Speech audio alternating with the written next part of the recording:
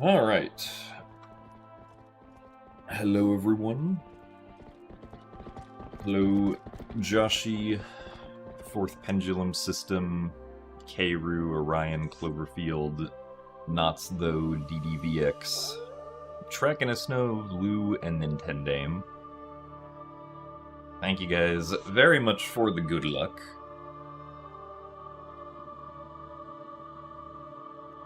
Also, thanks for the good luck as well, XYXY YouTube. Dusk is almost here. That is probably true.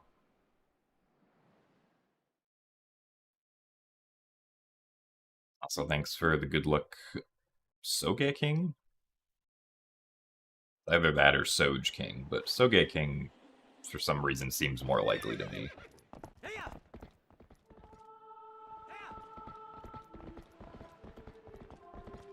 Also, thanks for the good luck, Minato. And thanks for the good luck, Renesteiner and Sebastian's Johome.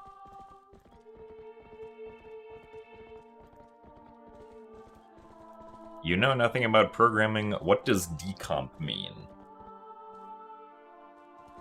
At least, like... I mean, yeah, it stands for decompilation. Basically, like, when you make a program these days, you're usually making the program in what's called a high-level language, or basically, like, a language that computers themselves don't inherently understand. But it is much easier for humans to understand, so then when you have to essentially translate the high-level language code that you make to low-level language code that the computer does actually understand. So, essentially, that's what a compiler does for computer programming, is it translates high-level source code into low-level code that, like, a specific computer, or, like, different types of computers can understand, because different types of computers speak different low-level languages. And essentially, when Nintendo, or, you know, any game company, makes a title for a game console, they're compiling the source code that they make in a high-level language for the low-level language that specifically the console speaks. And so decompilation is sort of trying to do the opposite. It's trying to take the low-level language code that was shipped with the game, because the game needs code to run, and trying to turn the low-level language code into high-level language code. And essentially the way you can prove that you have successfully done a reverse engineering or done a successful decompilation is when you have high-level language code that then compiles back down to the same low-level language code that shipped with the game. Granted, I don't think this was a very simple explanation, but this is how I decided to explain it. Also, thanks for the good luck, the Triforce and Modonk.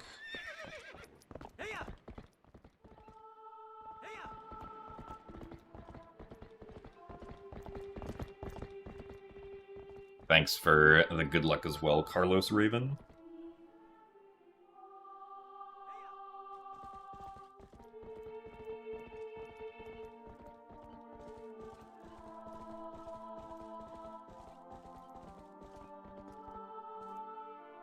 You wonder if the coordinate 0 glitch works with bombs in Twilight Princess.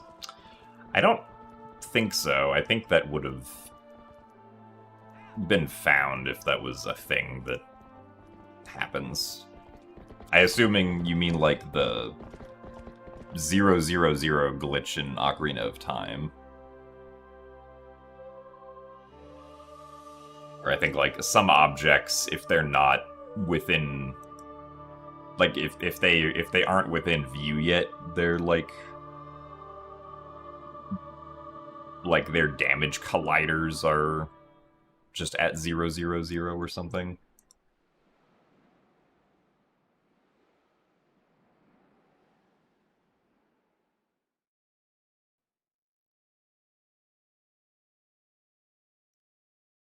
Alright. Let us do the speedrunning. Hopefully.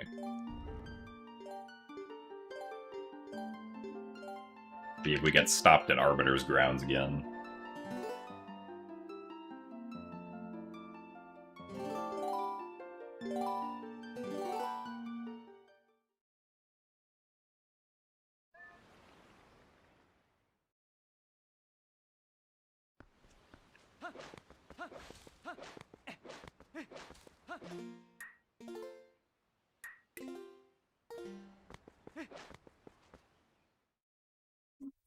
Also, thank you for the good luck apes.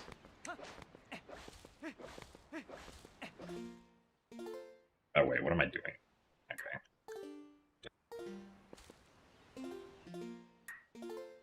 For some reason I thought that it hadn't changed the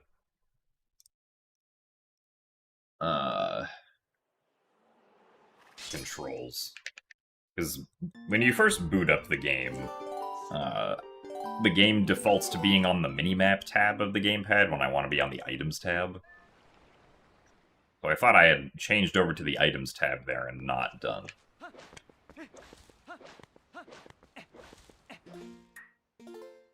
The control switching. Also, thanks for the good luck lizard chess.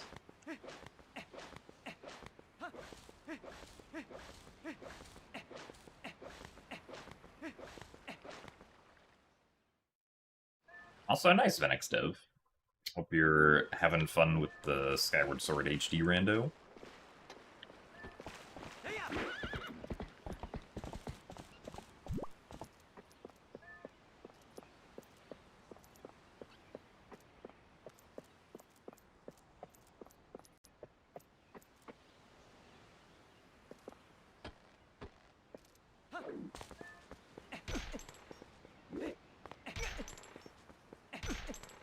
Nice.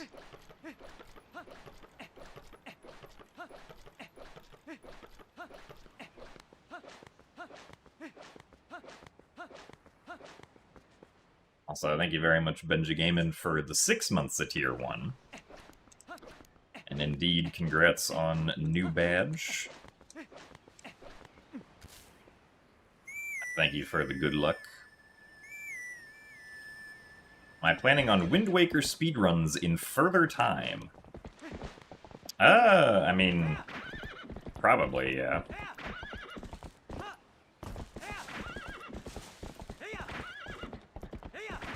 I don't know specifically when. Though I did say I was going to be interested in the, nice. Apparently there's going to be an all-figurines race at some point later. Probably within, like, the next month or two, I would imagine.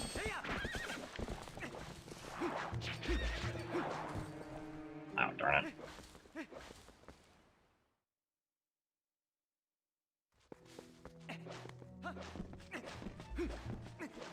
The video that I uploaded to YouTube of my current All Dungeons PB is just a late upload. That happened, like, a month ago.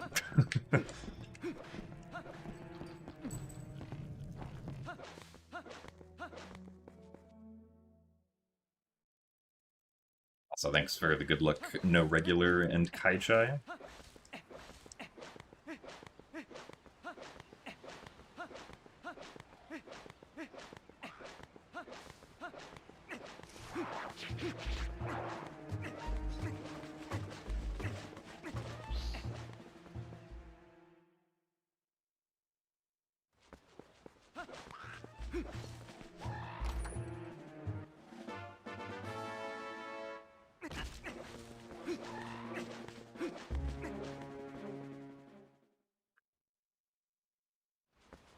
Thanks for the good luck as well, Ramasta and Kabila Bob.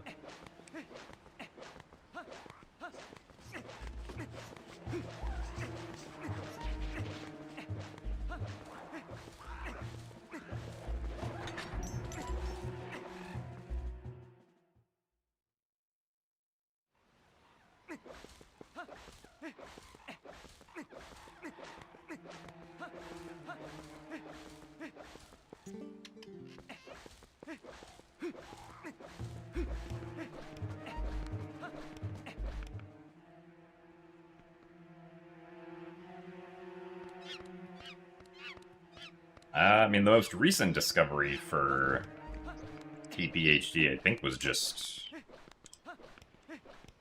O-Gate skip last year at, like, around the same time that it was discovered in the original. How did... Okay. I don't know how this Bokoblin just completely missed hitting the cage on that one attack.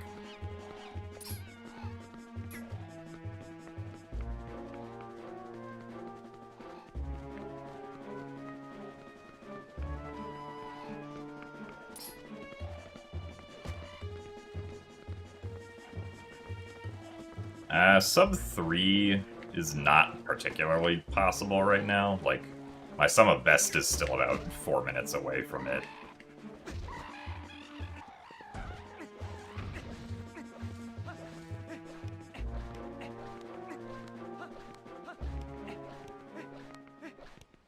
Like, we'd still have to find, like, 7 minutes of potential time save to be able to make sub 3 even remotely feasible.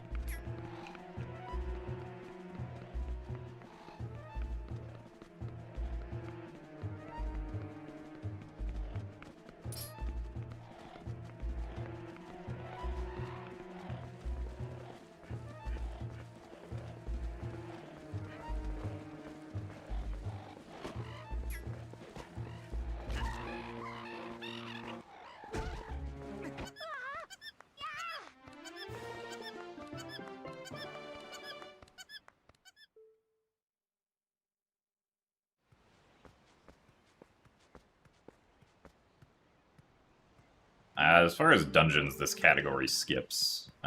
We don't do Goron Mines, we don't do Temple of Time, and we don't complete Snow Peak Ruins. We just go into Snow Peak Ruins for the Ball and Chain. Also, thanks for the good luck RXB.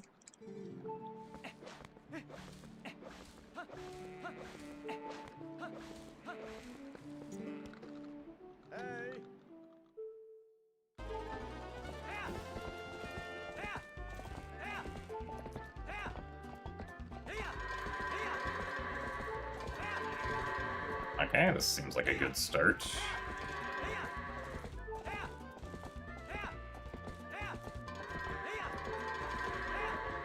Actually, I don't know about this. Yeah. This guy. Alright, well, we can still continue with this, but...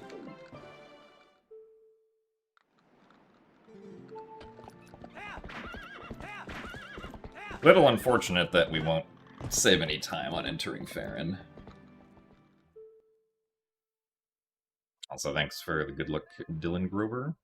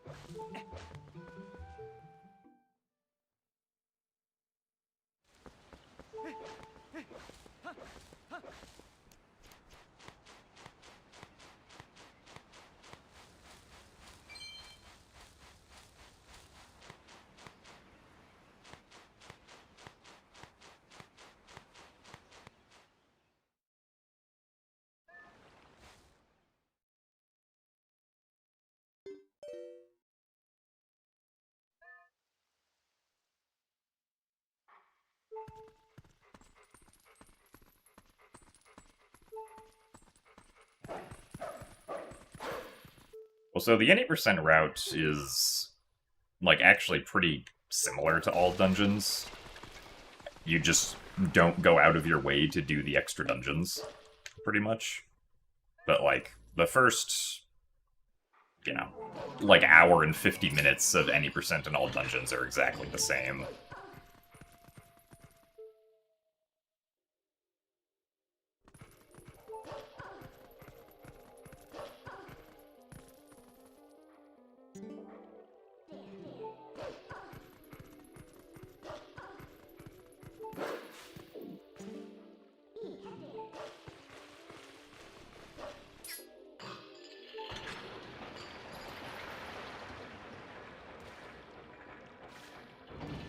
And, like, the strategies that any percent does throughout, like, the dungeons that we do are pretty much the exact same as the strategies that all dungeons would do in those dungeons, so...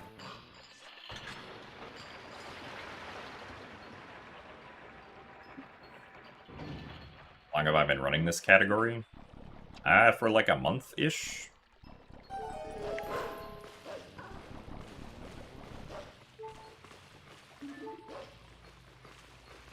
Oh, come on.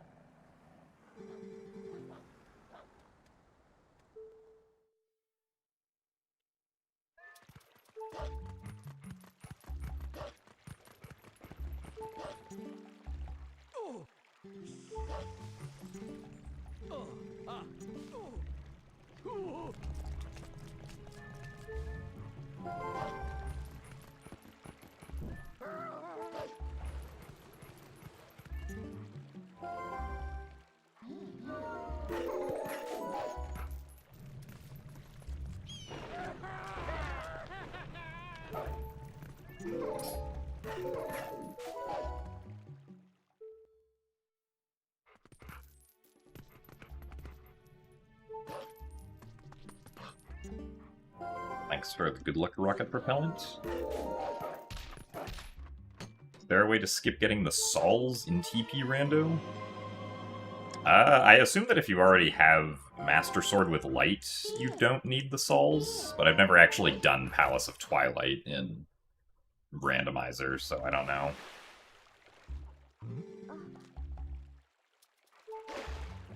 Also, thanks for the good luck KitKat.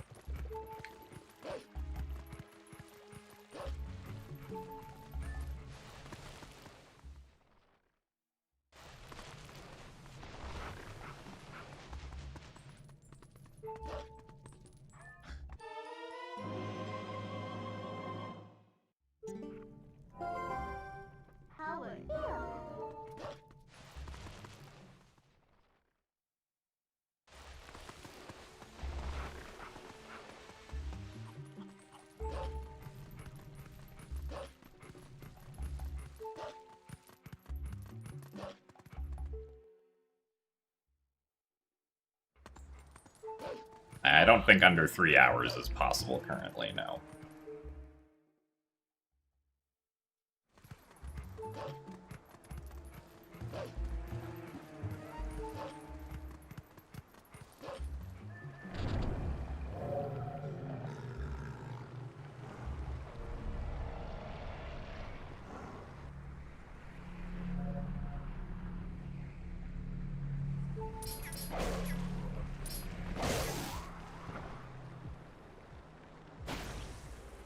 So thanks for the good luck soup.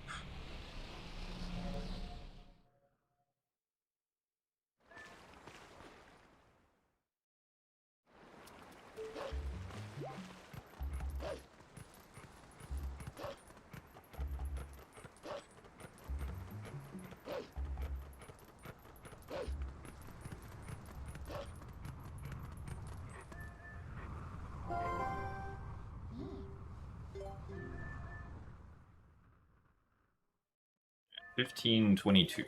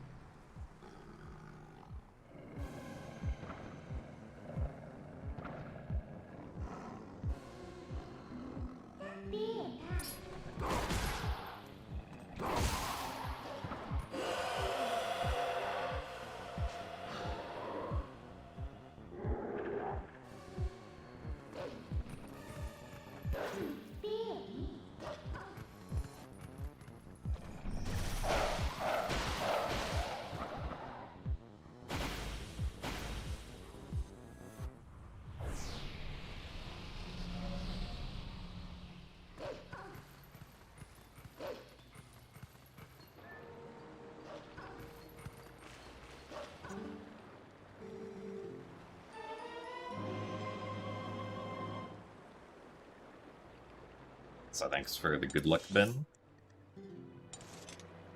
Also, yes, no Hugo is necessary for TPHD, at least currently.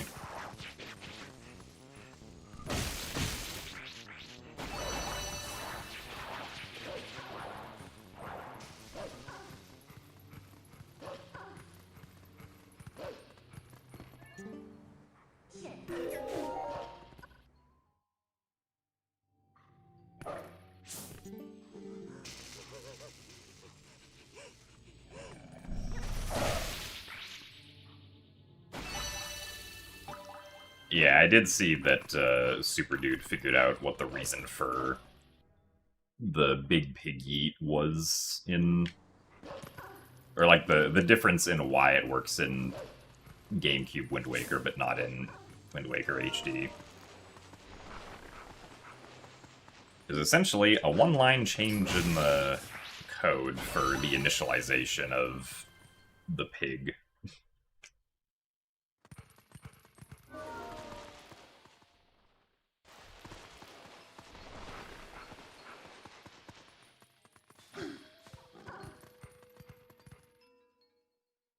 At least I think that's what it was.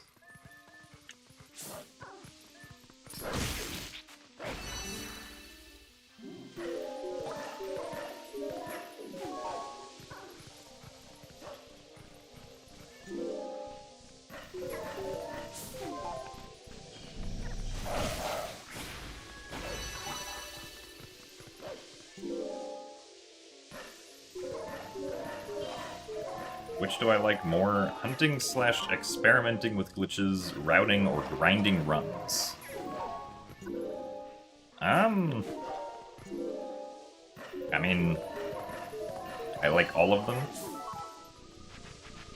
I guess, like, I mostly enjoy the actual speedrunning aspect, but I do very much enjoy, like, getting to...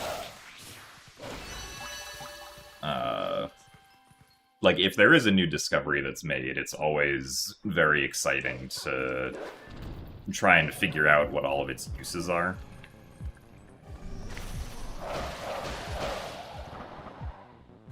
when we found displacement clipping about 2.5 months ago. That was a pretty fun few days.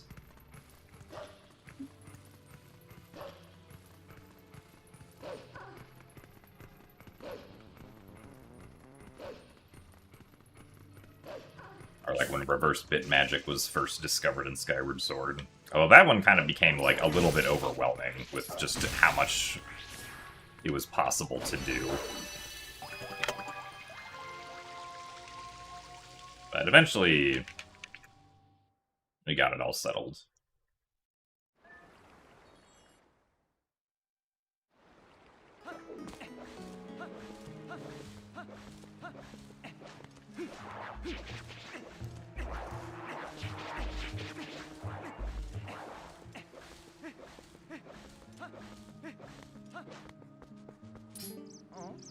Also, thank you very much to the man for the 80 months of Prime. That's a lot of Prime. Thank you very much for the continued support of almost 7 years.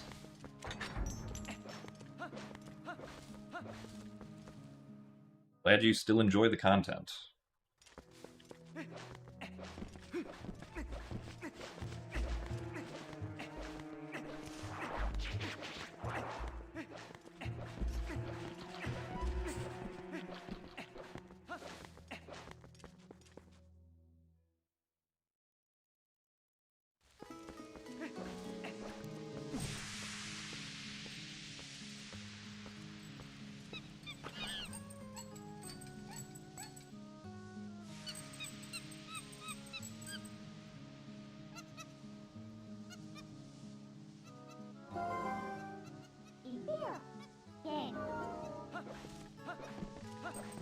Alright, monkey.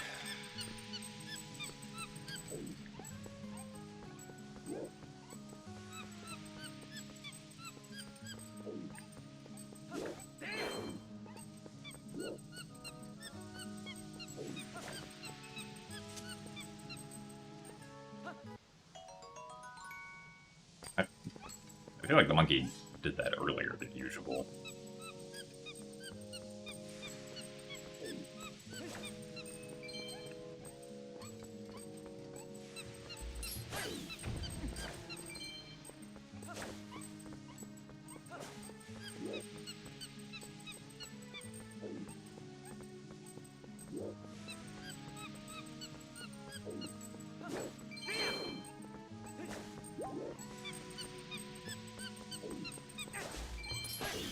Really? I feel like the monkey should not have noticed the keys there.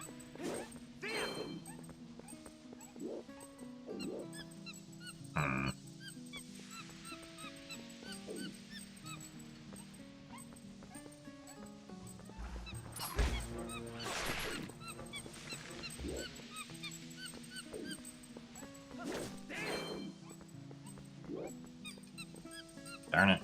We got a bad spot here.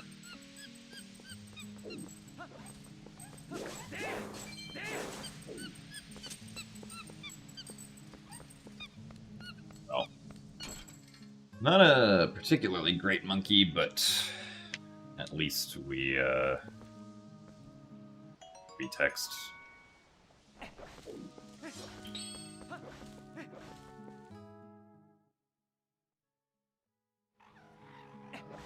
I don't believe the monkey has any official name, no.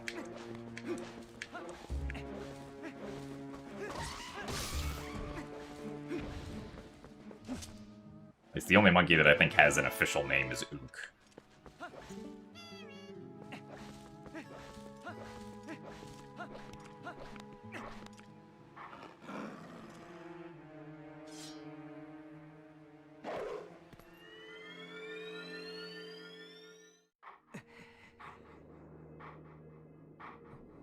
Name is John Monkey. Ah, yes.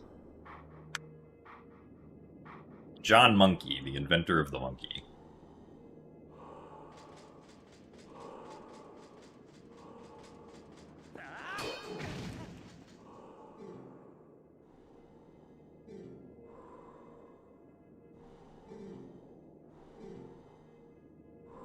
thanks for the good luck, Zentimus.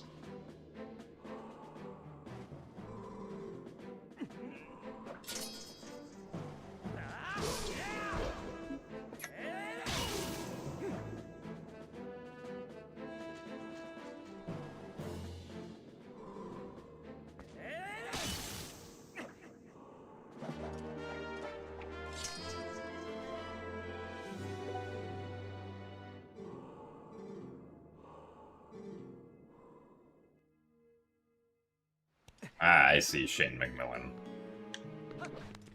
I mean, hope you're enjoying it.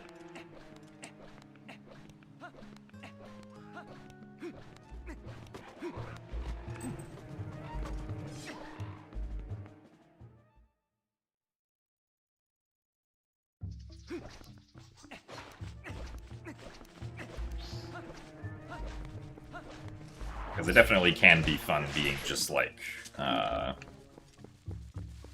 a single person doing speedruns for a game. Because then it's just all you.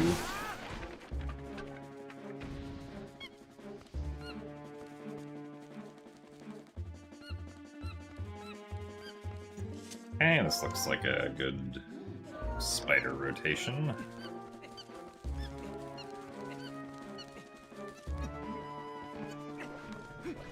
Alright.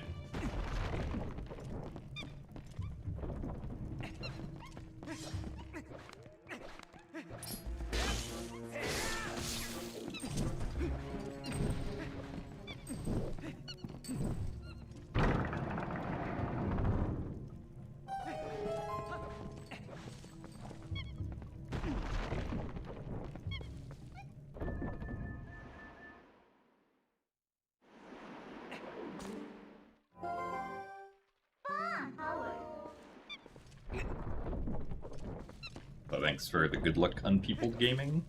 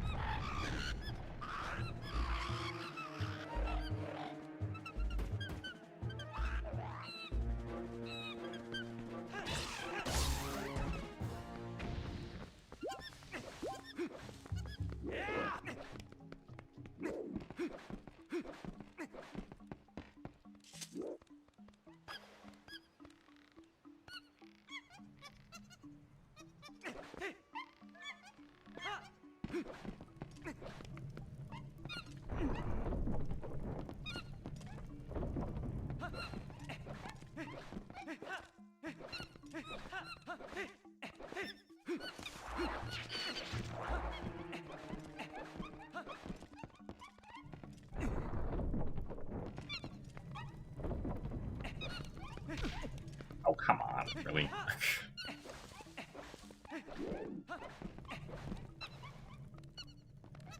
Silly place to bonk.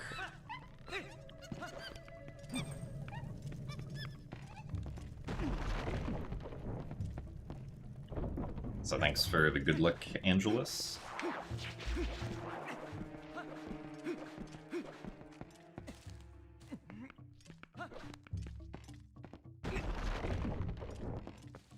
Thanks for the good luck as well, Fanatic Masking.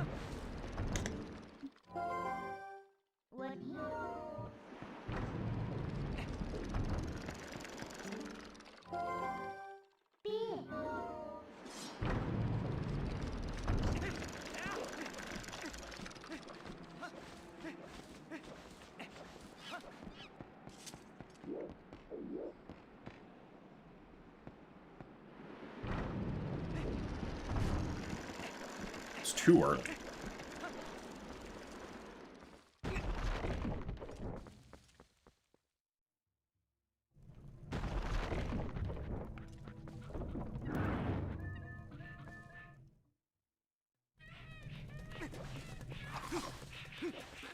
One, two.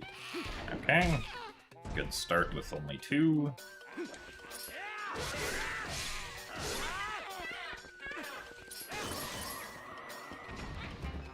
One, two. Oh wow, and two again. Nice. We will happily take perfect Ook RNG.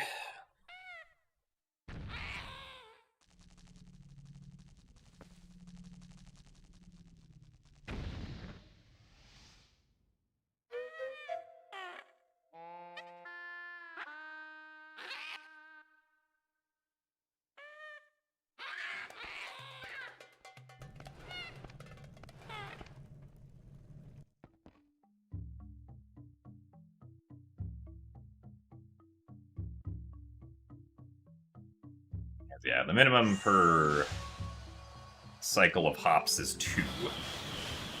So getting 2 hops and then 2 hops is at least perfect RNG as far as the hops are concerned.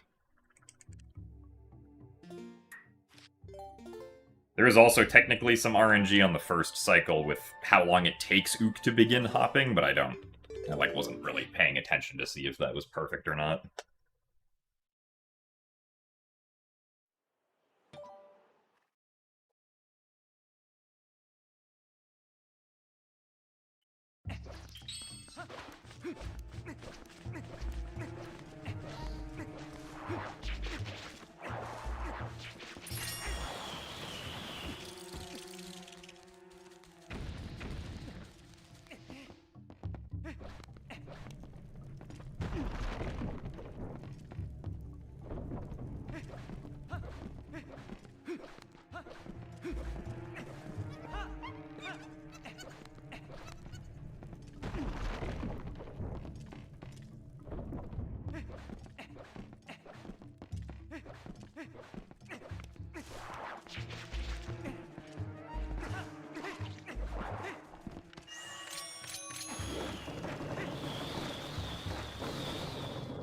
Surprised that A input was too late. Hello, banished arthropod.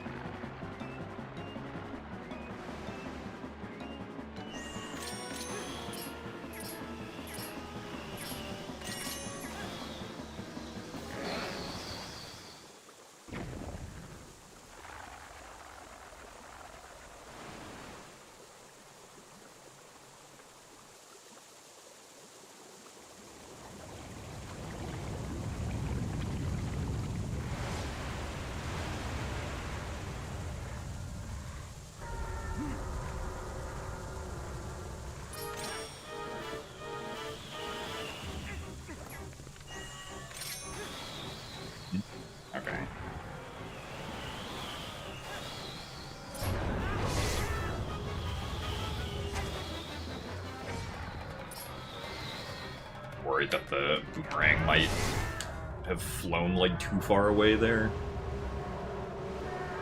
But thankfully it still picked up the second bomb.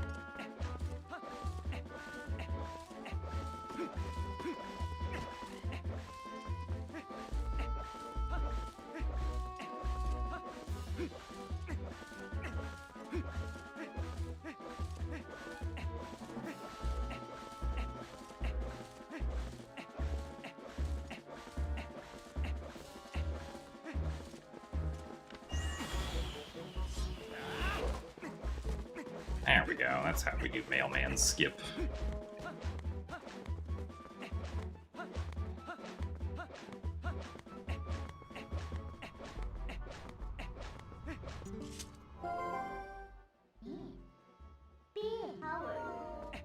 Howard.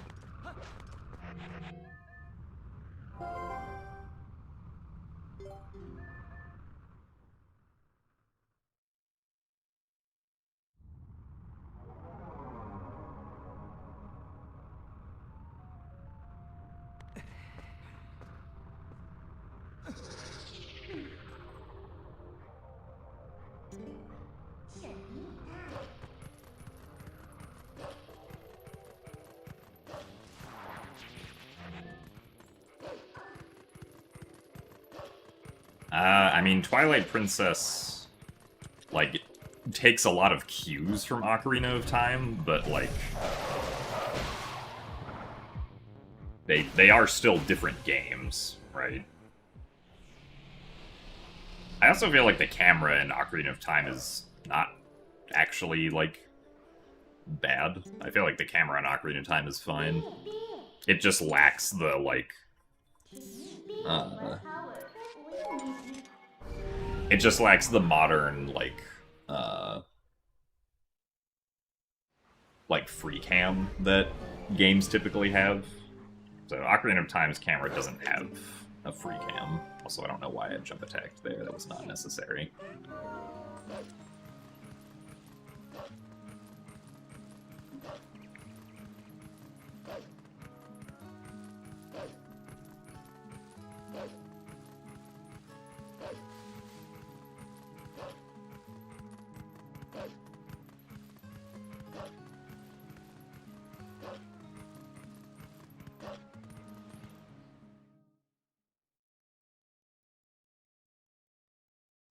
Zelda game did I first truly get into? I mean, the first Zelda game that I played was Twilight Princess for the Wii.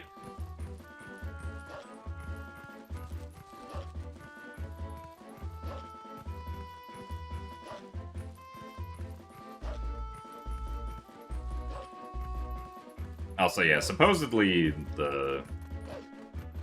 there's a rumor going around that like there's gonna be another remake slash remastering of Ocarina of Time. Oh, come on, I was too far forward. But another remake or remastering of Ocarina of Time that'll drop, like, later this year.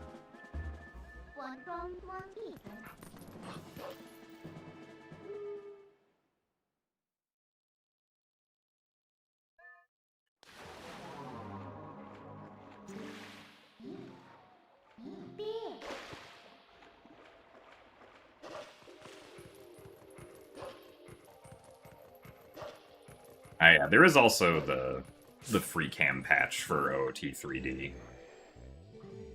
So doing that and then playing OOT 3D on like an AYN Thor is not too bad of an idea.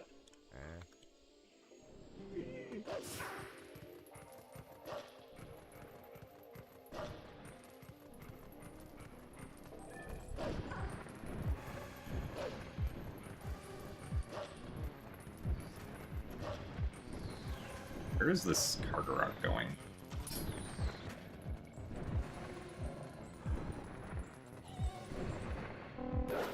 Interesting flight path.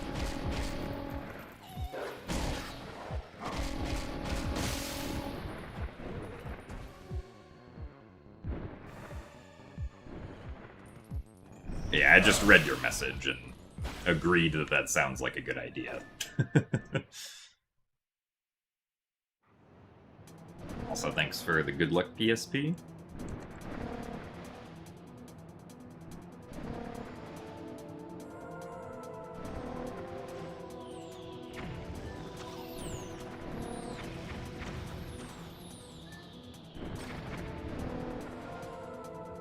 Nice explosion lighting.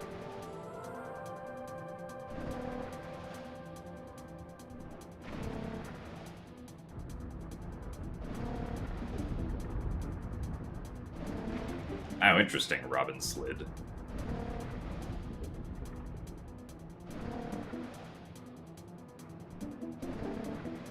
Yeah, I mean, the 2D Zelda games generally, I feel much less interested in than the 3D ones, at least for myself. They're still fun to play, but, like, I haven't, especially, like, the older retro ones, I haven't even, like, ever beaten.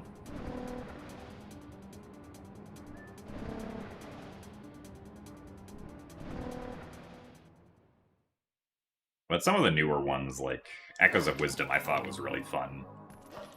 And, like, A Link Between Worlds is a very good game as well.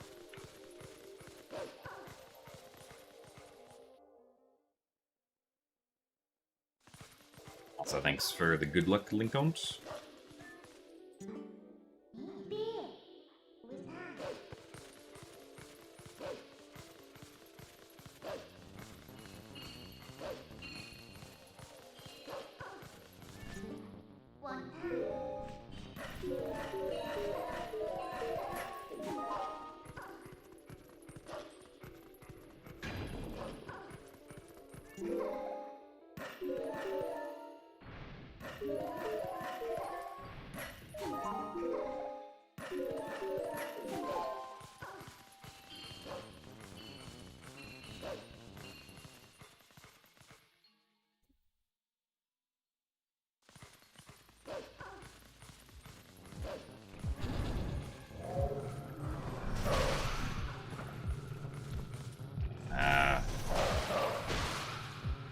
Positioning was really awkward for those two.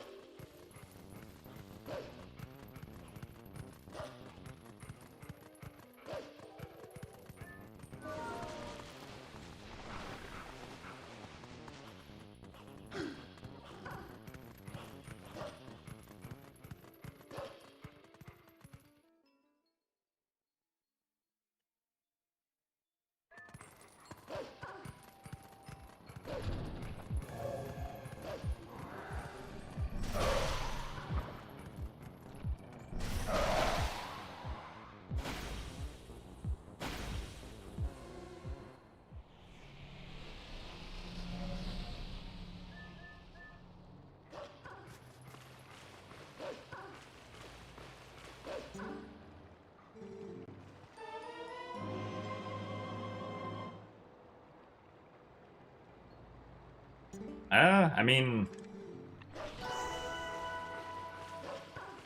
as far as like glitches being patched in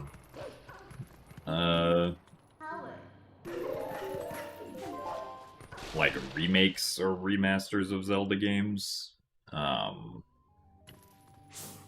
like it just is what it is.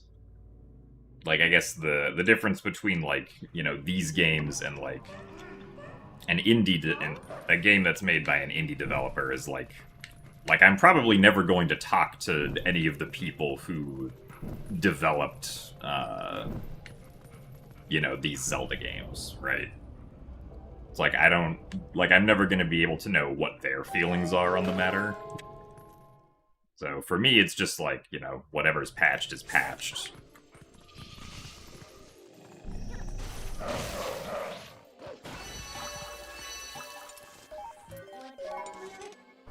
But, like, in some ways, it is neat that, like, the speedrun for an original title and, like, a remake of that title are different. Because if the remake was just, like, the same speedrun, but, like, slightly faster because of reduced loading times or, like, gyro aiming or something, then, like, that's not particularly interesting. Like, it's cool that, there tend to be, like, different glitches that exist for each of the games.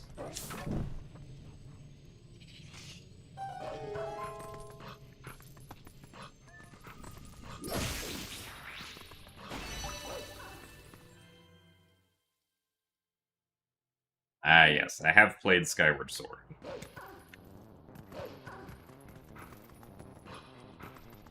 I think Skyward Sword is very good. My favorite Zelda game along with Wind Waker.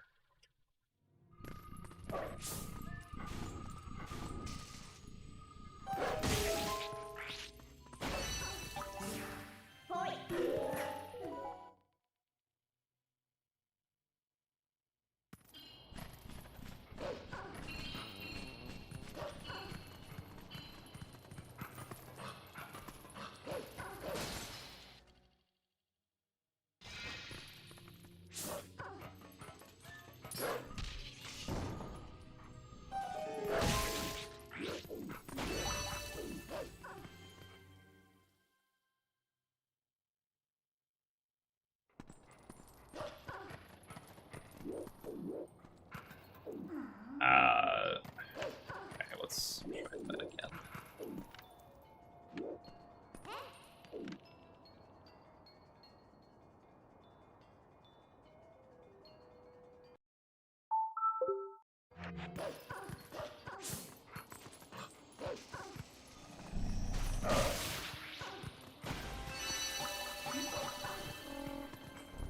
Come on. Alright, well, that was a little awkward. So thanks for the rage, Quaid. And thanks for the good luck.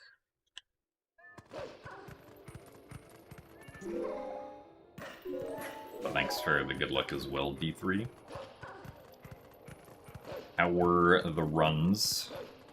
I guess assuming it was runs and not potentially just practice.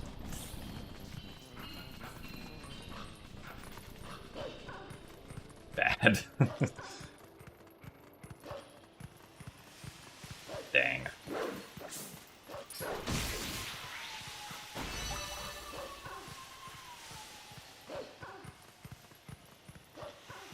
It does seem to feel like that most of the time, huh?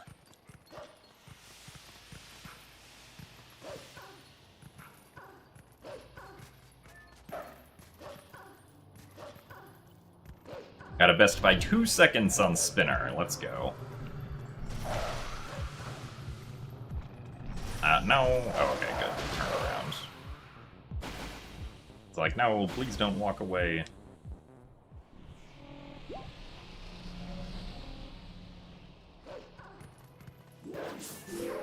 Oh, no, what am I doing? Okay, well, that was me being silly.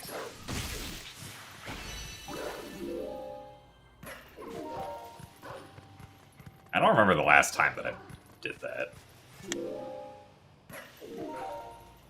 Whatever the case, it means that we're now losing time on the Nehru vessel. Nice.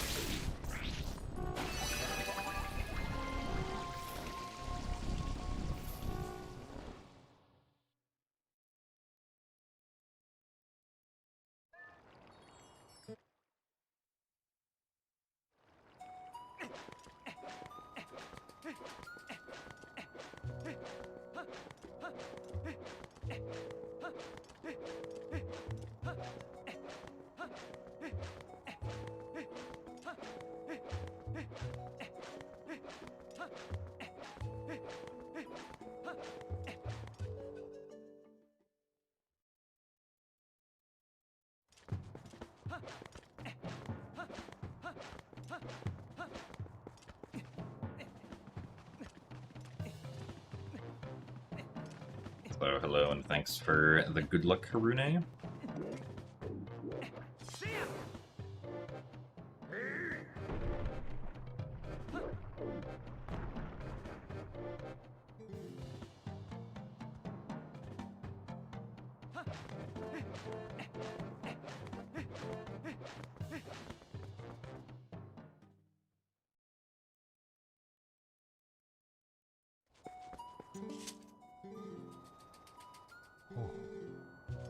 I see rocket propellant. Yeah, I mean, I actually don't remember if the sols are required or not. Like, I wouldn't think they would be, but at least like in rando, but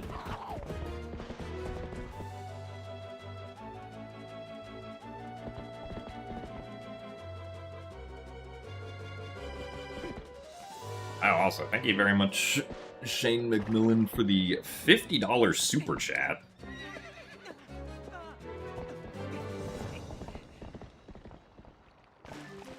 Oh, I see.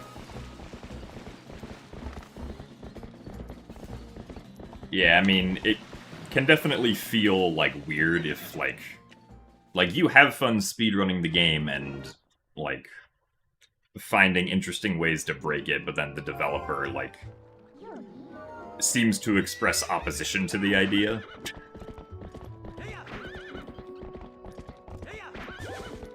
Because, like, it can definitely feel, as a developer, like, somebody having fun finding, like, ways to break your game is, like, insulting in some way.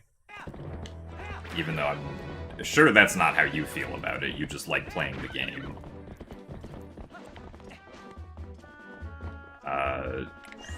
Lost where I was supposed to be looking.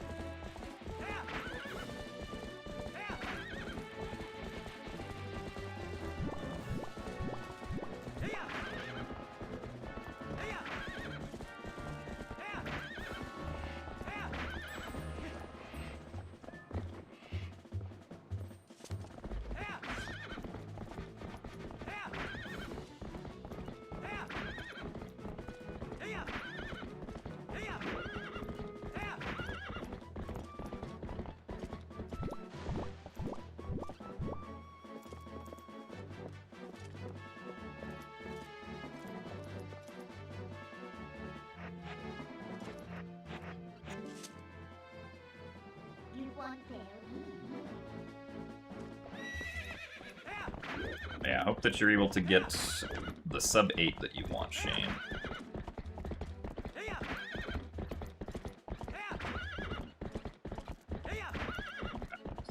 Supposed to use that dash.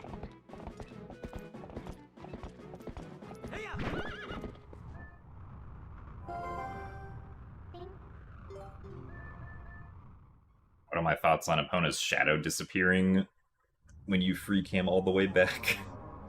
I don't know if I have many thoughts on that. It is a thing that I've noticed, but I'm just like, alright, well, guess there's no shadow now.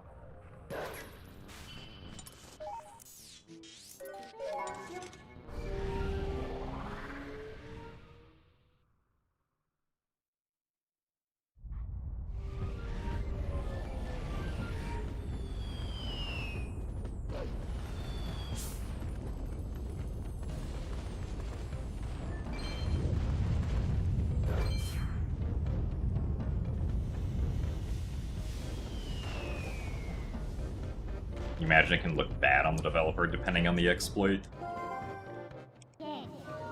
I mean, if the or not the exploit, but like if the game is like crashing somewhere that it shouldn't be, and that's like something that a casual player could run into, then that kind of could look bad, yeah. But like,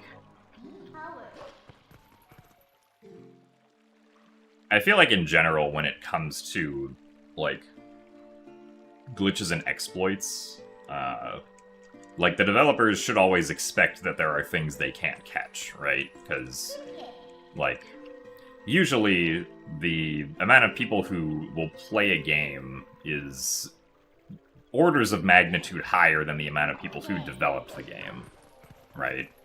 And really, when it comes to finding bugs and glitches at the end of the game, or at the end of the day, it is somewhat a numbers game that, like, just a game going out to a significantly large enough number of people who were not playtesters for it, you know. There are going to be things that were not caught during playtesting. Especially as games get more and more complex as time goes on.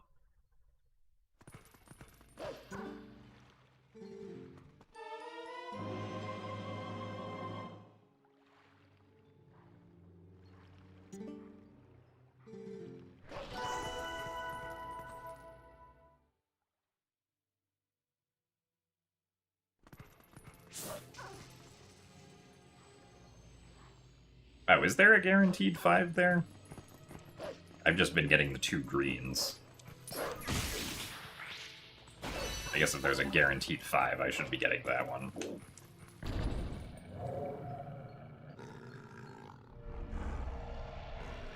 Also, thank you very much, Guin Terran, for the 26 months of Prime.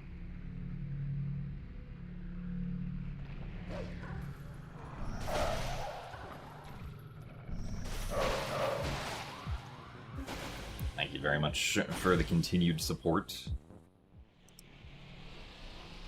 Also, thanks for the good luck, Asher.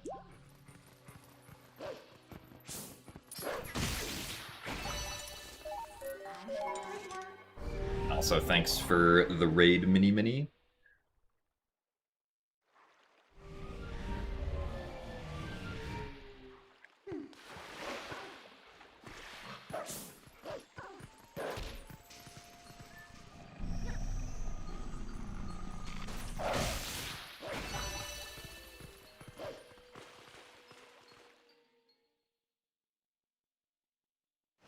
Well, yeah, at least in speedrunning, a lot of the glitches that we use, at least like specifically for Zelda speedrunning, are not things that really. Ugh. No.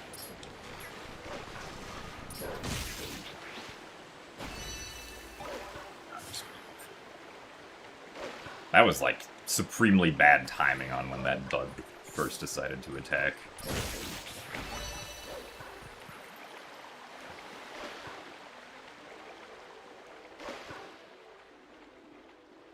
But yeah, a lot of the glitches that are actually done in speedruns are not things that people are just going to randomly run into, usually.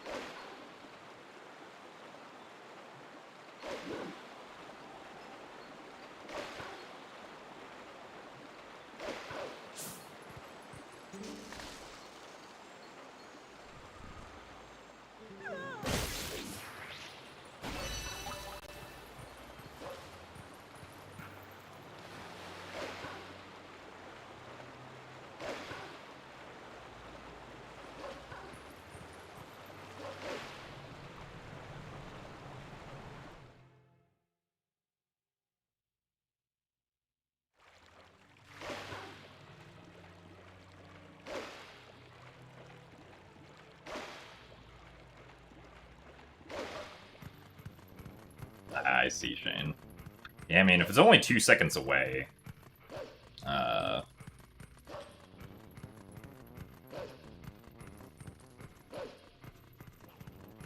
sounds very close.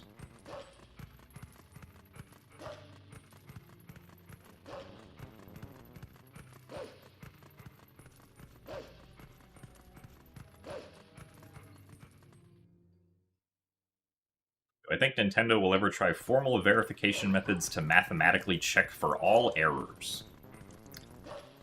I mean, I don't think it's possible to, like, I think trying to prove that there are no bugs in a piece of software is not something that's provable unless the software is trivially simple.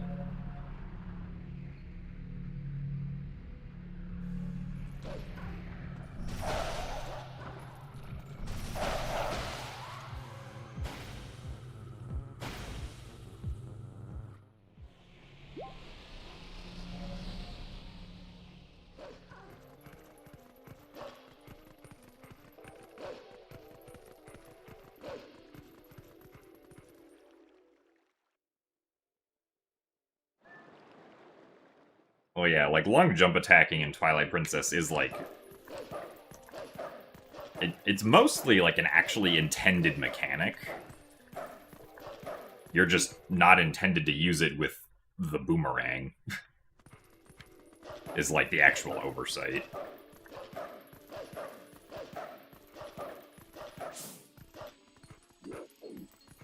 Because, like, it is intended behavior in this game that Link dynamically adjusts his jump attack range to fit whatever he's trying to jump attack to. Probably because during testing, the, like, players were like, whenever I try to jump attack something, like, Link always, like, goes past it if it's, like, if he's right next to it, or doesn't reach it if it's too far away.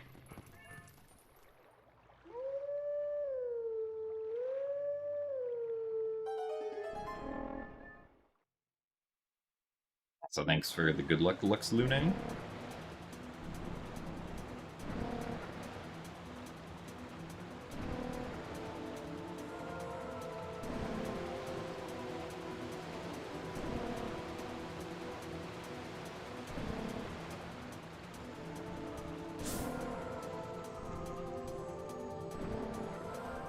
Well, yeah, Shane. I mean, the, come on. Let's get the bug. Like, the other, or I guess, like, the other argument for, like, patching something, even if casual players might not run into it, is that, like, depending on the specific kind of bug that it is, or, like, unintended behavior that it is, like, it's possible that it could lead to some other, like, unintended behavior that you don't know about, that could potentially affect people.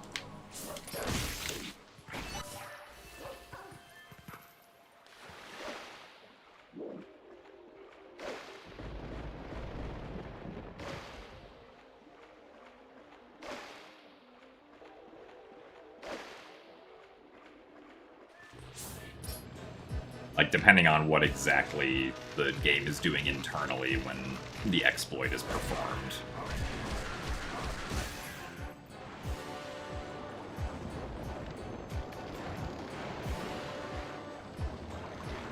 Yeah, because it's like, if the exploit is like, you know, hey, I figured out how to clip through this wall, right? You know, if that gets patched, then potentially the developer has also patched, you know, being able to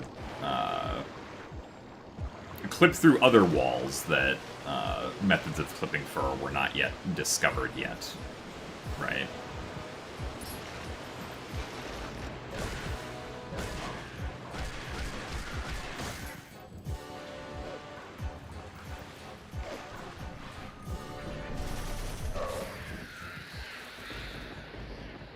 Yes, this play was mostly fine. It was really just that lily pad bug that was dumb.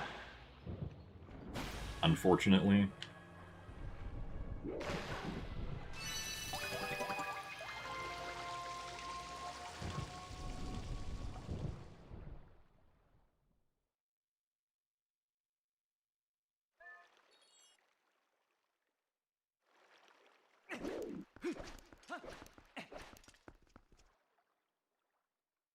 You're pretty sure that you could prove that no combination of inputs would ever cause the game to wrong warp you?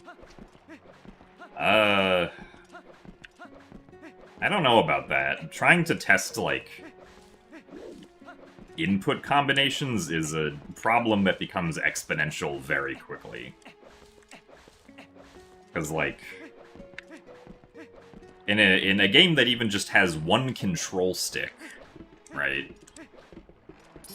We assume, like, the Nintendo GameCube control stick, which,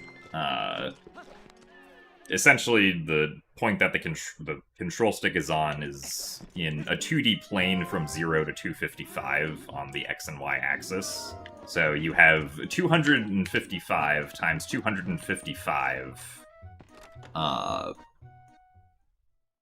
possible places on the control stick that you can be on for any frame. So the amount of possible combinations with just one control stick for 2 frames is 255 to the second power. 255 squared, or excuse me, 255 squared, then squared again. I'm thinking about this right.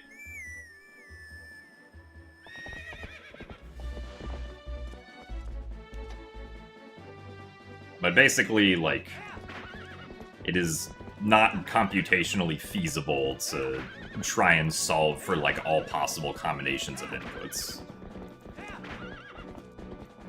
Since, like, it just becomes an exponential problem way too fast after, like, even, like, 3 or 4 frames, usually.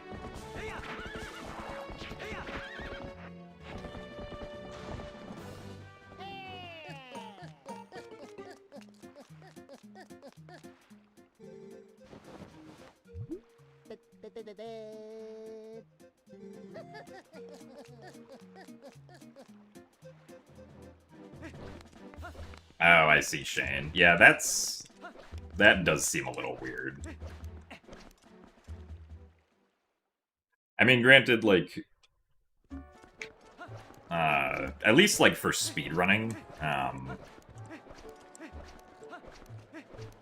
I don't, like, to me, I would not care at all about, like, if a game comes out and then glitches are patched, like, in future patches after the game comes out, if it is possible to, like, easily switch between different game patches, right?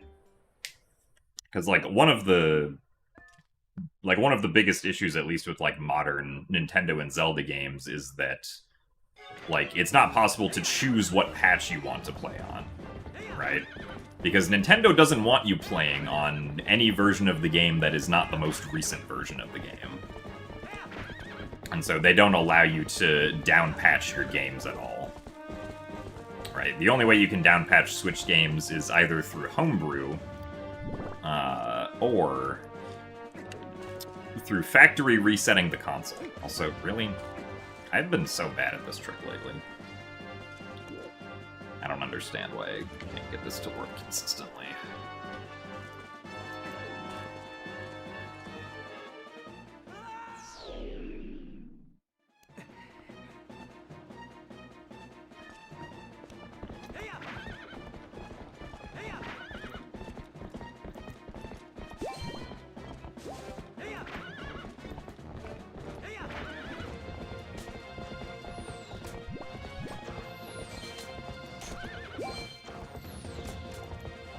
So thanks for the good luck, Bruggles.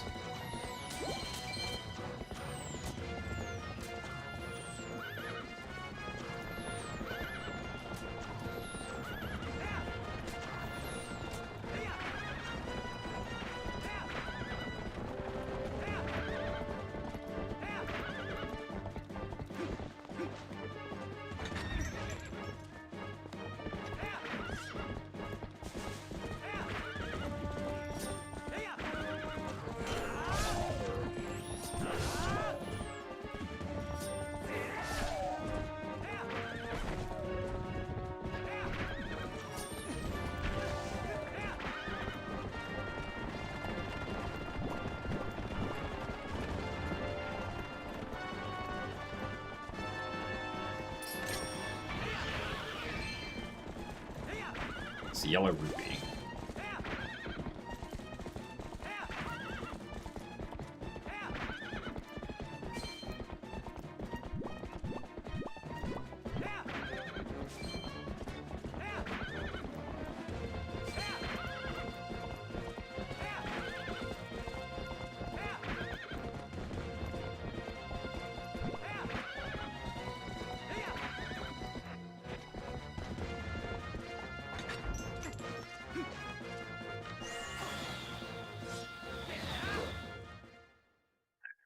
Unfortunately, we are losing more time.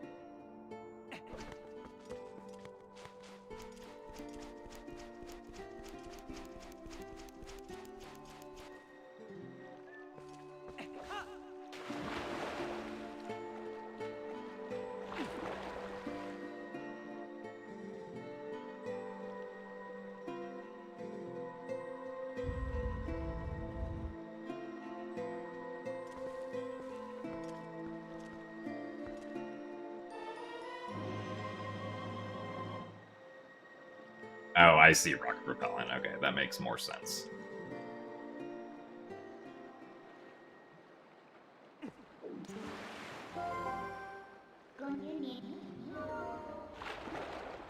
Thank you very much, Faraka, for the 11 months of Prime. Yeah, one more month till the blue badge.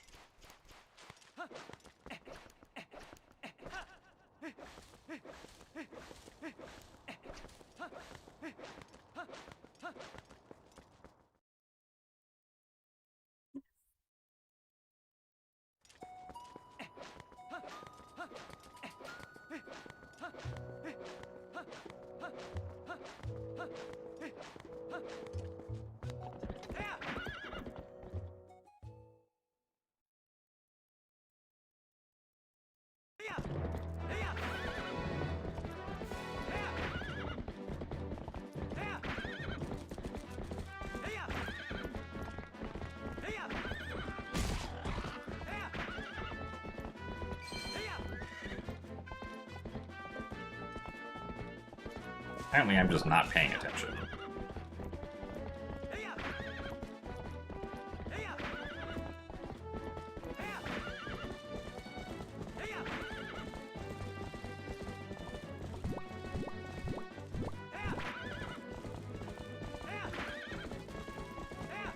Yeah, the wagon escort sequence is definitely something that's hard to figure out casually, because you have to, like, understand that you need to shoot down the card rock that drops the bombs before it actually drops the bombs.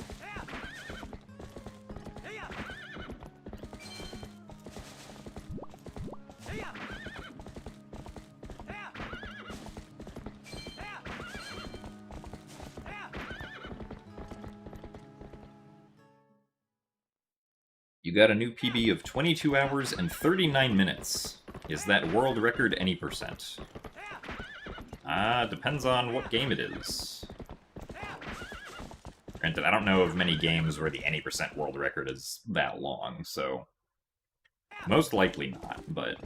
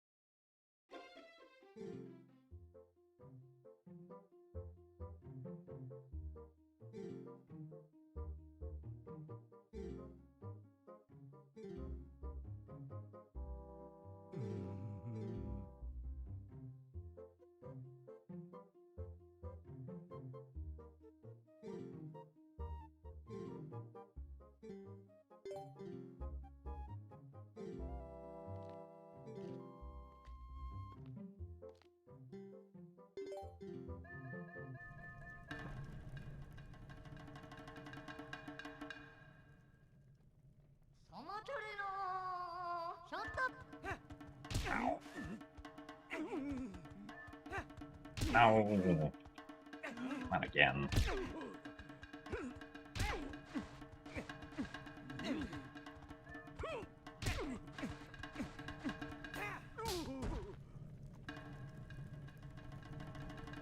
At least to me it feels like it's slightly faster to get the 100 after Russell instead of the 1 after Dark Hammer, but I don't know if it really matters that much.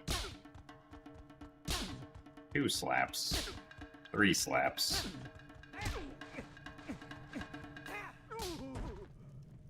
Well, losing time here, unfortunately.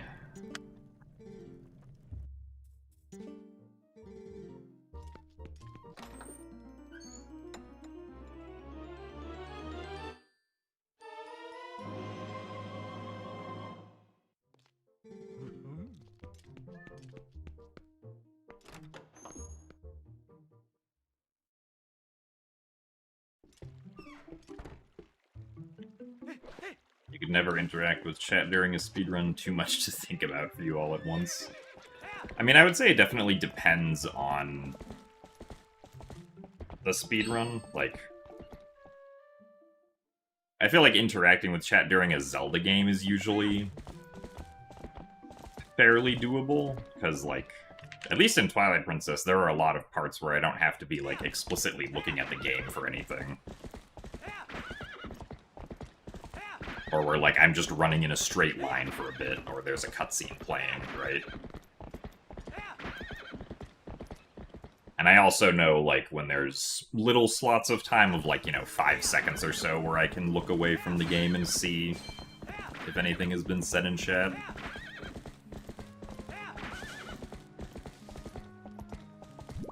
So it's partly just about, like, knowing where the opportunities to look away from the game are, but depending on the game, there might not be an opportunity to look away from the game.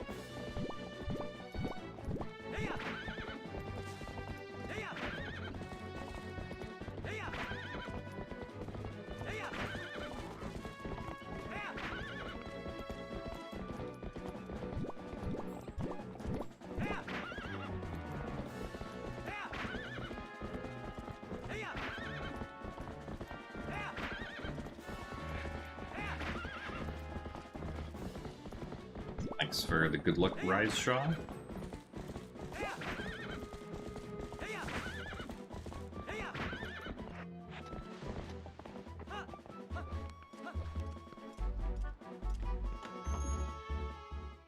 Yeah, thankfully missing snowboarding is not a huge deal.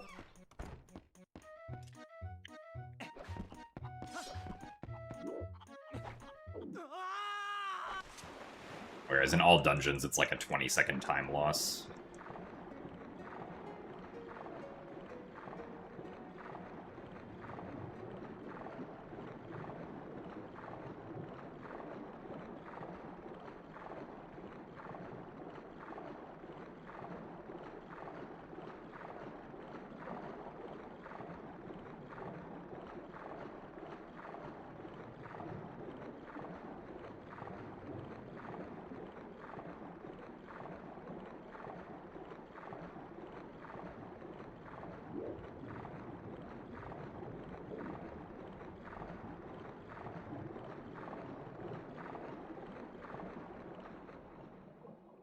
Also, thanks for the good luck, Idrisil.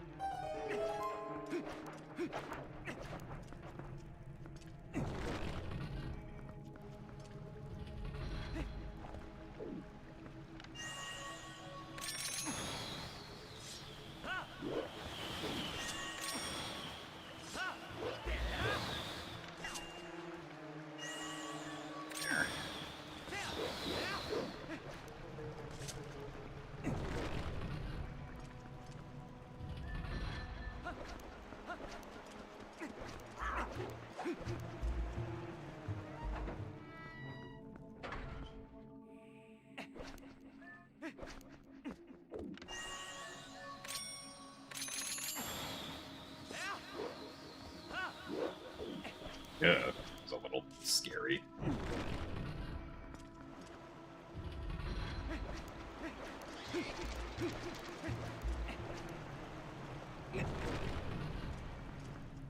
So thanks for the good luck, Peachy.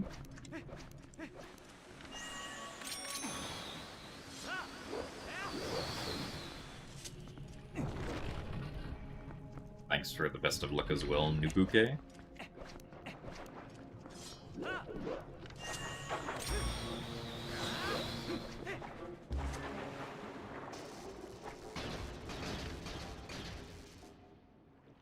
Okay. Worried that the way I moved the camera there might have pushed me away.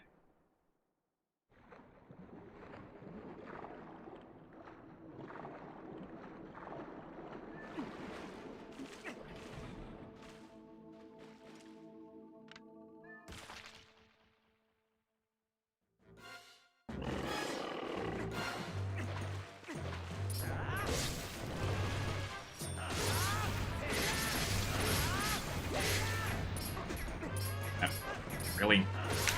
Bro.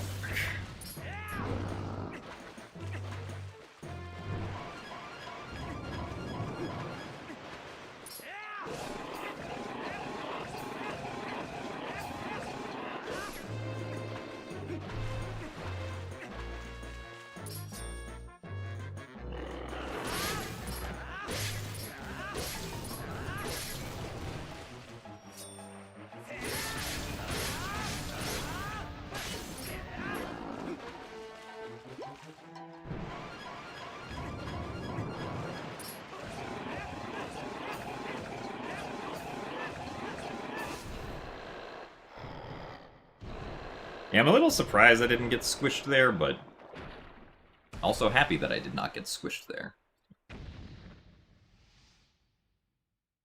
Getting squished wastes a lot of time.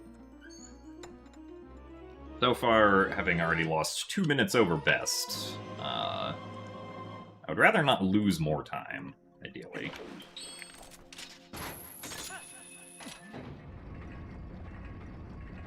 Also, thanks for the good luck, Woolly Mammoth.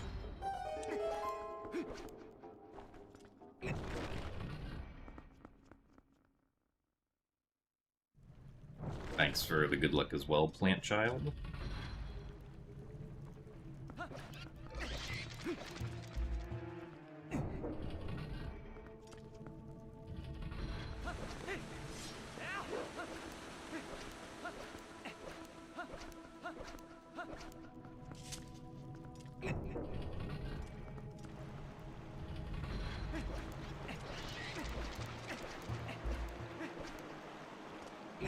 Alright, Shane, we'll see you later.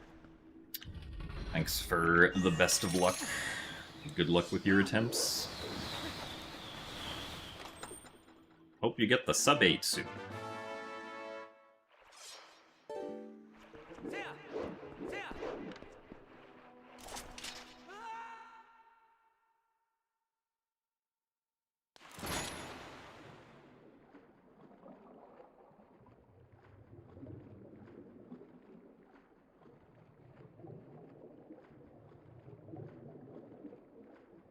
Welcome to the stream, Canterart. Glad you enjoyed the archipelago that we did earlier this month.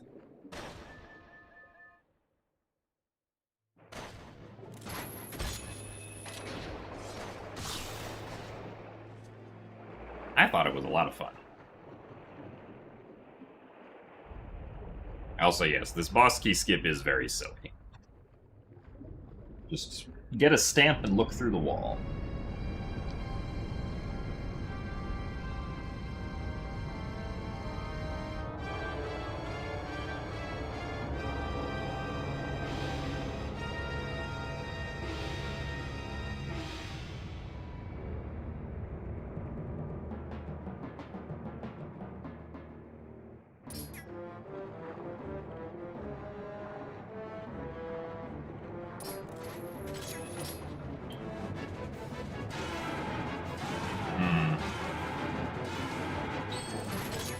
Okay. Nice.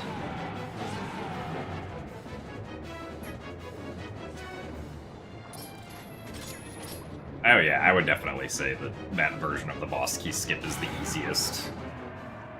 It's also the least punishing.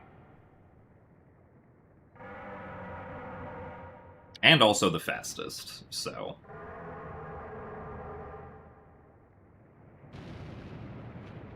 all around, good discovery. I say as I pat myself on the back for discovering it.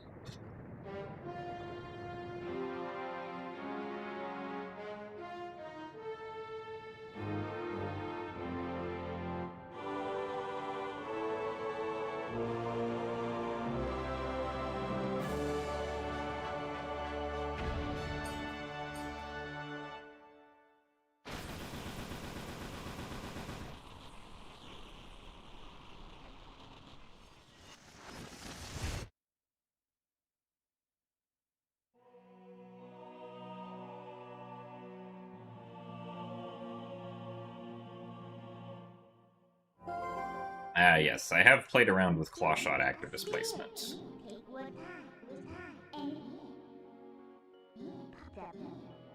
And actually found 2 uses for it in the GameCube version of the game.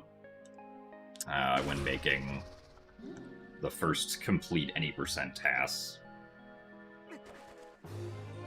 I figured out how to do Stallard skip, and also figured out how to do City in the Sky small key skip. Which are both very cool glitches.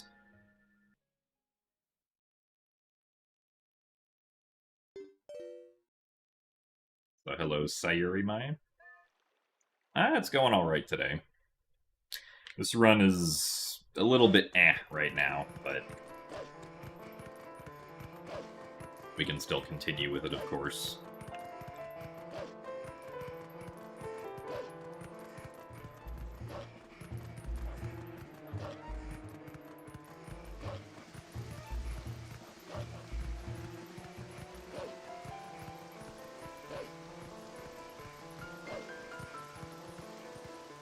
Unfortunately, I guess somewhat fortunately, Clawshot actor displacement is not possible in HD, because L sliding with the Clawshot is not a thing you can do.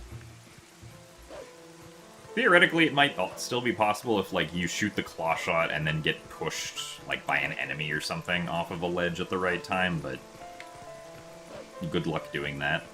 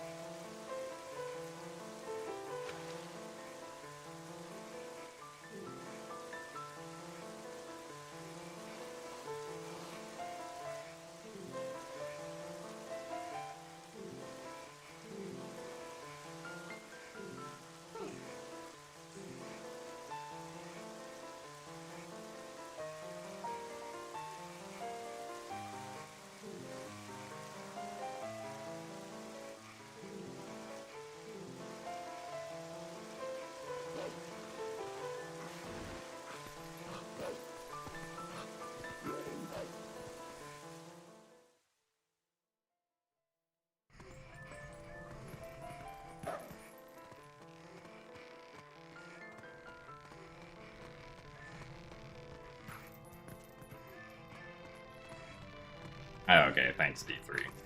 I can take a look at that.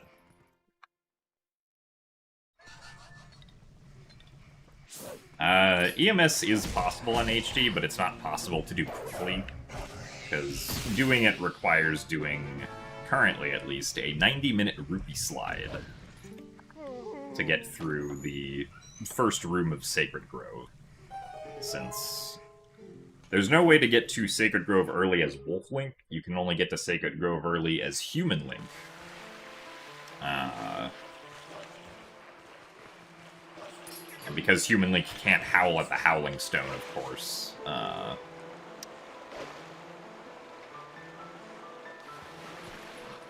There's no way to make the first wall in Sacred Grove disappear. Also, thanks for the good luck Insomnitrix.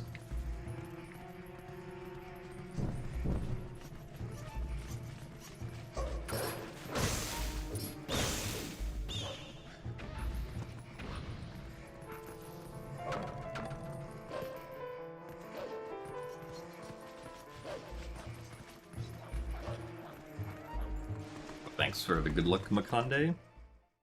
Or Makanede. I missed an E.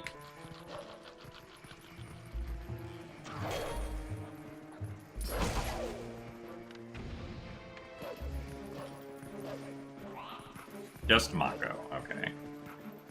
I will do my best to remember that.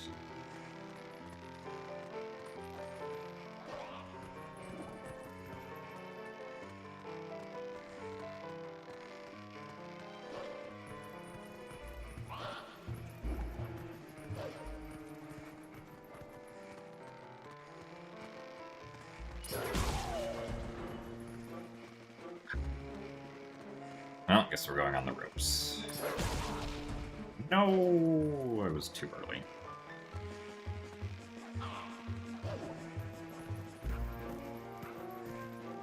Very sad.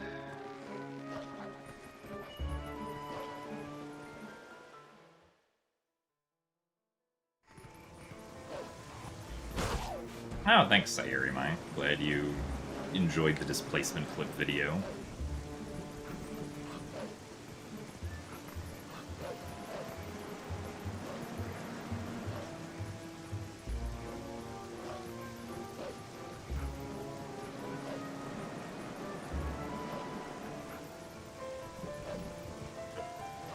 Alright, well.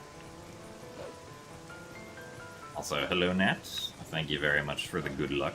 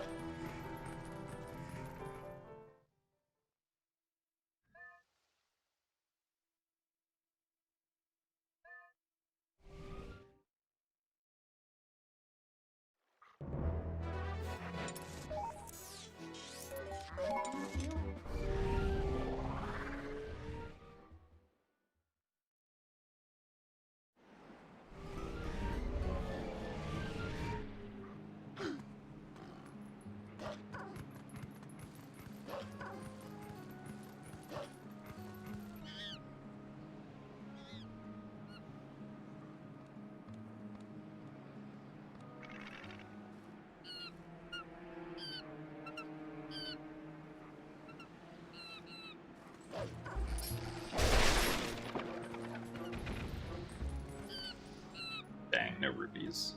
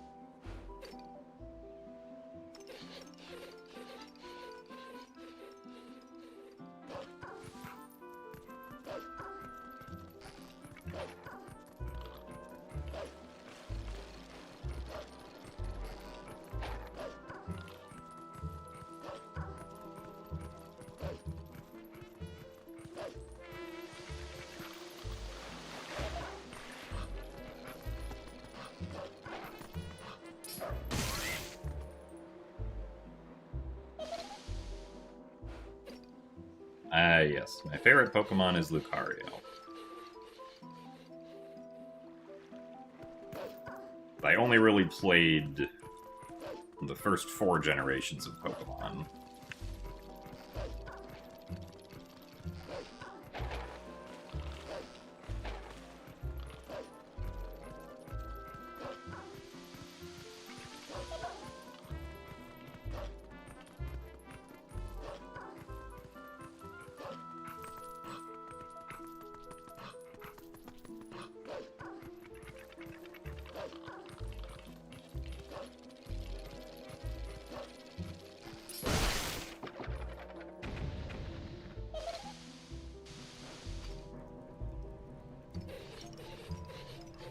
So thanks for the good luck chest slap.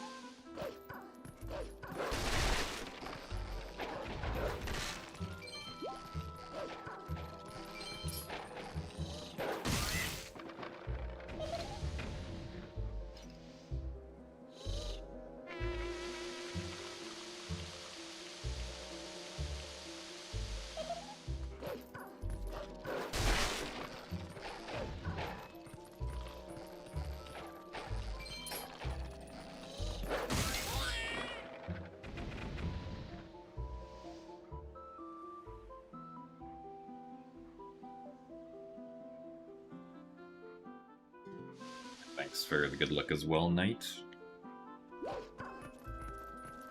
Alolan Vulpix does seem very cool. If I'm remembering it right. Essentially like Ice-type Vulpix.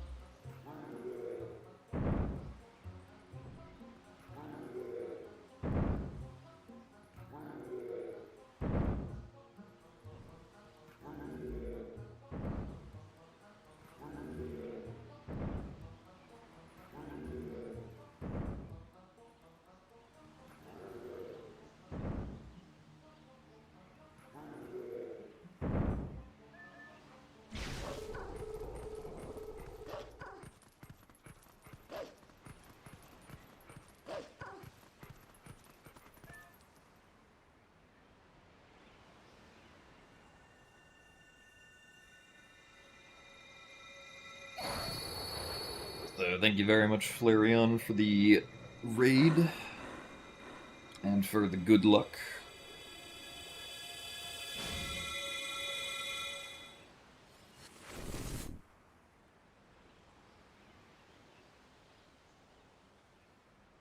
Hello, Kusu. My day is going alright. Well, I know you said to call you by something else last time, but I admittedly forgot what that something else was. And for that, I am sorry.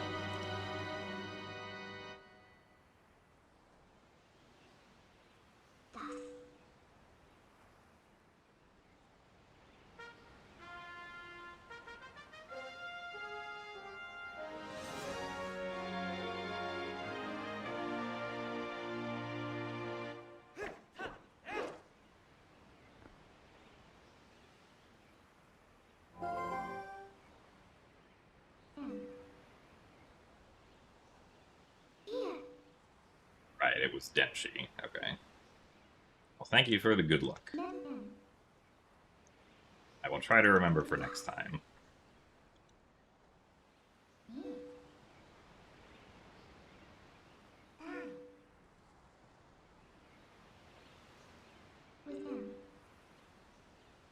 I wonder why this cutscene specifically is unskippable. Well, clearly it's too epic. We can't let players skip the really epic cutscenes.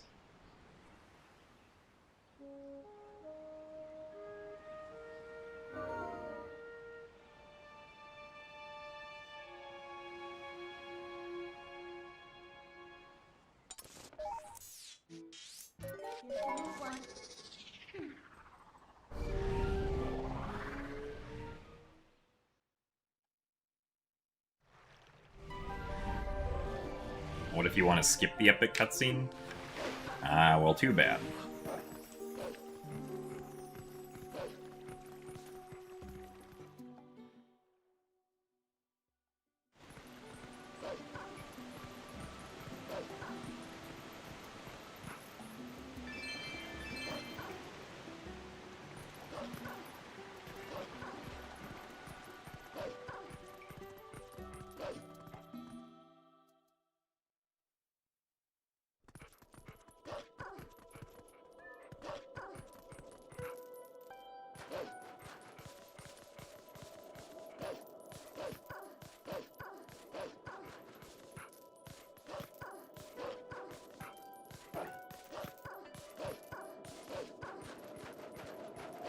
Oh yeah, that can definitely happen in some tricks. It also depends on how many dungeons there are, because, like, in Wind Waker Randomizer, that's, like, a lot more common to have happen since there were only 5 dungeon entrances. Really? I fell off. Nice. Try that again, except let's not fall off and then not be able to jump attack. I guess this is where having Shield Bash would have actually helped me. Why is that one all the way over to the right? I do not like this.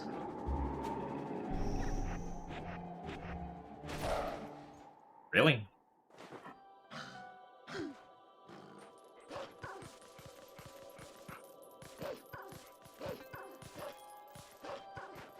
That time I definitely, like, somehow misinput,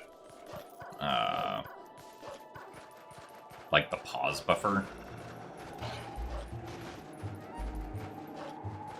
I'm pretty sure.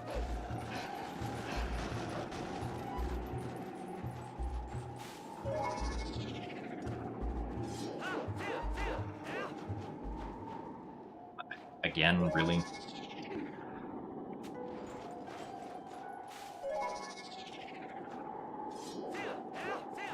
Get all the way up there and then not fall down.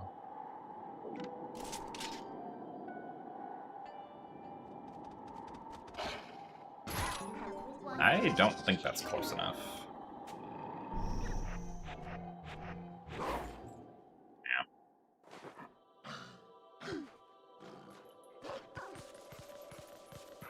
Well, it might have been, but I obviously shouldn't have hit the loading zone.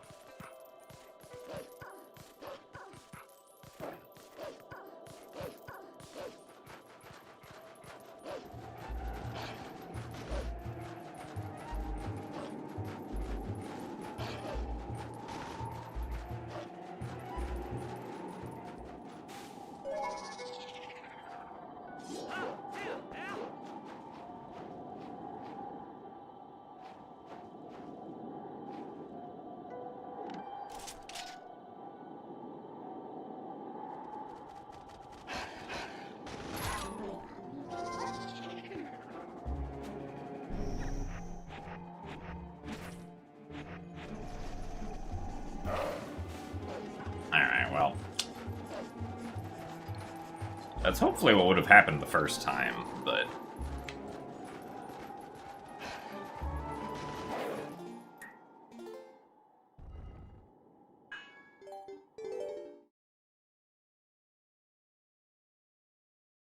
And we will take a short break for starting the next attempt.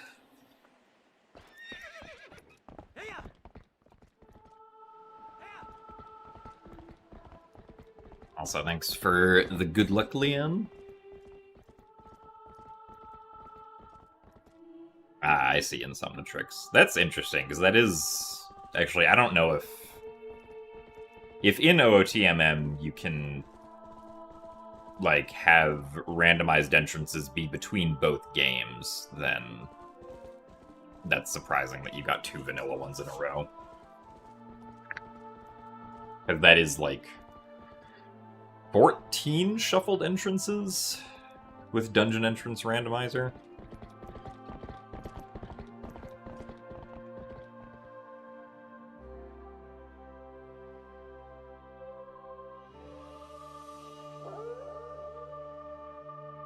Because he'd have...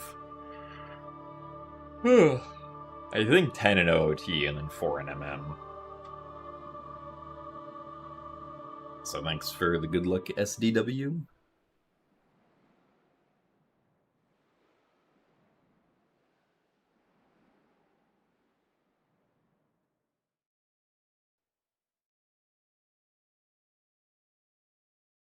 But yeah, so that run... Man, I'm not too... like, sad that we failed early Snow Peak for a bit, because, like, the run was kind of meh up to that point anyway. But... would have been nice to keep going.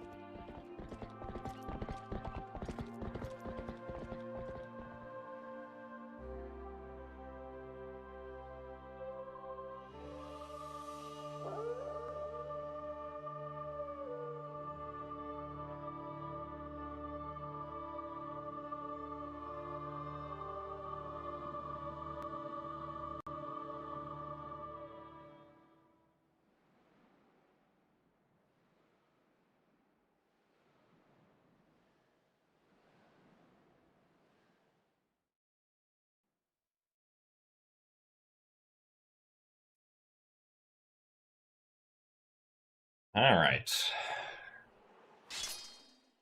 Back to the attempts.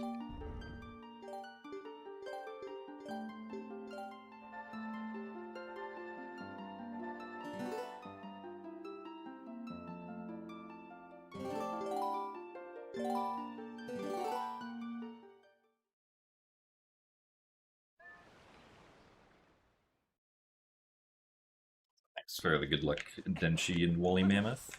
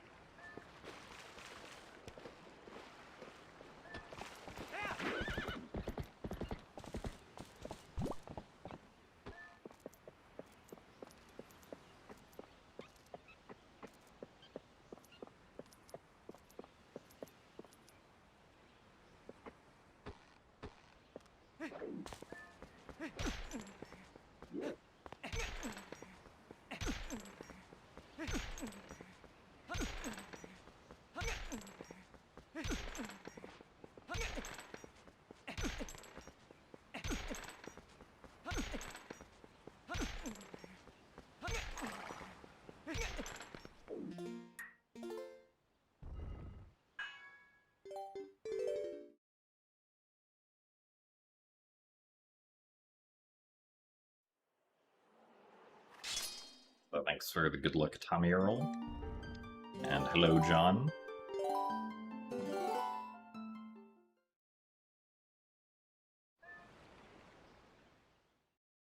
Thanks for the good luck, Shelenoir.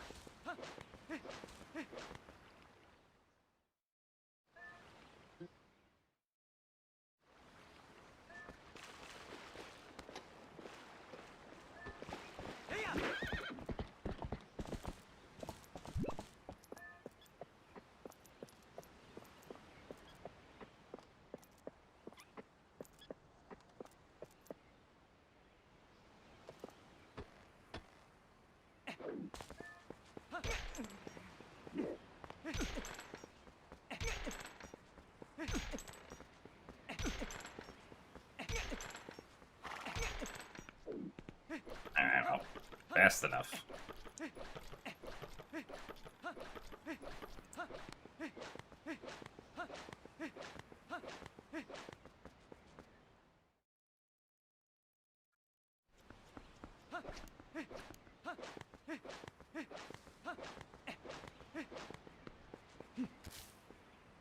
So thank you very much, Toe Tight, for the 2 months of Prime. Thank you for the good luck.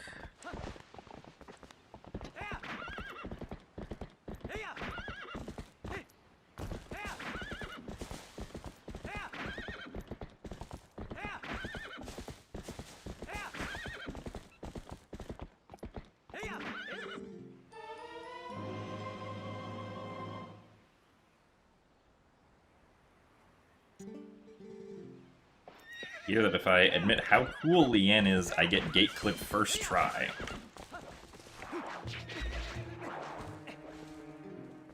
I don't know if that's entirely true. I don't think whatever I say about Leanne has anything to do with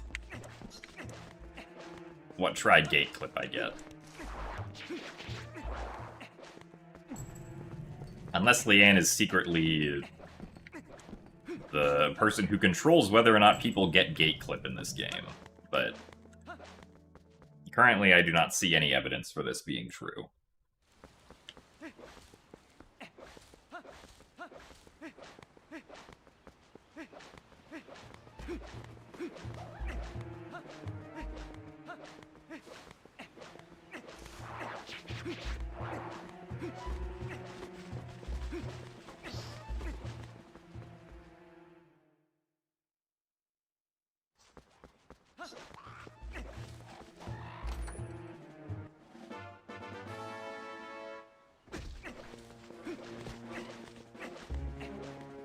Is it that hard to just say something nice? I mean, no, but saying nice things will not improve my gate clip chances. Though I do think you are a genuinely funny person, Leanne.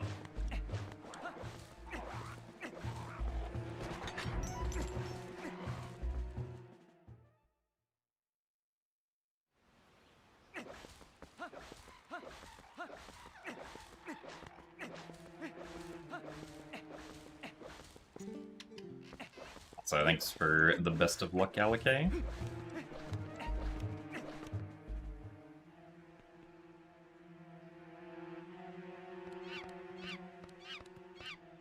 Also, yes, John, I do not currently have Pokemon Champions, and don't really plan on getting it either.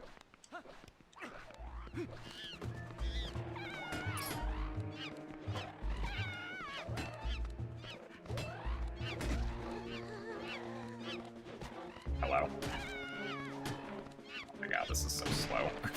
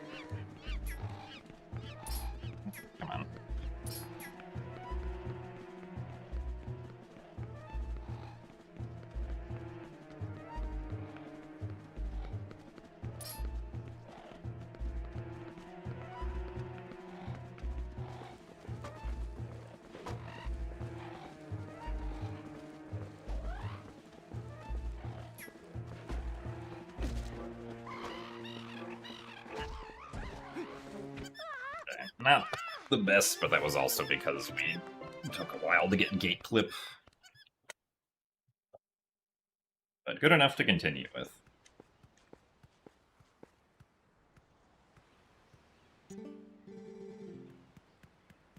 So thanks for the good luck Phazon tunic.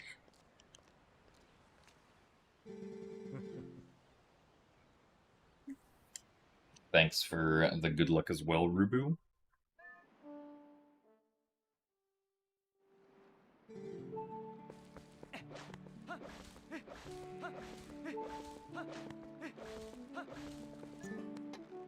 Hey. Oh, thanks, Rubu, yeah. Heroes of Time was a lot of fun. Excited to hopefully do it again next year.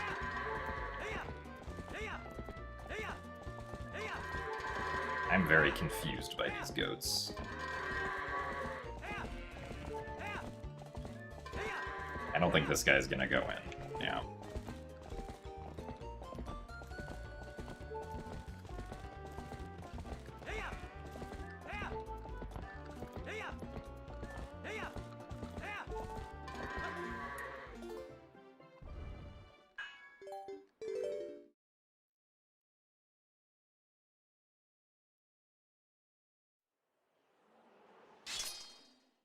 Yeah, it's possible to get gate clip on the first roll. It just, like, doesn't happen particularly often.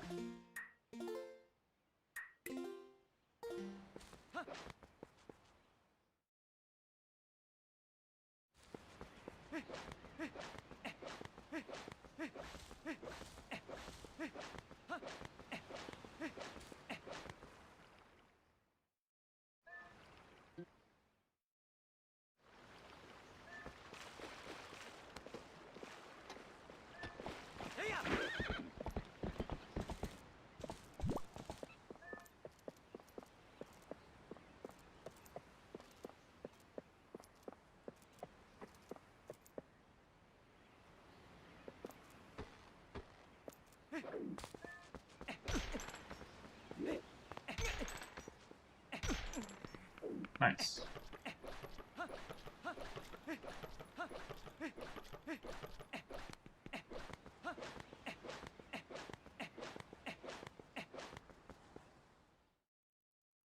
Also, thanks for the good luck, Joash.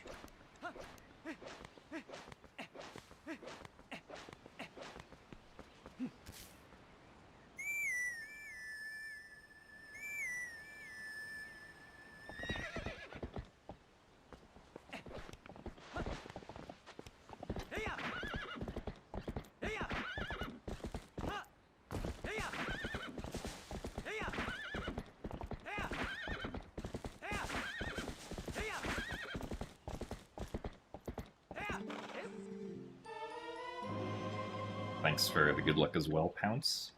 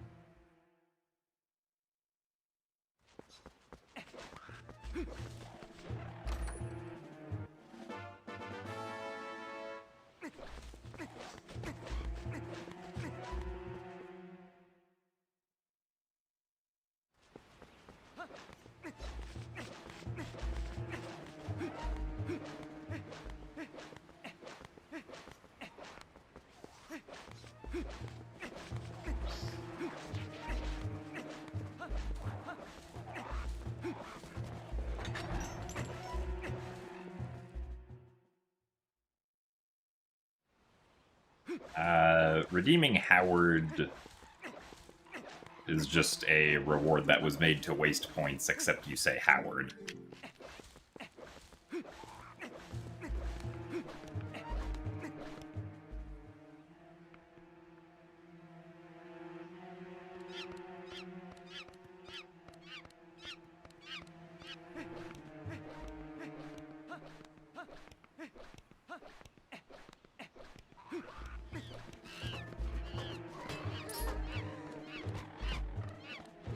Oh, come on. Going.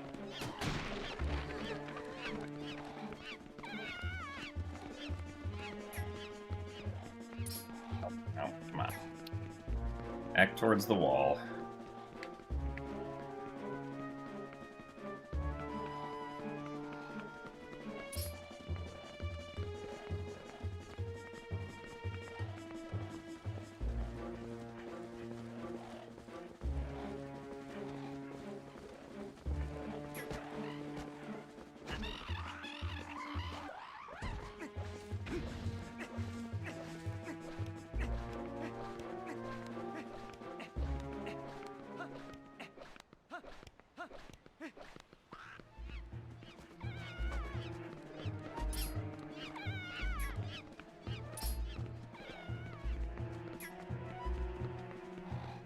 Oh, hello.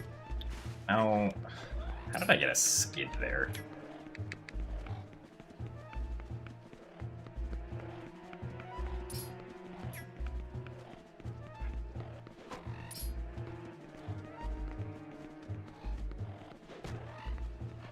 Well, that unfortunately was not great.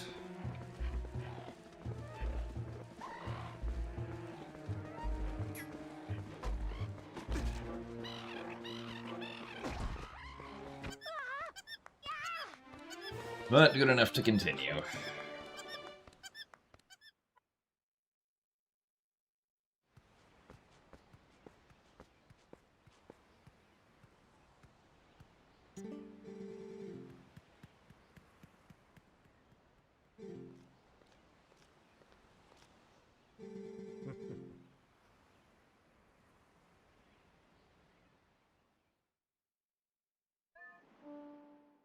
We get a Howard this run?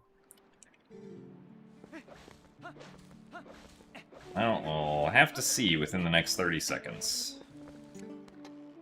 Hey.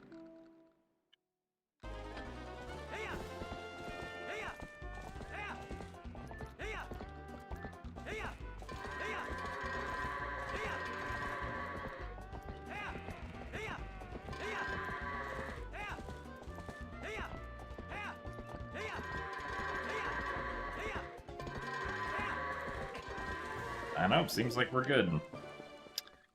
20 out of 20 goats at a time of 2020.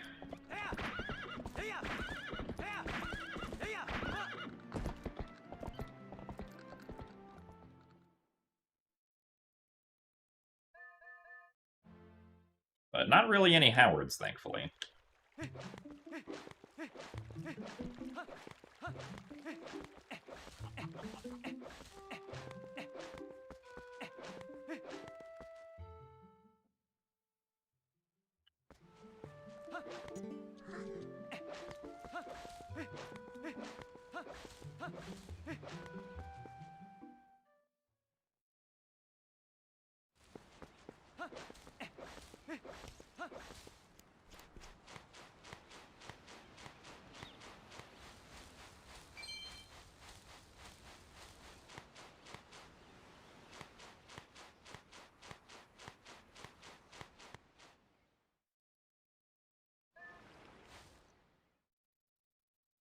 A Howard is any goat that does not cooperate during goat herding.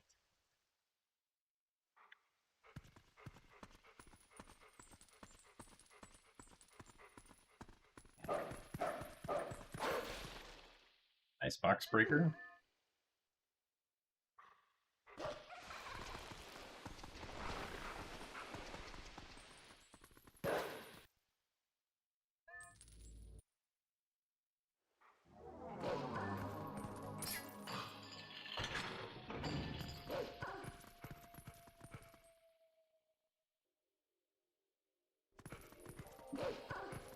Well, yeah, so the goats are RNG based in how sensitive they are to, or essentially like how they react to Epona being close to them.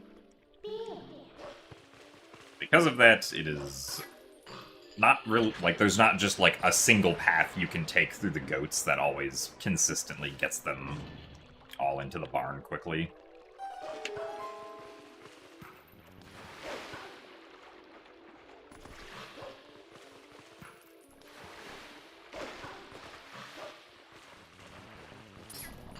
You have to, like, adapt to how they move, and sometimes they just will run past the barn or run in the opposite direction of it, which does not help.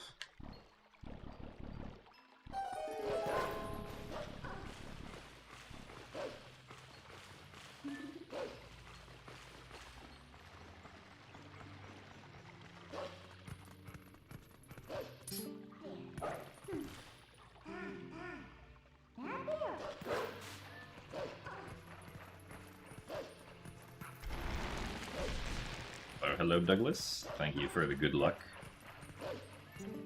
Say that things are going alright today. The previous run, unfortunately, died to early Snow Peak, which kind of sucked, but it wasn't a particularly great run up till that point, so...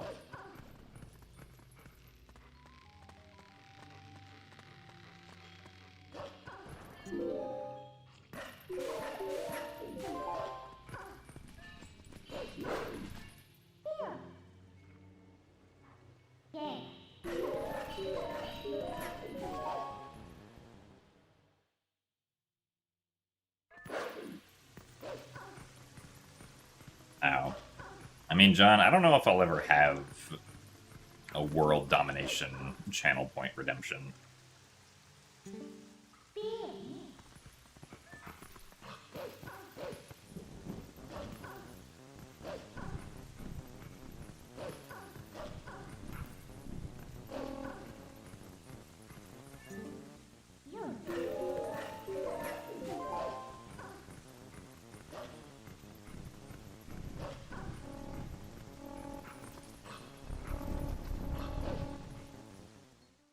So thank you very much, GMO Pasta, for the 53 months of Tier 1. And thank you for the good luck as well. Thank you very much for the 4.5 years, almost. You need a prize for defeating me at Mario Kart World. Is defeating me not enough of a prize, John? Also, thanks for the good luck, Paper Ghost.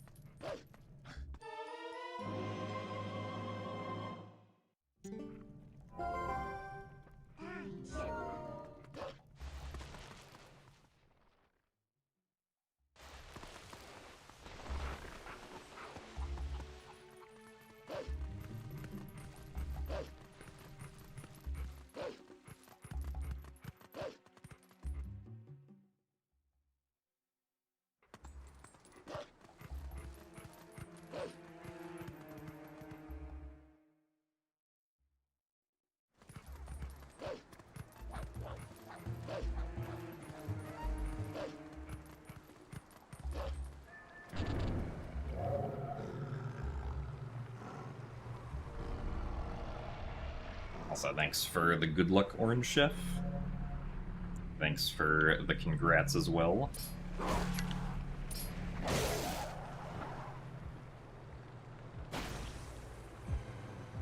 I did indeed finally upload my current All Dungeons PB.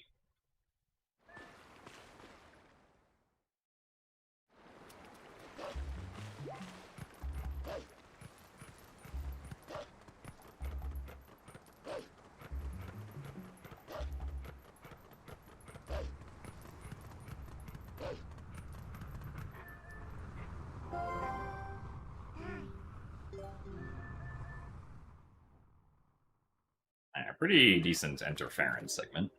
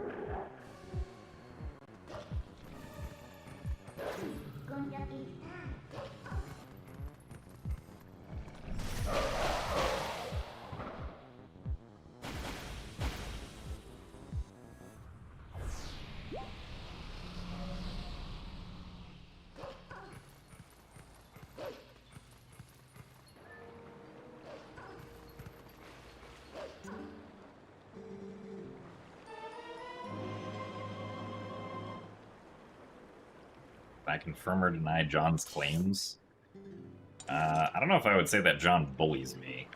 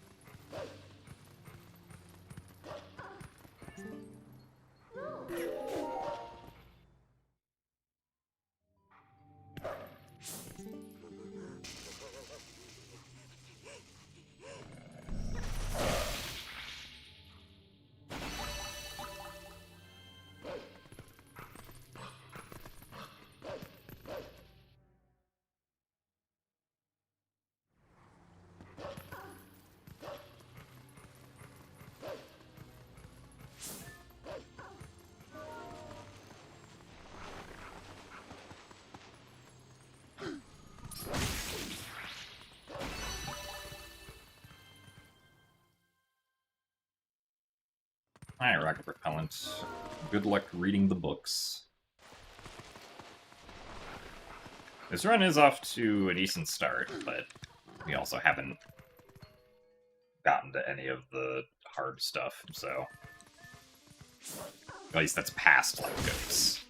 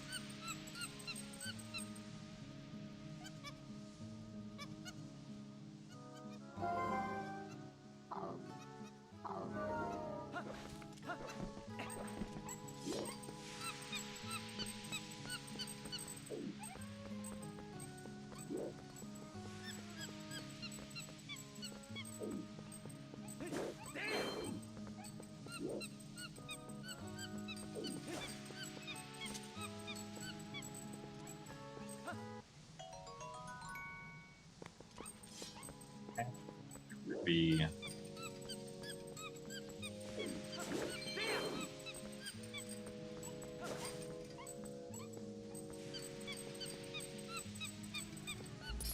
what? Come on, monkey. Really? That sucks. I'm surprised I was too far ahead of the monkey.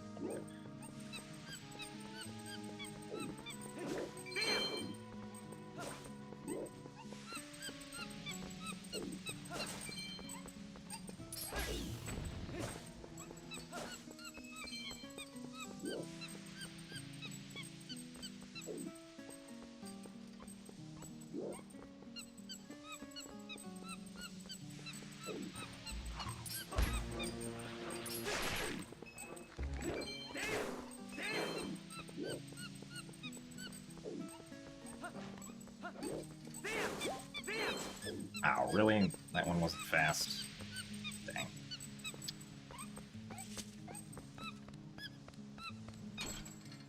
Alright, well. Not the best monkey pushing. So thanks for the good luck, little punk.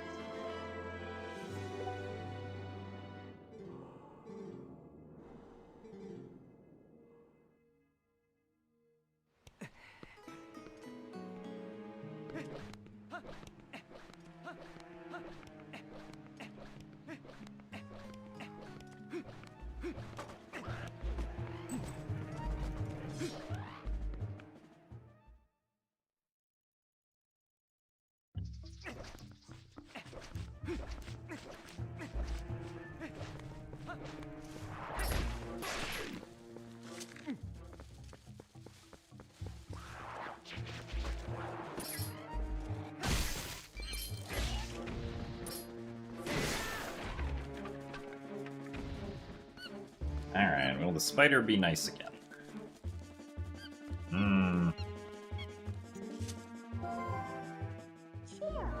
I'm not gonna go for it. Well, I guess we're going for it anyway. And unfortunately, it just kinda sucks.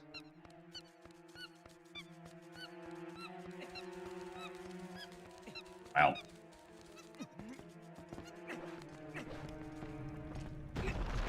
That is unfortunate. That means we are not saving any time here.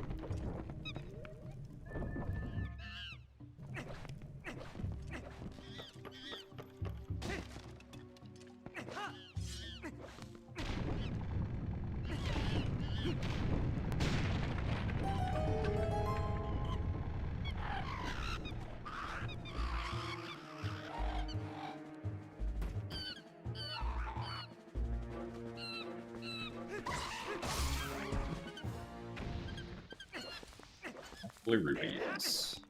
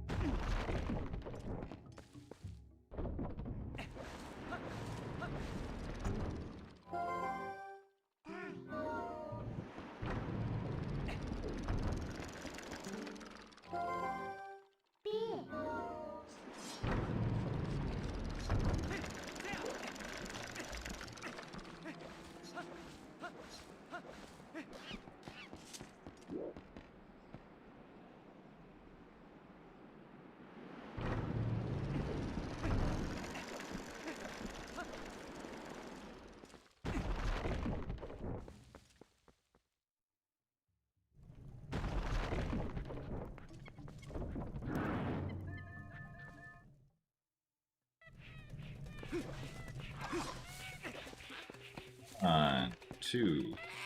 Okay. Continuing with the nice Ook RNG.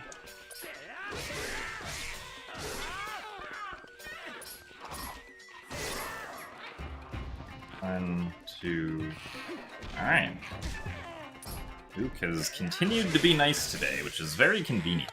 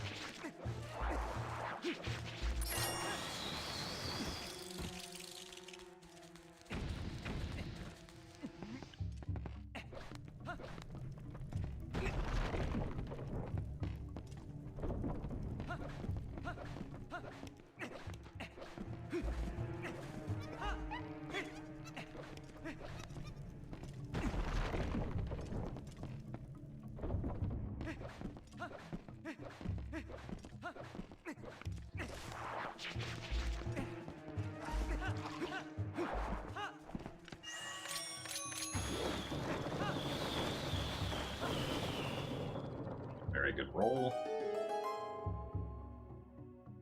Low Doxelplex. It is going all right.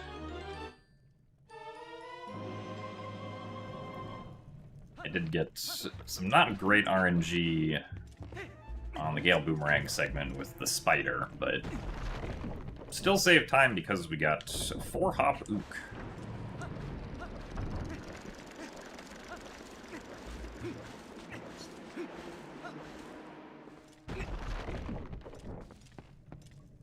We're about to do something very dangerous to a baking recipe and modify critical ingredients.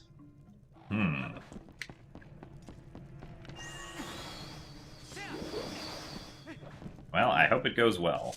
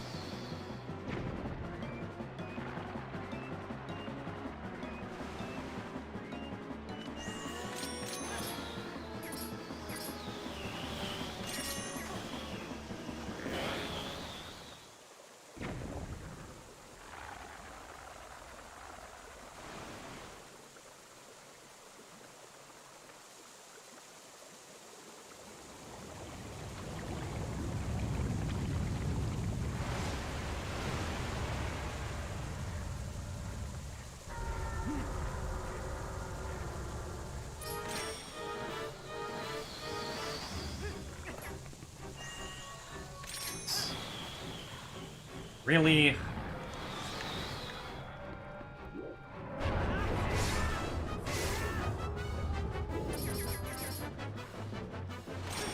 Man.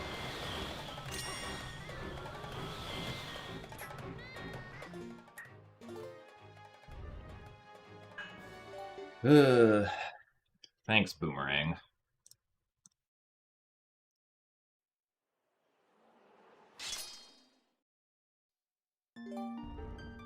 unfortunately, that was going to cost us 30 seconds, which I'm greedy and don't want to lose 30 seconds there.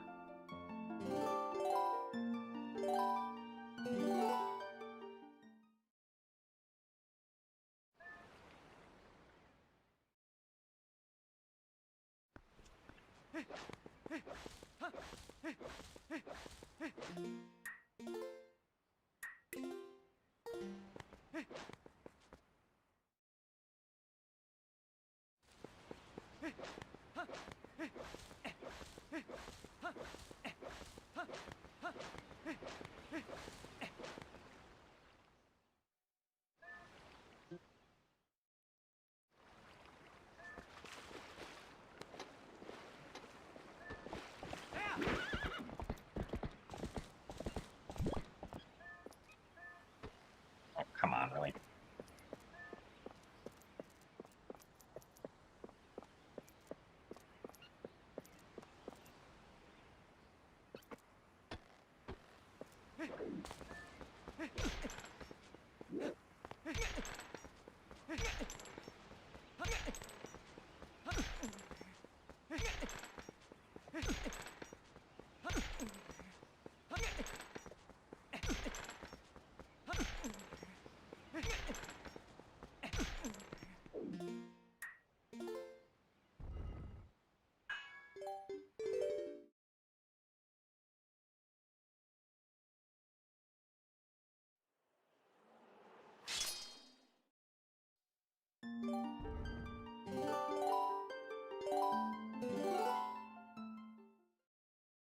Ah, yes, this one for sure.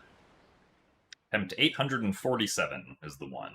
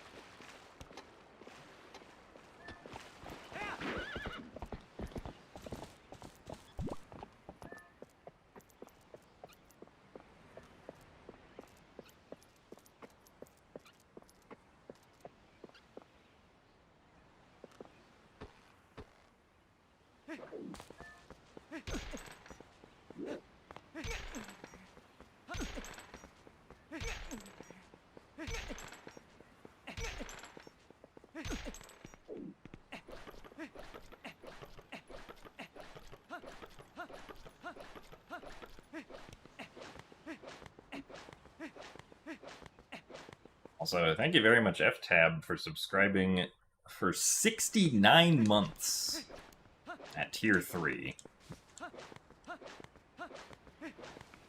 Nice.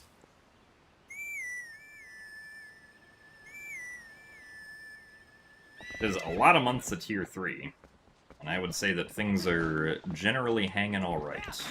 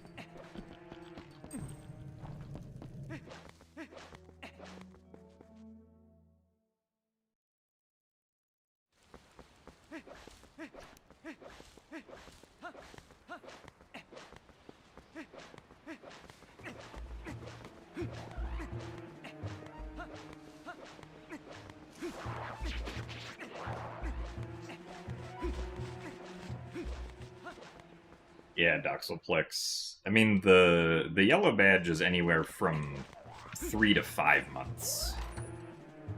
I do feel like you've subscribed for more than 3 months. But Twitch could be being Twitch and not functioning correctly for all we know.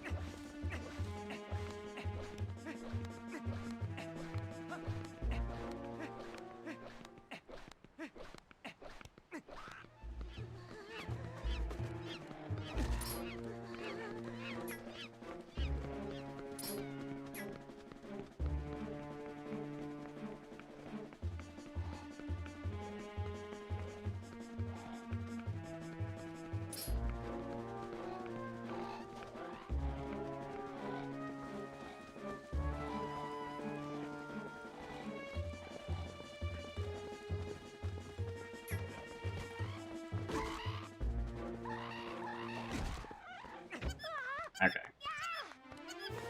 Not too bad, especially for, like, 109 gate clip.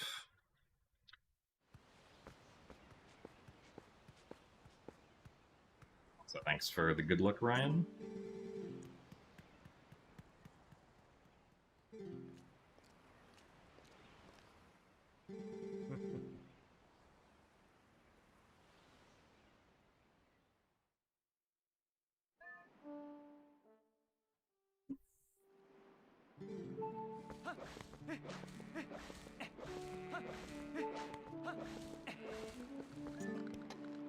Hey!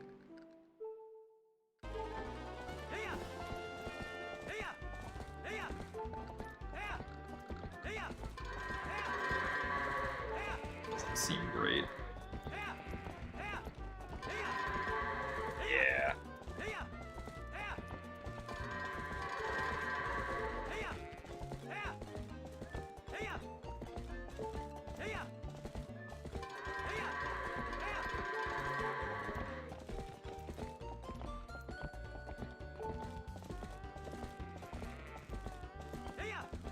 Well, that was stupid.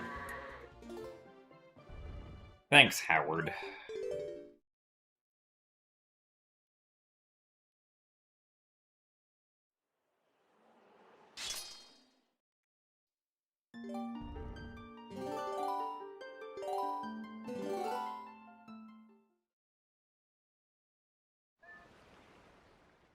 Also, thanks for the good luck, Mason.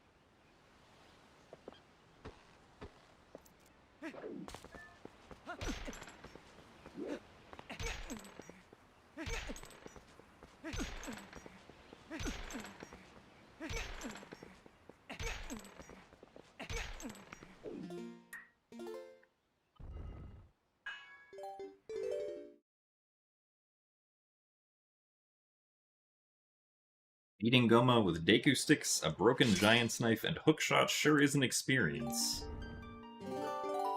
Oh, did you not have Deku nuts to use? Because, I mean, if you're an adult, hookshot does work. Interestingly. So, thank you very much, haha, for the 52 months of Tier 1. Sunday night, it's time to hear the dulcet tones of Jimothy, with pond fishies smiling ear to ear, enjoying a Hylian hymnody?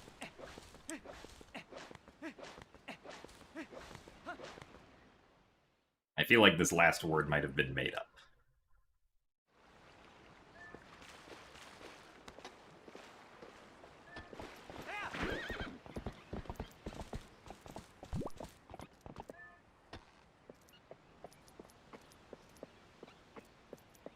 But maybe that is a real word that exists, I don't know.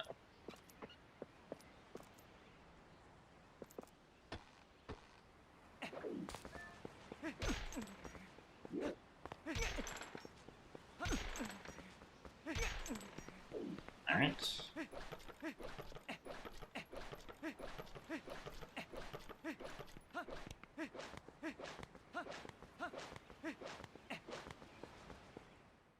Hymnody refers to the singing, composition, or collective body of hymns and sacred songs often associated with a specific religion, denomination, or historical period. Ah, okay. You had to look up rhymes for the word Jimothy. That makes sense. Not a lot of obvious words that rhyme with Jimothy.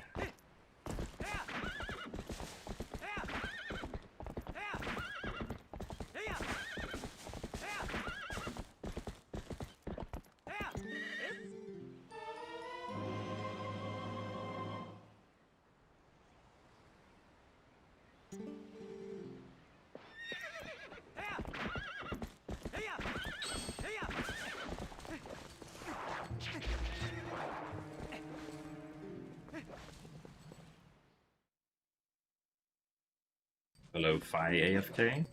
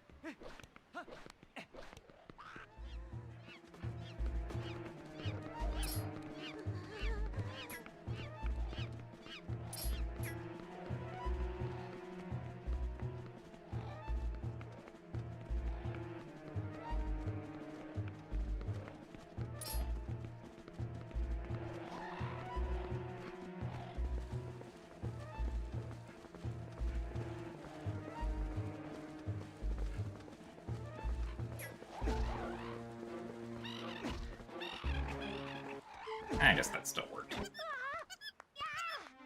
Neat.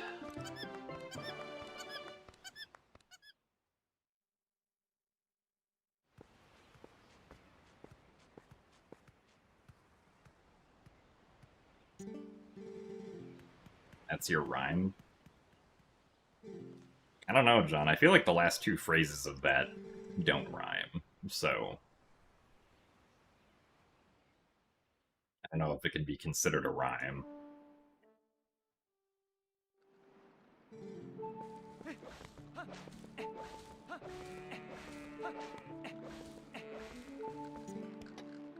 Hey!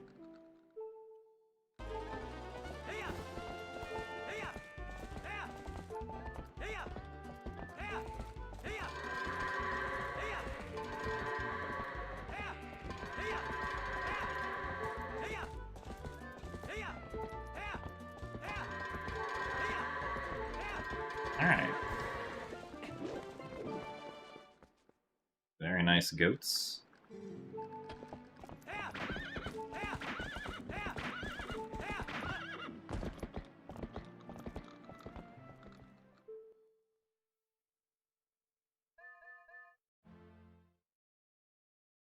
Oh, I see. I was not considering actually saying the emote out loud. I just thought the emote was put at the end because you always put the emote at the end.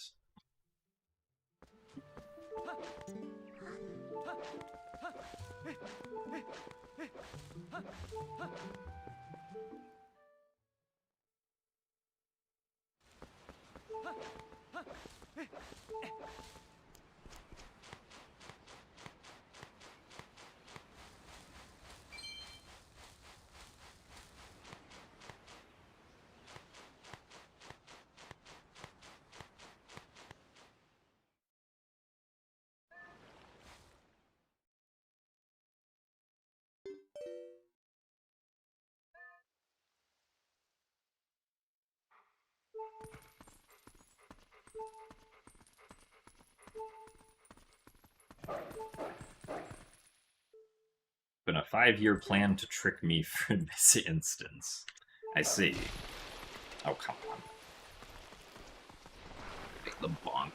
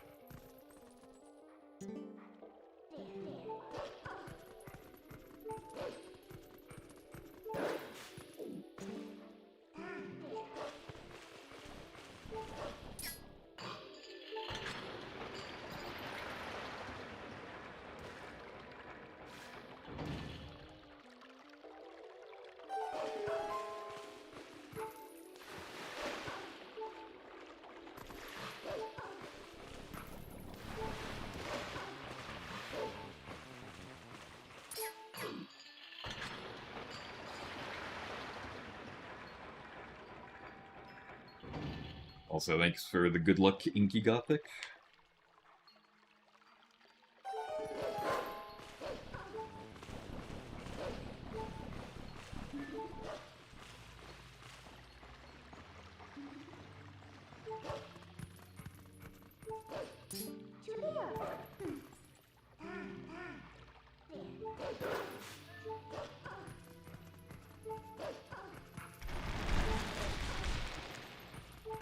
I mean, there aren't that many people who try to speedrun Skyward Sword 100%, so...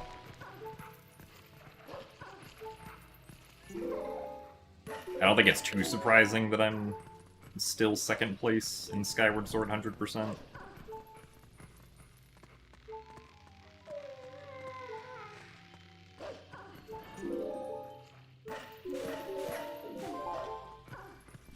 At least for Wii version, I don't think I'm second place for any percent. For Switch version, I think I'm second place for any percent. I actually don't remember. If you're talking about Switch version. There's even less people who run Switch version Skyward Sword 100%.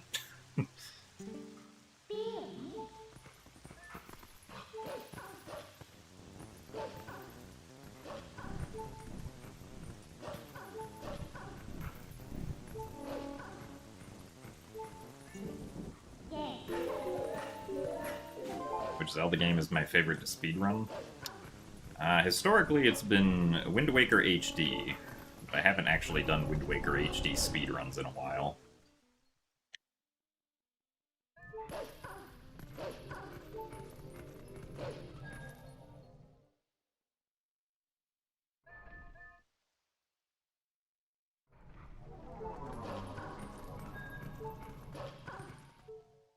I'm going to read YouTube chat today.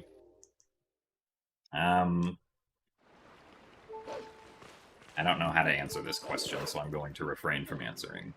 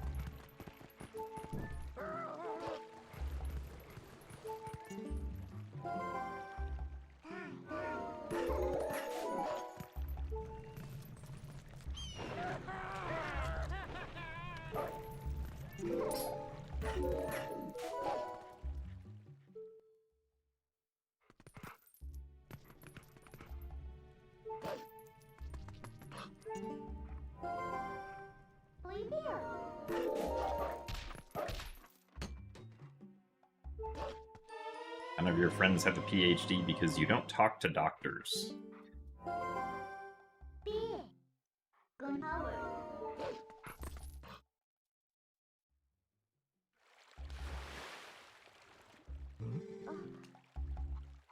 mean, I suppose that's fair.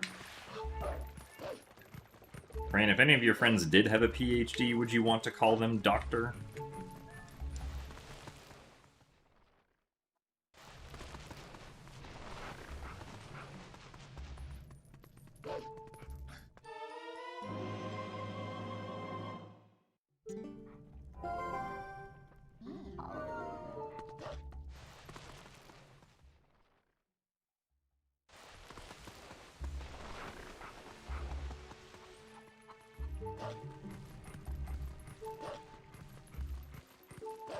You have a PhD, you can write anything down on a piece of paper and it automatically becomes a doctor's note. Ah, I see. That's how I should have gotten out of school. I should have gotten a PhD. Then I could write my own doctor's notes.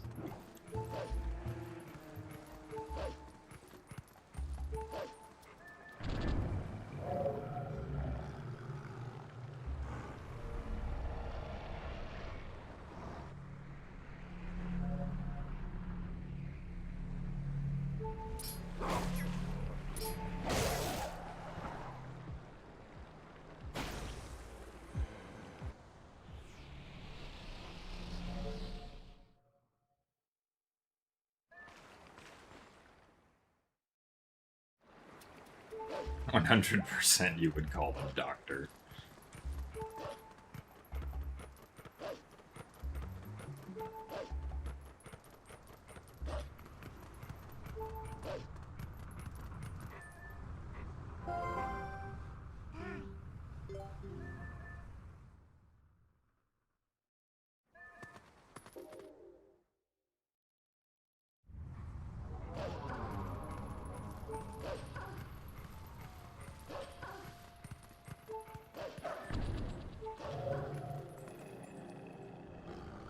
you had a PhD, you'd add it to your username and be Dr. Leanne Heff.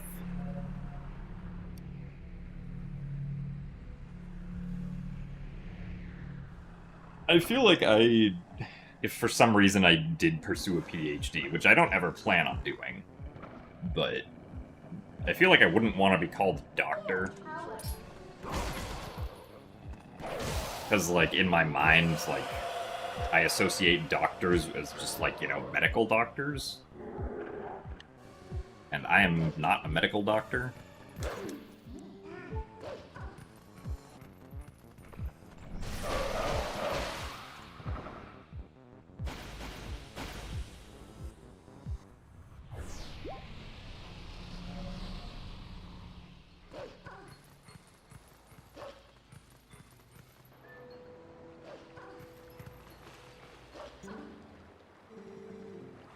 Well, yeah, I know non-medical doctor is the original use of the word, but in a modern context, doctor is pretty heavily associated with, like, being a medical doctor.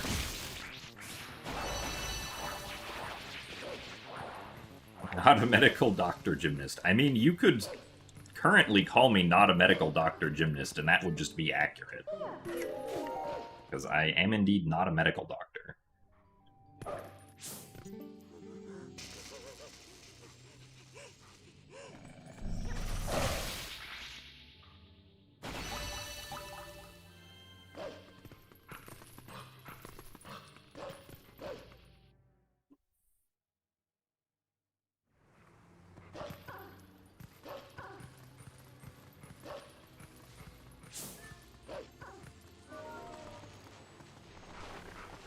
Also, thank you very much, CoreWolf009, for the Prime subscription. Do appreciate the support.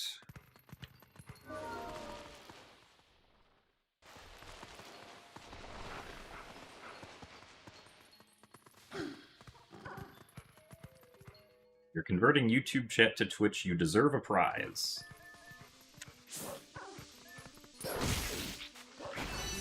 Does that deserve a prize?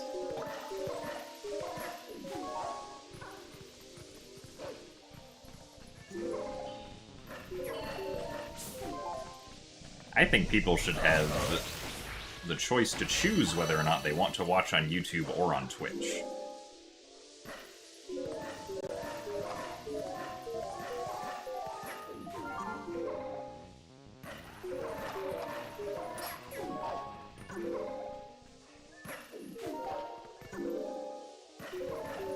Such a PR answer. I mean, what if that's just what the answer is, though?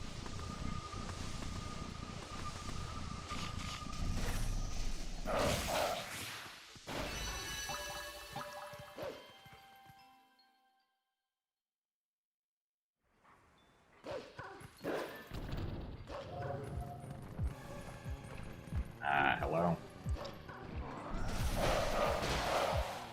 That's an awkward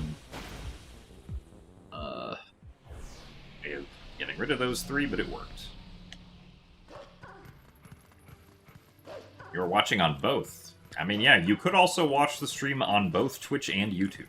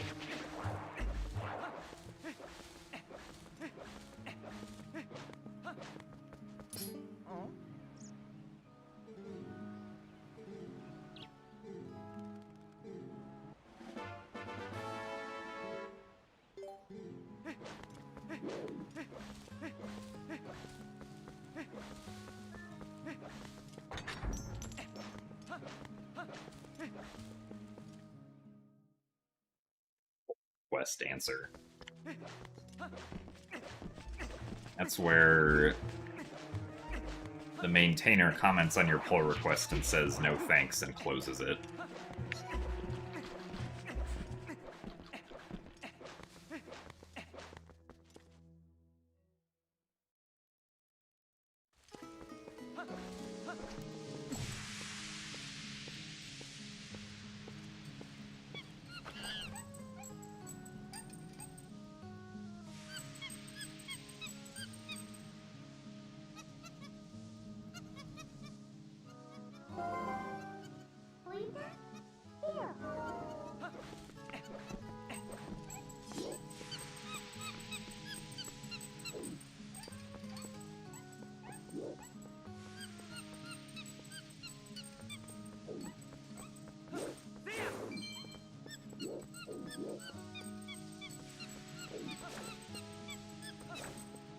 Dang.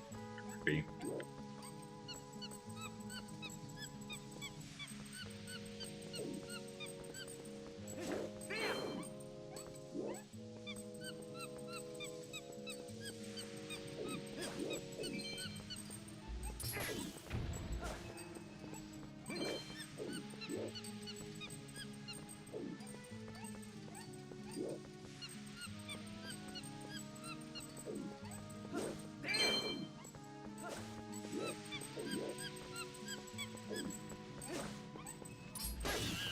Really?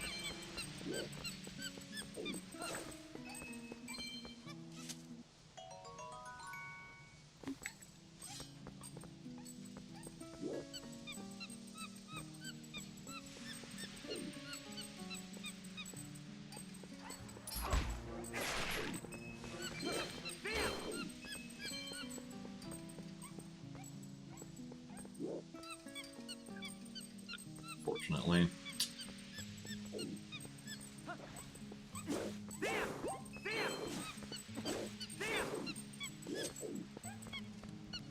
So, not a great monkey.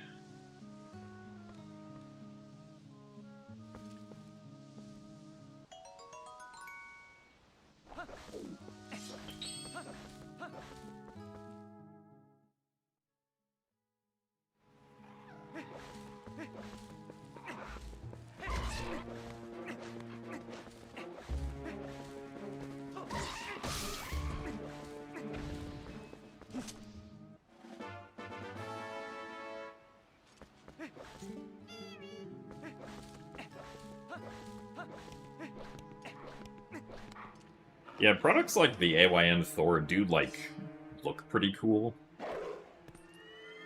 I don't know if I would actually get one, though. Because obviously that's not something that I would generally want to speedrun on.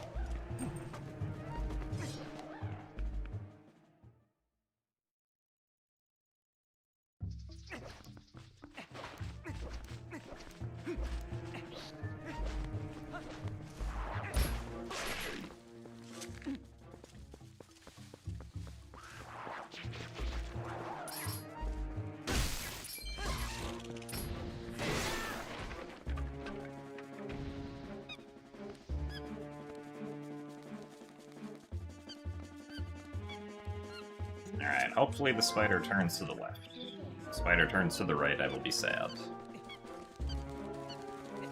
Thank you, spider, for turning to the left.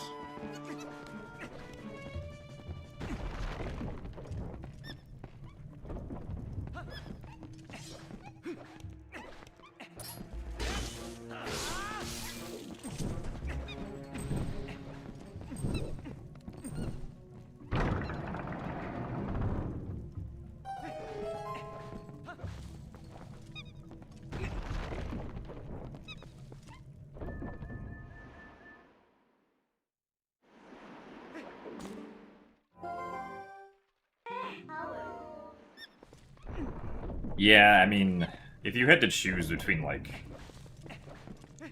an AYN Thor and a 3DS, like, the AYN Thor is probably the better decision at this point. 3DSs, unfortunately, are getting kind of expensive.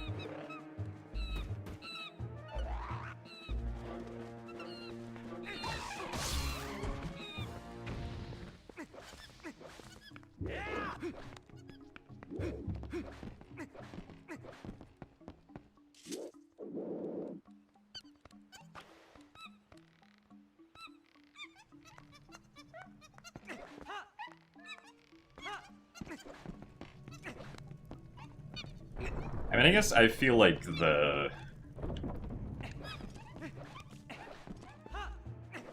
reason people might want a 3DS mostly these days, I mean, obviously, like, you know,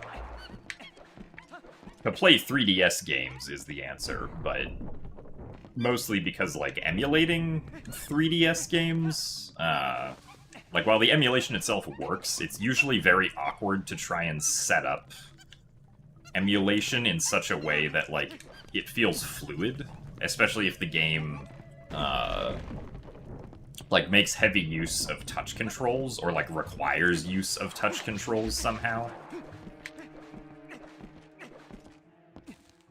Because, like, obviously for a system like, you know, the N64 or the GameCube that does not have touch controls, it's pretty easy to get, like, a good experience just playing on an emulator, but that's not as easy of a case for the 3DS, because you can't just, like, map a modern controller to the 3DS touchscreen and have it work perfectly fine.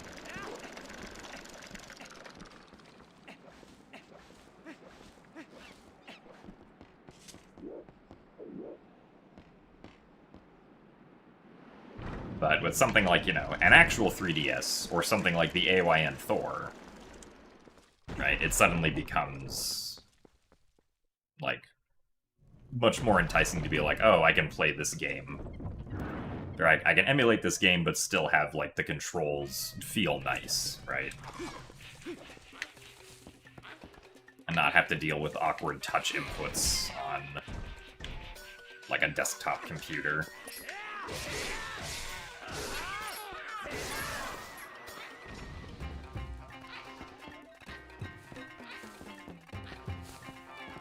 Oh, come on.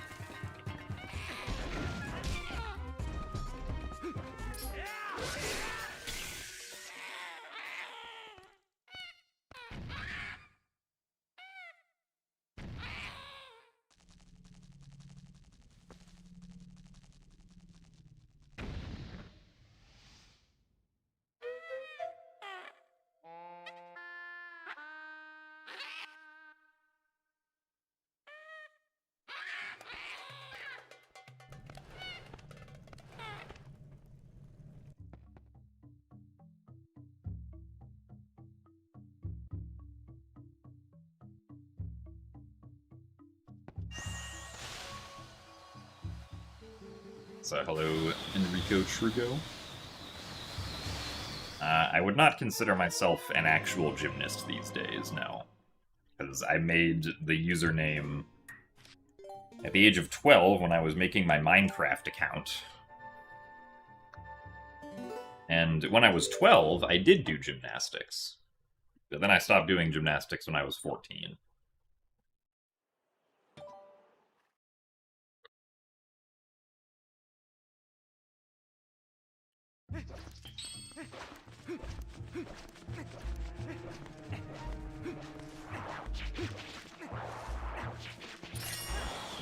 Where is the Minecraft server? I mean, I wouldn't say that I really play Minecraft anymore either. Which is why there's no Minecraft server.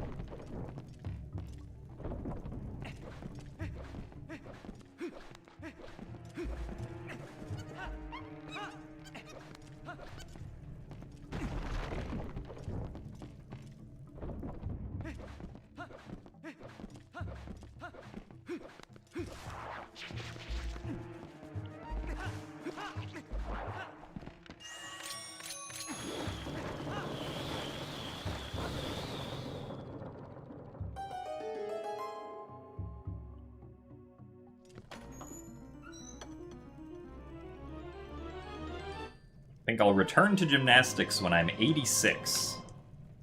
I did not have any plans of returning to gymnastics when I was 86.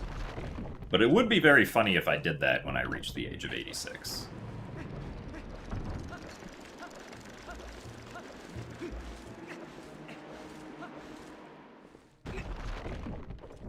Also, thanks for the good luck wafer link.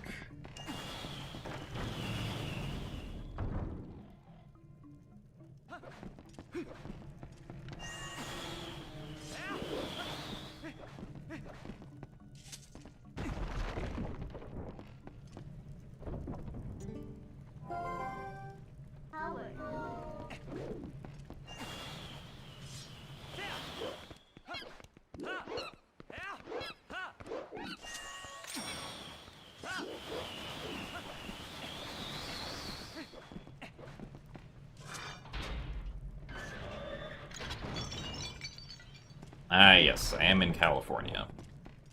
I do not have any interest in watching the Olympics, though, no.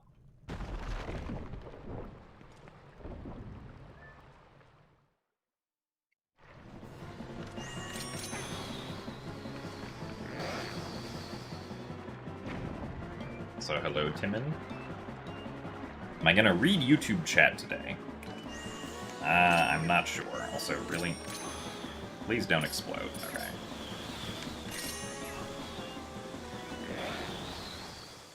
Almost lost, like, an extra 5 seconds there.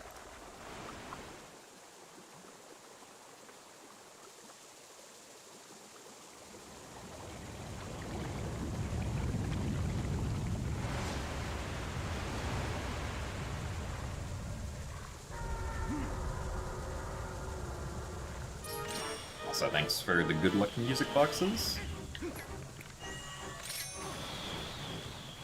Hooray, the boomerang didn't take a stupid path this time.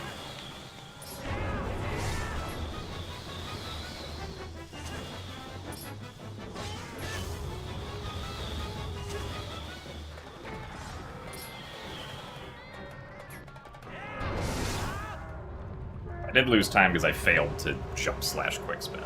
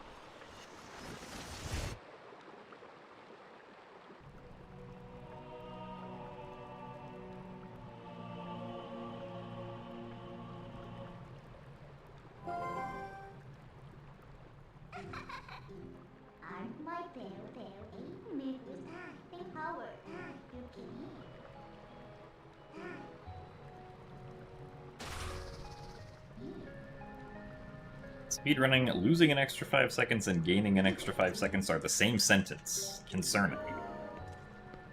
I mean, I don't think I've ever said, like, the phrase gaining time. Like, the two phrases that I lose are losing time or saving time.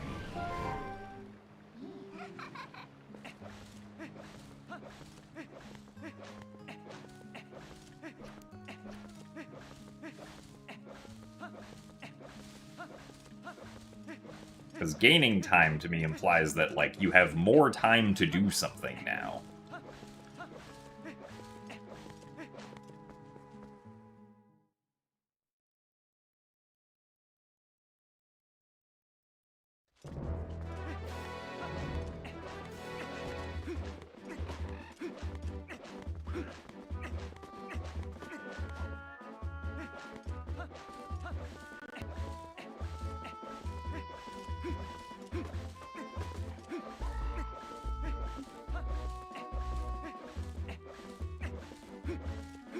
So, hello, Juki. It is going alright.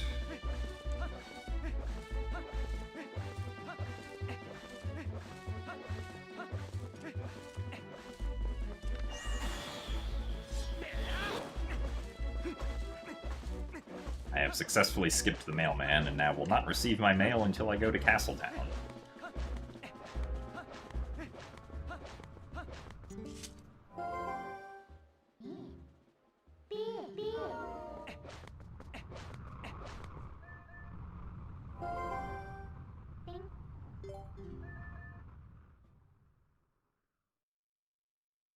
Your buddy once completed Twilight Princess HD any percent in under 2 hours and 30 minutes, but he forgot to record. Ow. Well, that's a shame. I guess we'll never know how he did it.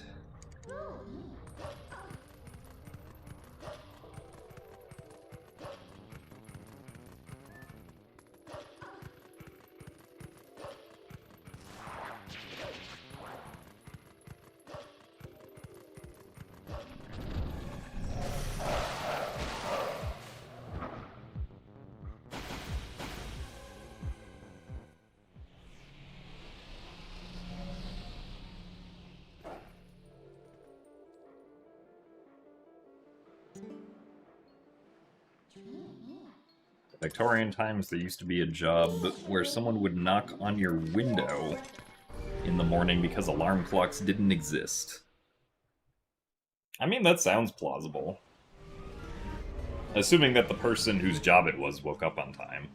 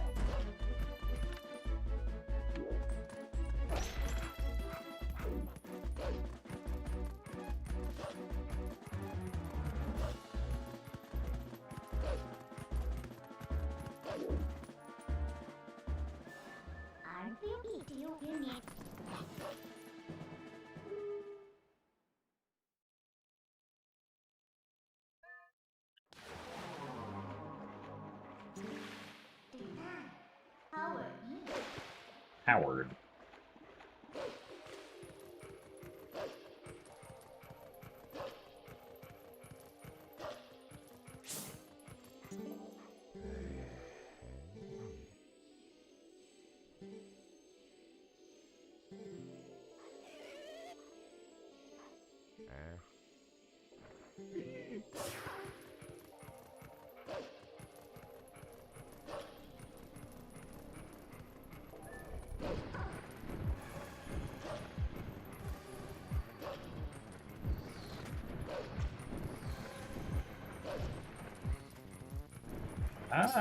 Okay, I probably could have that down there.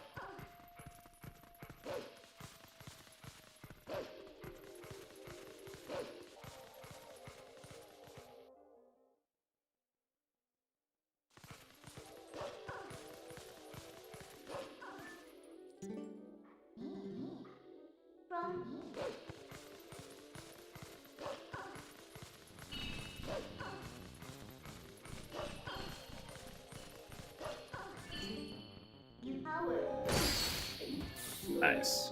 That's definitely what I wanted to do.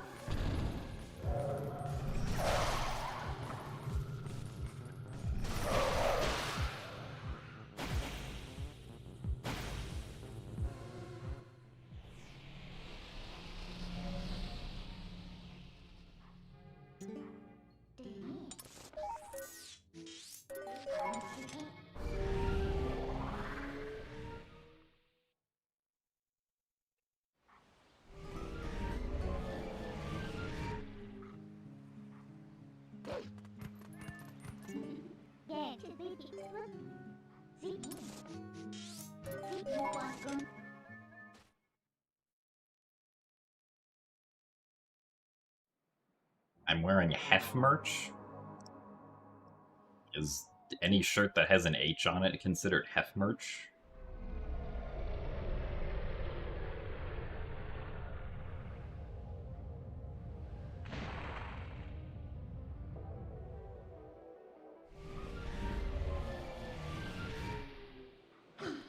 Just the evidently Hef ones. Well, as far as I'm aware, this is a Heroes of Time shirt from the first Heroes of Time event.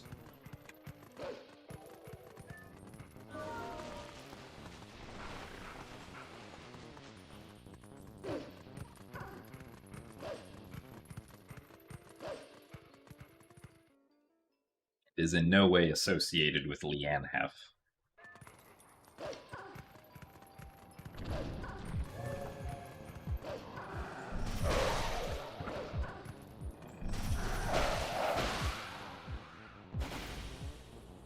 I've got some calls to make.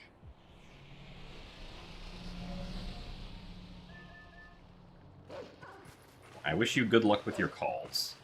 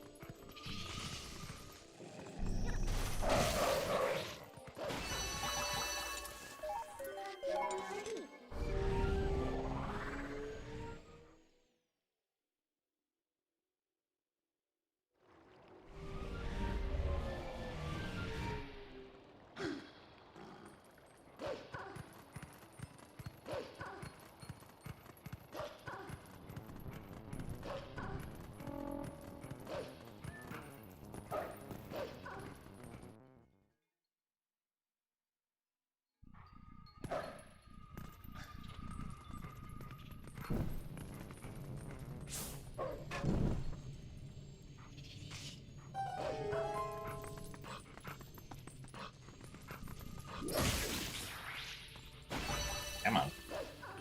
Like to climb up the ledge.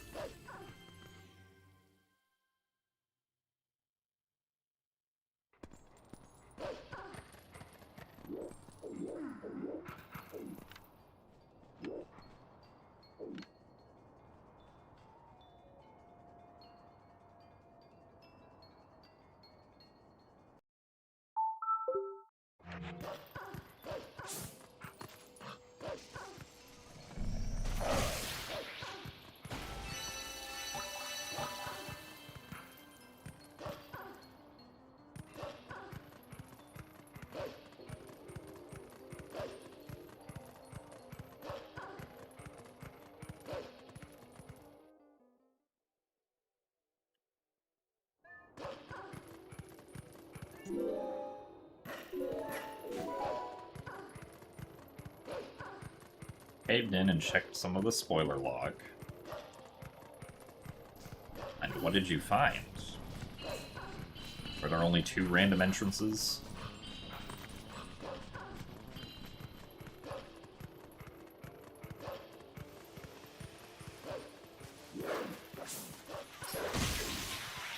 Goron City Scrub Grotto without Longshot or Goron Tunic. I mean, yeah, you can use Song of Time.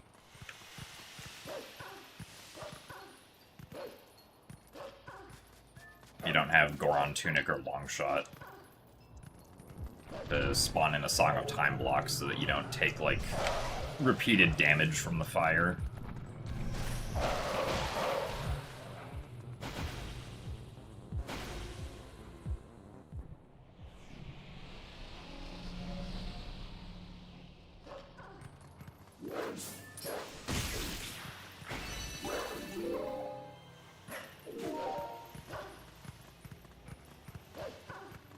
Hookshot should be able to reach with the Song of Time blocks. Because there's... I think there's like a way to spawn a Song of Time block closer or further away. And like you want the closer one to spawn in.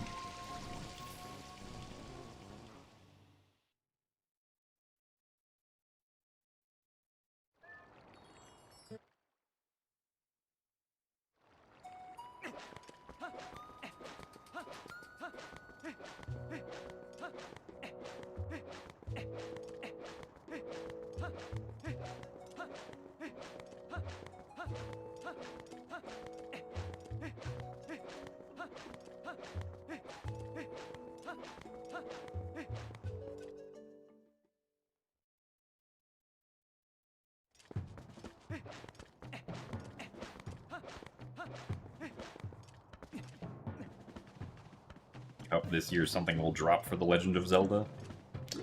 I mean, we do have the Ocarina of Time rumor. Supposedly there's an Ocarina of Time remake coming to Switch 2 later this year. Which, if it exists, I assume we will hear about during probably a June Direct or something.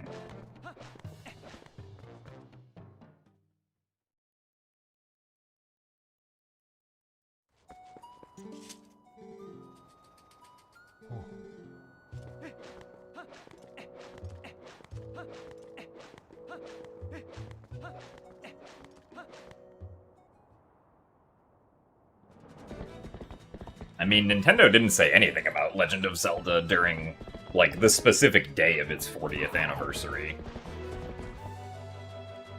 But I feel like Nintendo's probably holding off on, like, announcing, like, anything big for Zelda until the Mario celebration has run its course with the Super Mario Galaxy movie.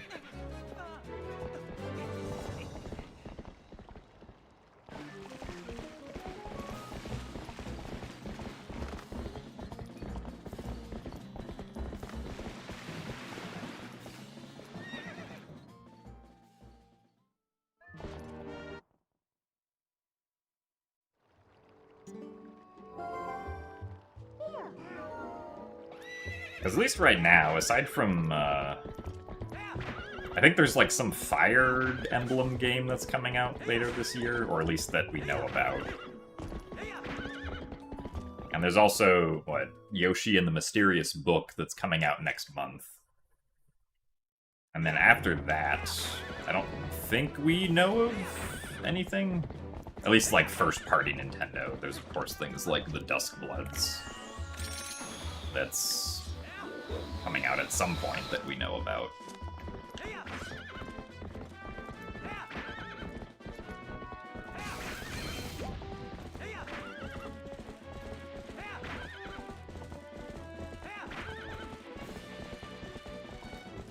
But as far as Nintendo's first-party lineup, I don't think we really know much about the second half of the year for Switch 2 at all.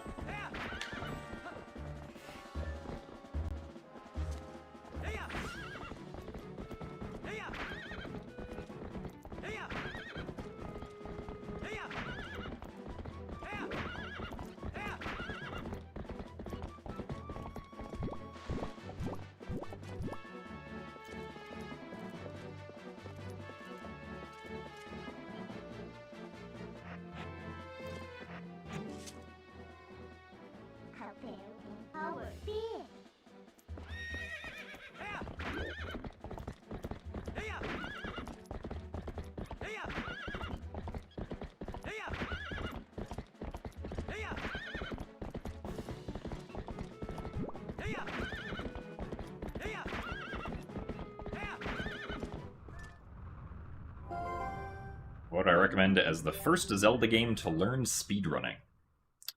I would recommend whichever game looks the most interesting to you. There is not a, like, best Zelda to start speedrunning. Because regardless of what game you learn to speedrun, it will take some amount of effort and work, even if the game is, like, relatively easier than other games.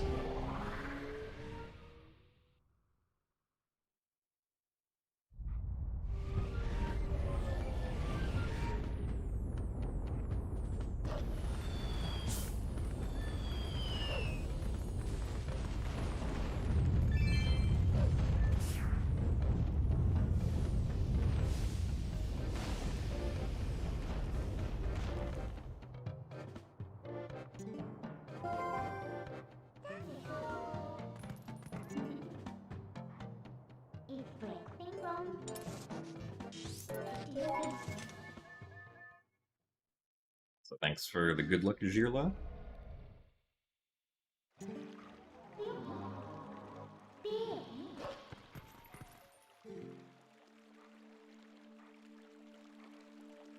I mean, yeah, that rock was there for a whole 5 seconds.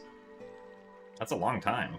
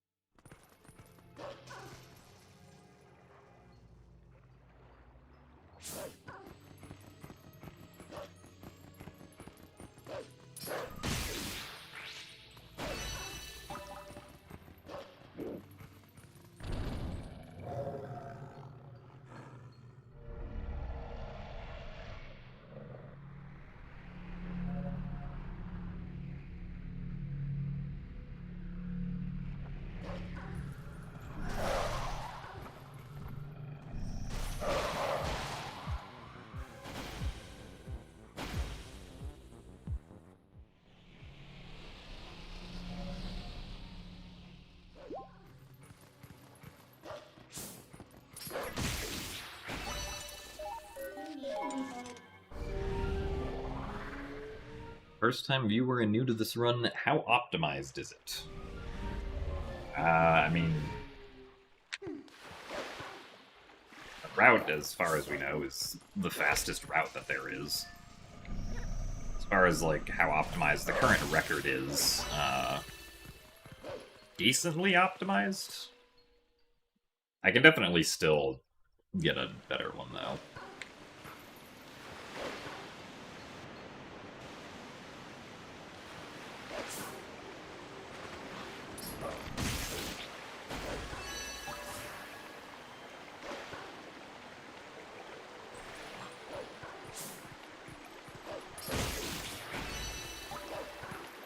I'm about 5 minutes off my sum of best in a 3-hour run.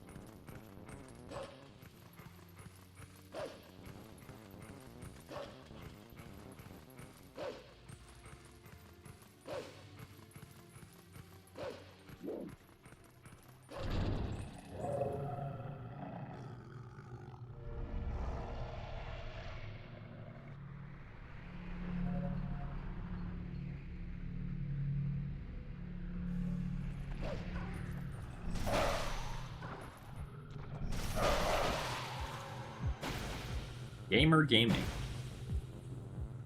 This is true. We are indeed gaming.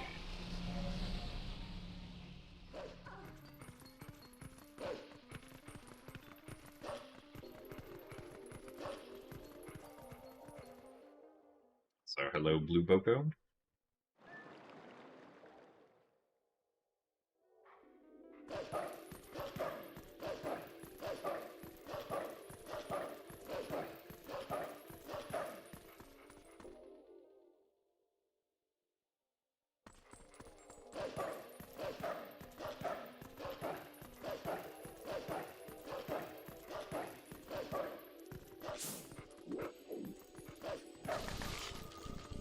Man.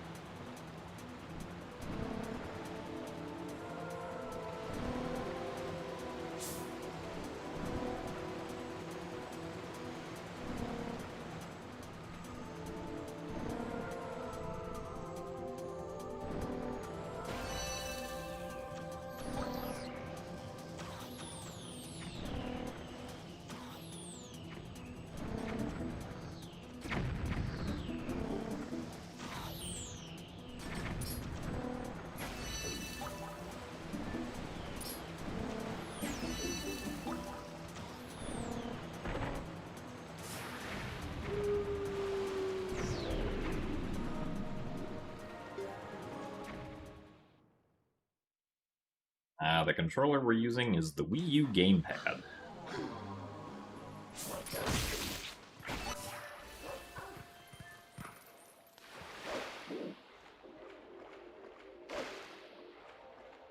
Because using it allows for gyro aiming, being able to transform without calling Midna, being able to equip buttons via the touchscreen so you don't have to pause.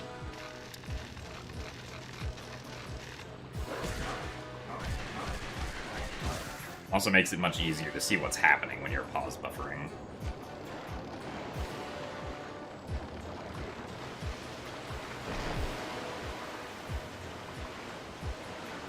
If by new tricks you mean displacement clips, no, displacement clips do not work in HD.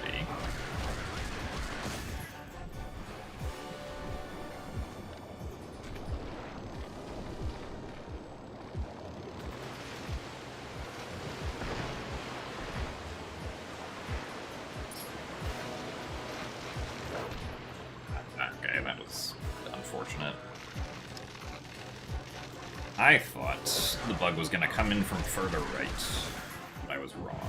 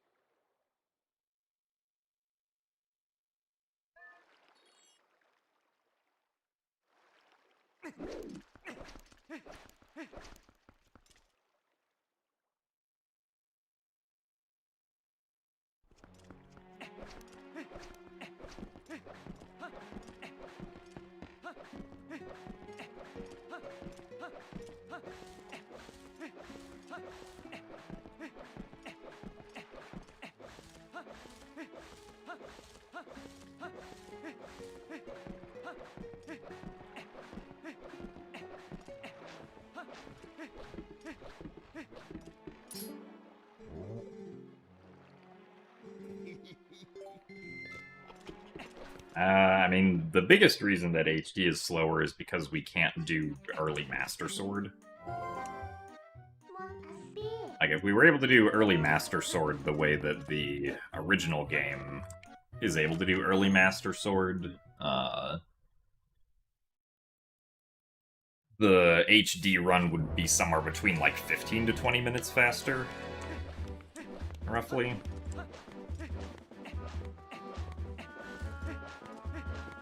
Early Master Sword saves quite a lot of time.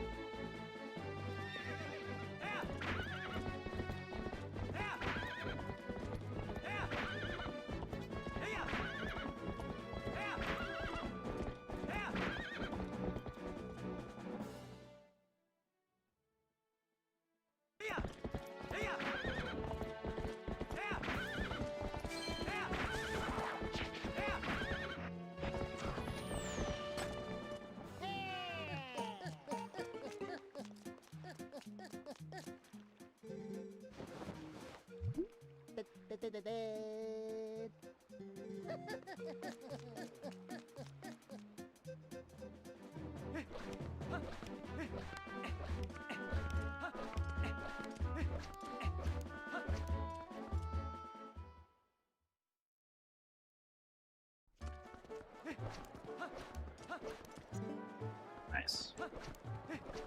Want to be a star?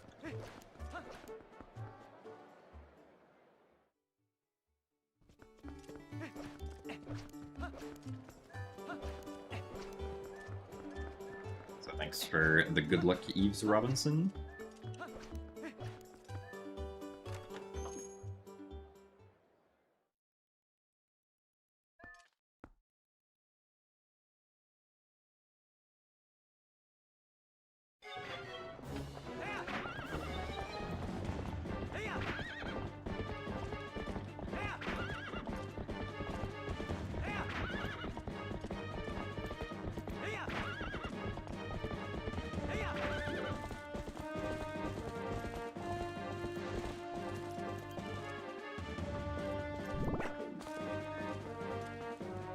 Really?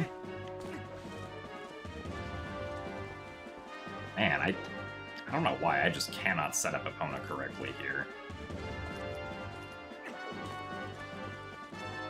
Okay. Ugh.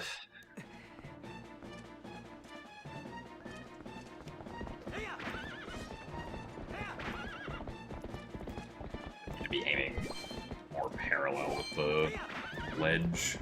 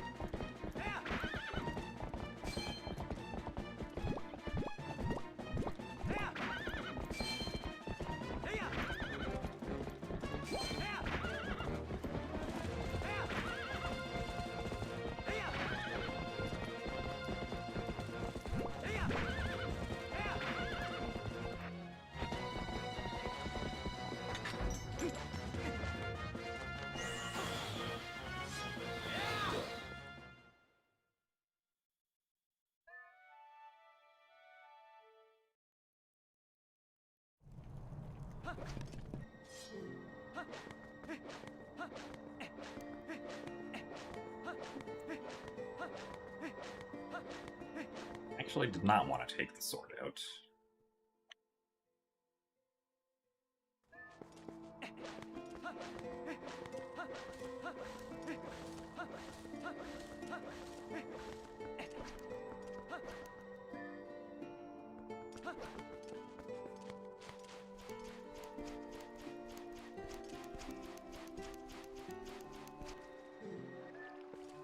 Thanks for the good luck, HCLU.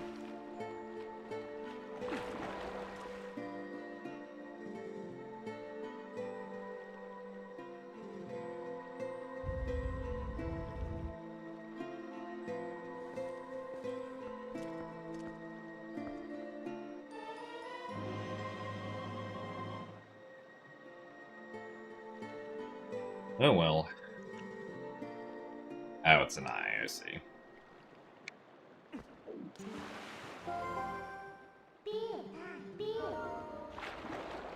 I love when a font can't difference between a capital I and a lowercase l. I will do my best to remember that.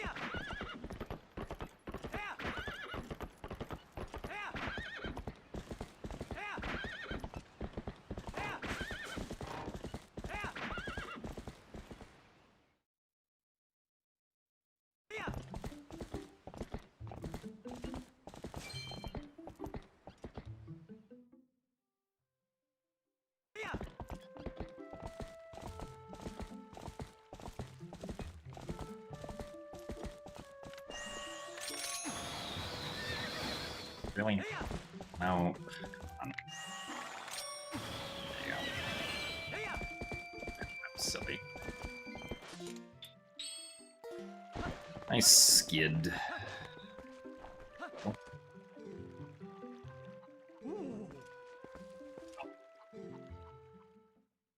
Probably gonna lose time unless we get perfect bow RNG now. So thank you very much, Camdog, for the 18 months of Prime. Thank you very much for the good luck and the 1.5 years of support.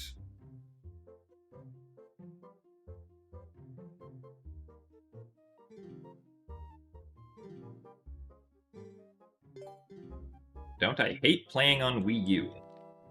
No, I think the Wii U's great.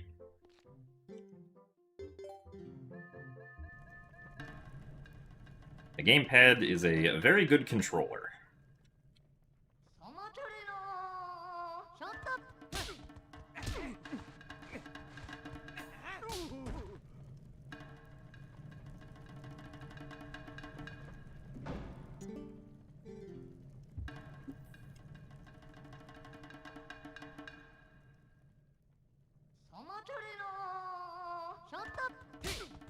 Alright, well, we got perfect bow RNG, so that's convenient.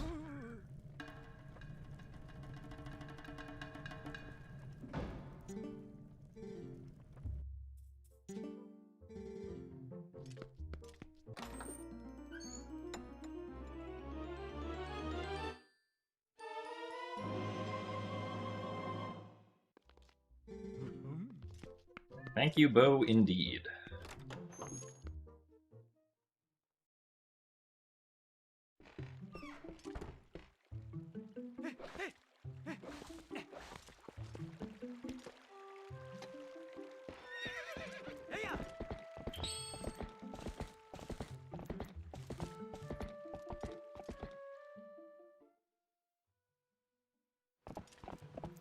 Sub 8 boots.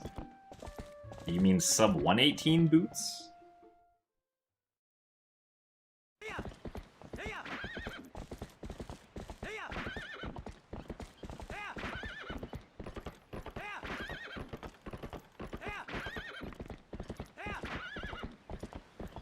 Because yes, getting sub 118 boots does mean that the run is, like, doing pretty well so far.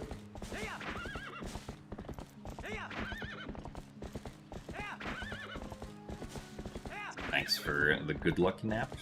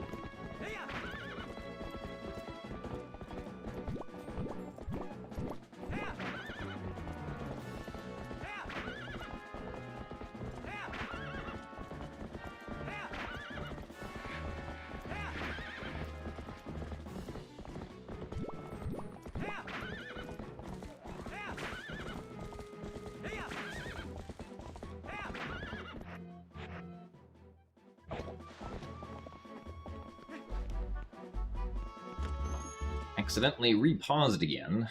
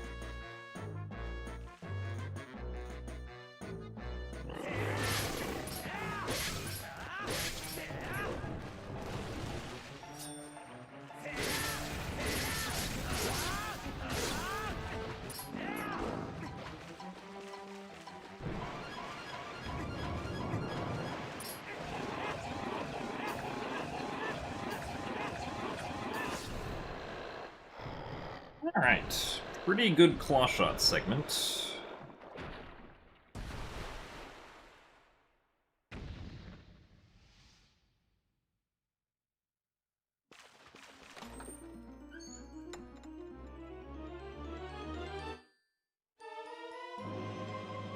Happily take that.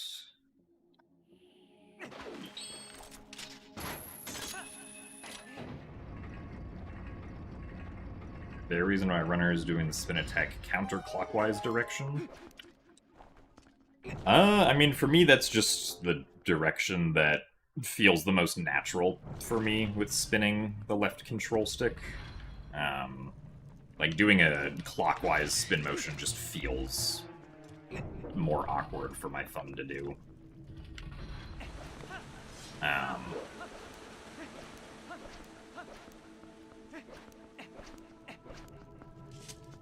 The clockwise spin direction is technically 1 frame faster. Like, the animation ends 1 frame sooner, but there are a bunch of instances where, like, you want to get multiple hits on something with a quick spin, where a counterclockwise quick spin works, but a clockwise quick spin will not.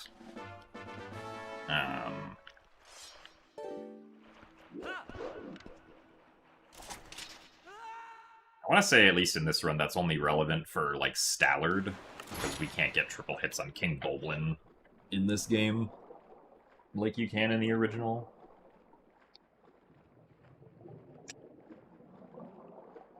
And I think it's like the triple hits with the clockwise spin direction are still possible. It's just like you have to be facing a slightly different direction. Or something like that.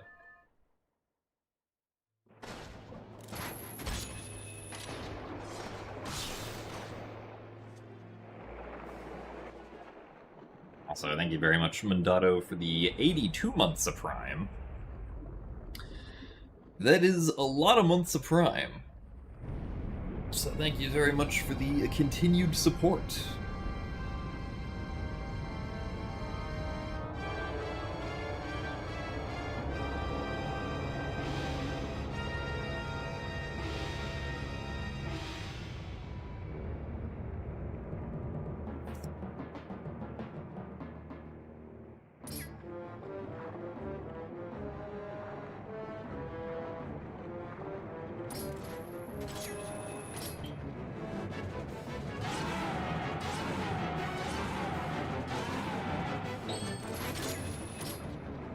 kind of surprised that worked. We'll take it.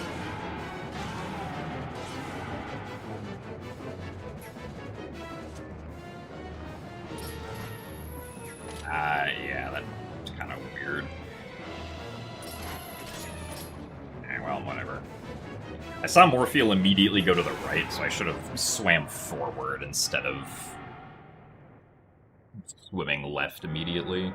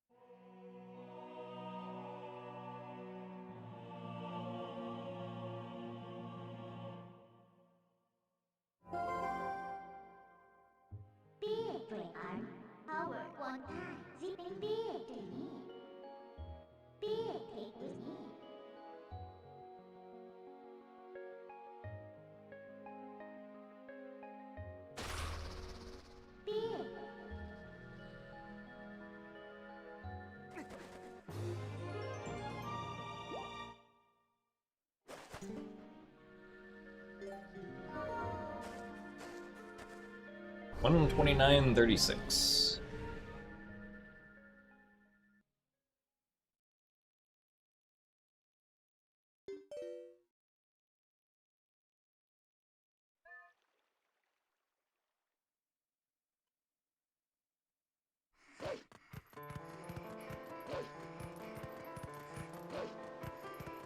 So thank you very much, Circus, for the 51 months of Prime. That is a lot of months of Prime. Thank you very much for your continued support and for the good luck as well.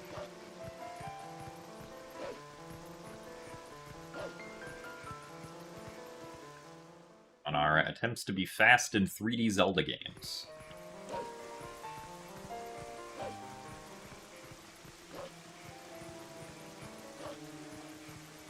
So thanks for the good luck, Money the Legend. Thanks for the best of luck, Mary-sama.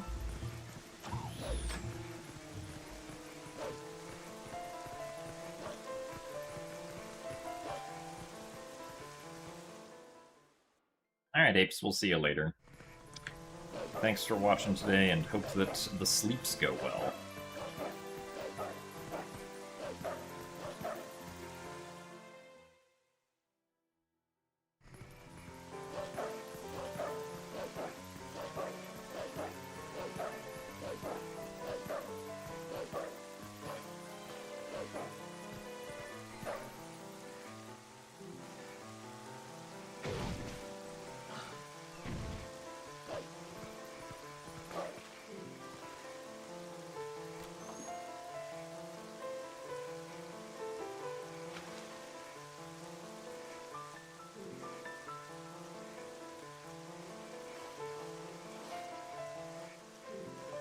OMG, it's the real Gymnast 86? Probably. I think I'm the real Gymnast 86, last I checked.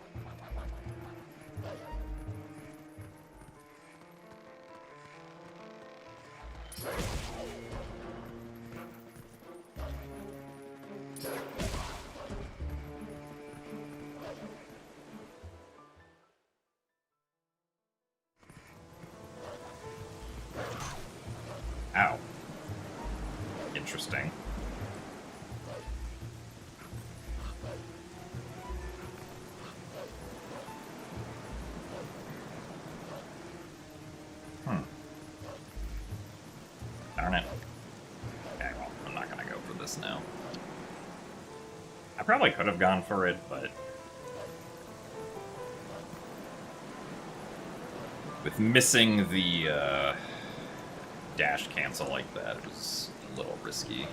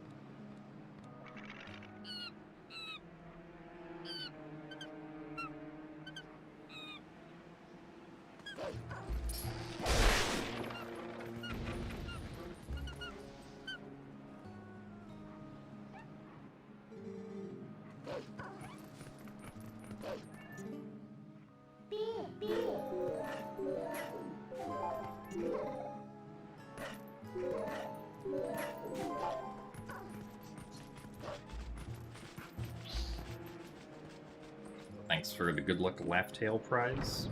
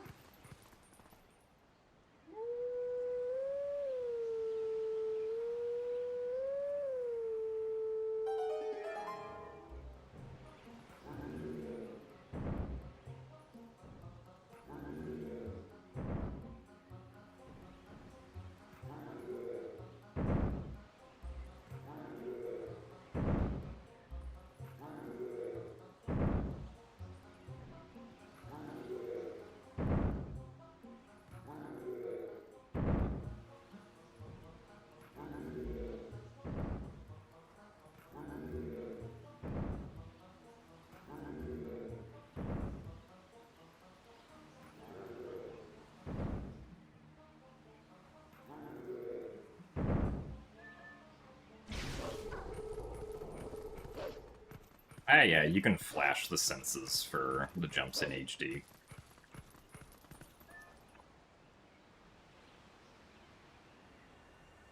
So thanks for the good luck, Cat Cantaloupe.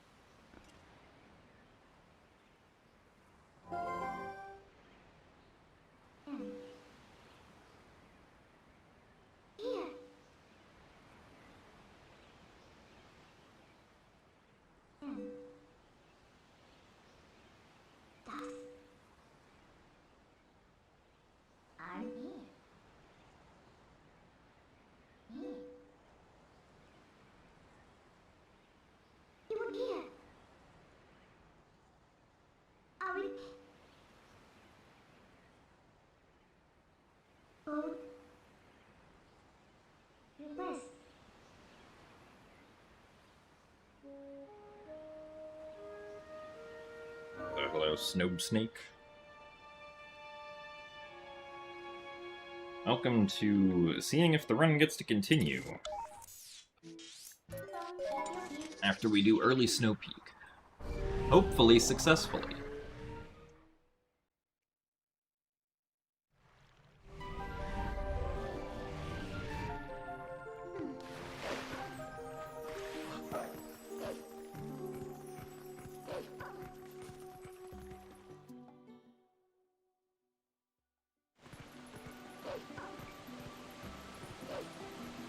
I mean, yeah, Pogate Skip is another point where we get to see if the run continues or not, but... So is early Snow Peak. I would say that I generally have more success with early Snow Peak than I do with Pogate Skip, so...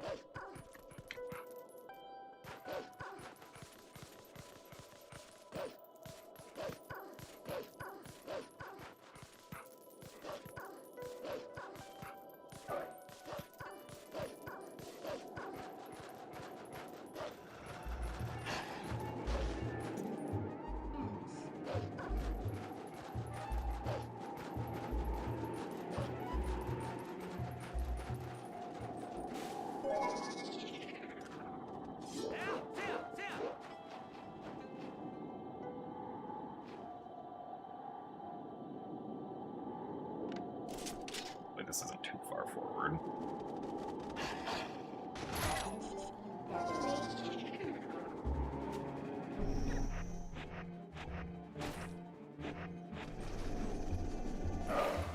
Alright, very nice. Happily take that. Run gets to continue. Until at least Pogate Skip, probably.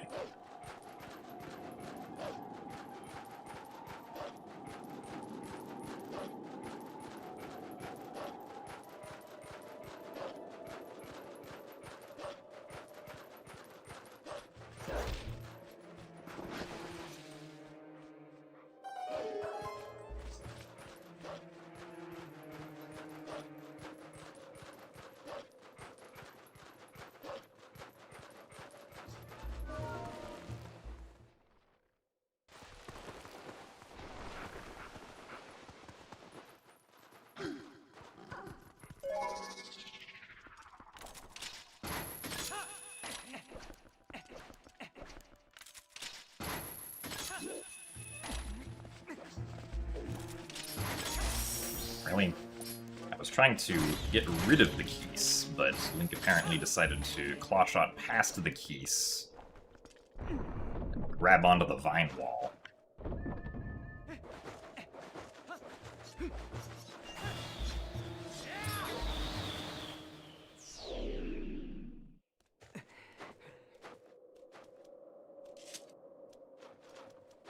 Oh well.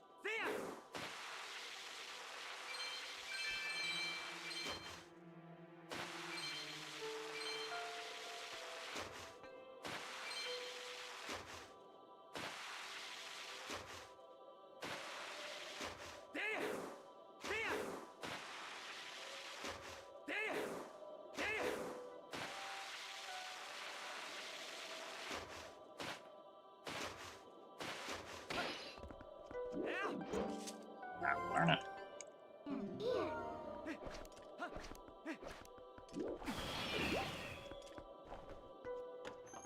Well, no text skip for me, I guess.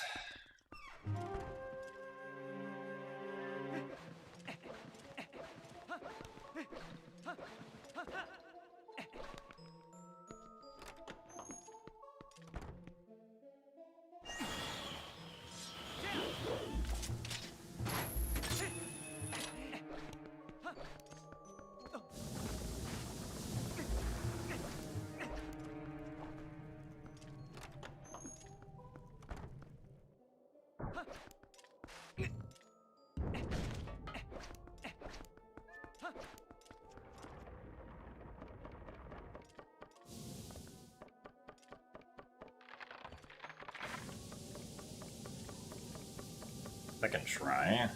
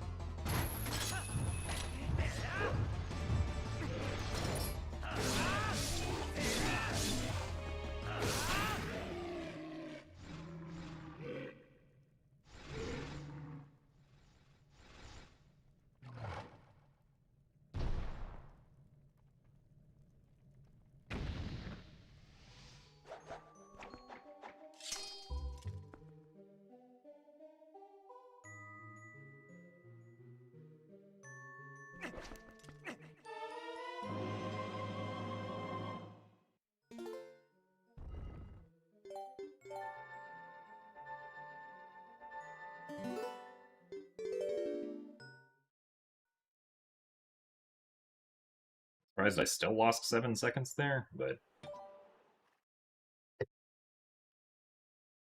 oh well.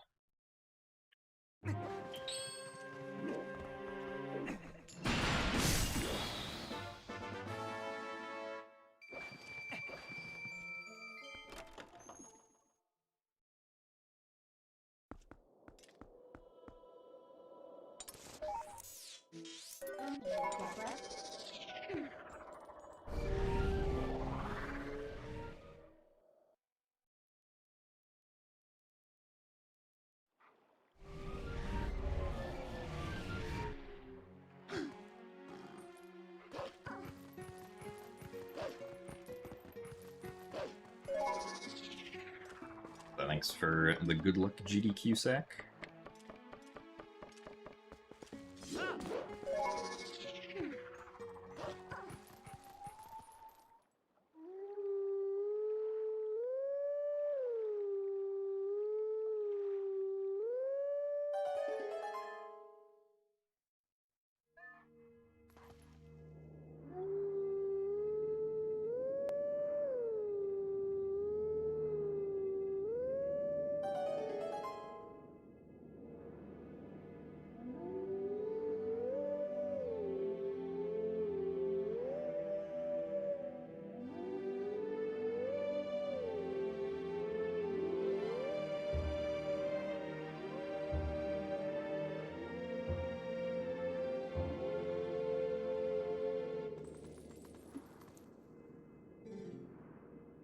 So thank you very much, Shiny Chrome 43 for the Prime subscription. Do appreciate the support. Ow. You want to actually jump attack, not just dash forward there.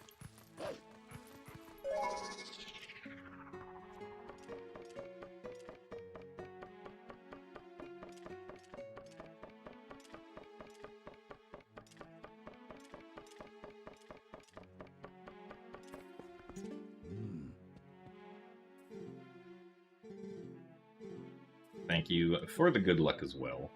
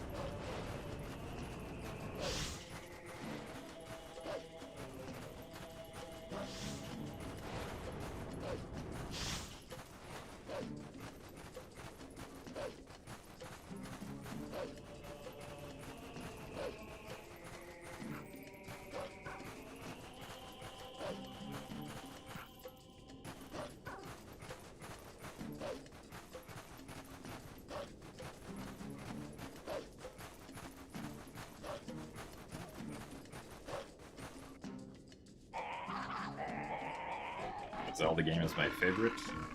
My favorite Zelda game is a tie between Wind Waker and Skyward Sword.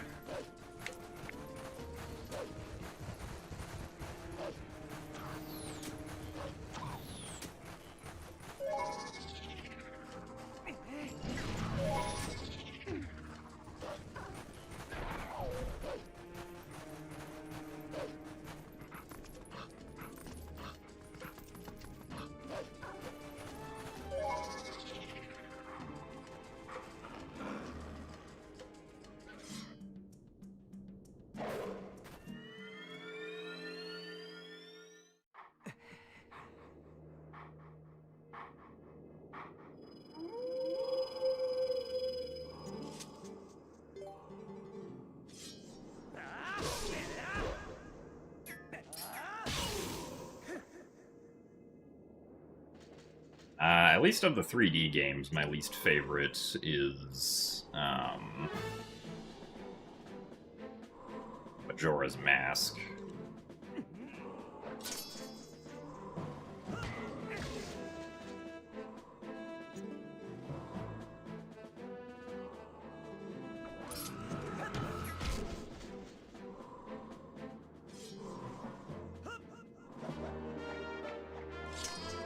There's probably some 2D game that I would enjoy even like less than Majora's Mask, but I just haven't completed a lot of the 2D ones.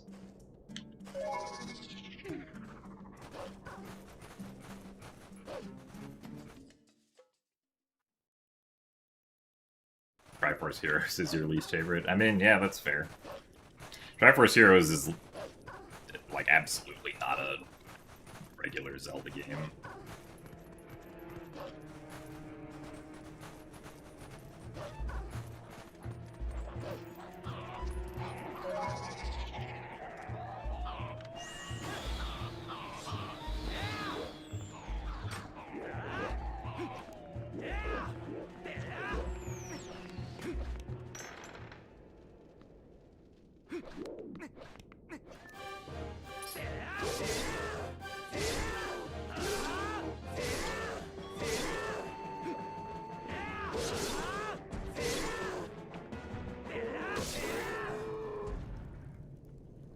Alright, we're saving about as much time as we can here.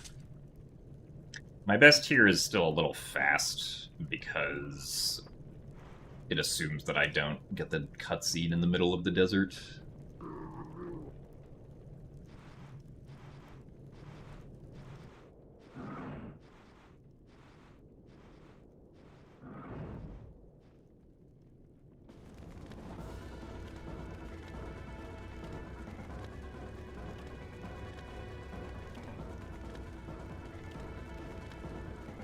Oh yeah, I still like Majora's Mask.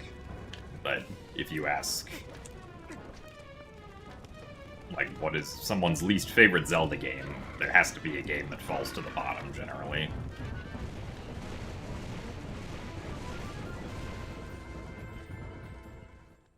Also, yes, I do like Breath of the Wild and Tears of the Kingdom. I do think they are fun to play.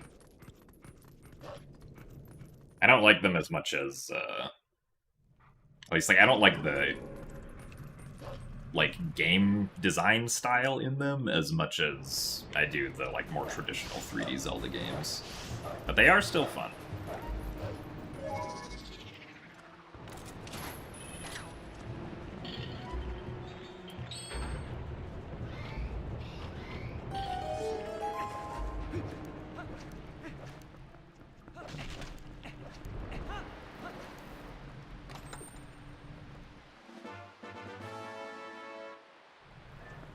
So the reason we're getting the Shield Bash hidden skill is because we're going to use it to perform Pogate Skip coming up here. So even though the Shield Bash takes like a little over 2 minutes to go and get, it ends up saving us from having to do a 4.5 minute section in this dungeon, so equals to about a 2.5 minute time save if it's done well. Usually we lose some time to RNG because this skip that we're gonna do requires RNG with hopping bubbles to go well, which is pretty hit or miss, so we'll see how it goes.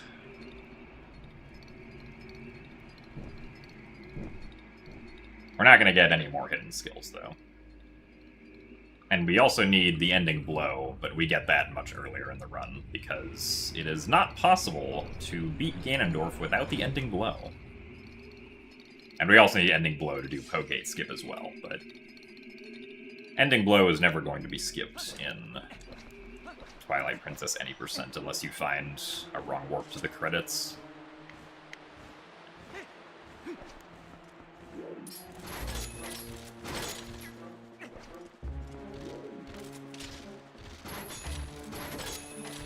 No, that's the wrong one. Darn it. Okay, well. There's one at least. Now we have to get this guy back over here.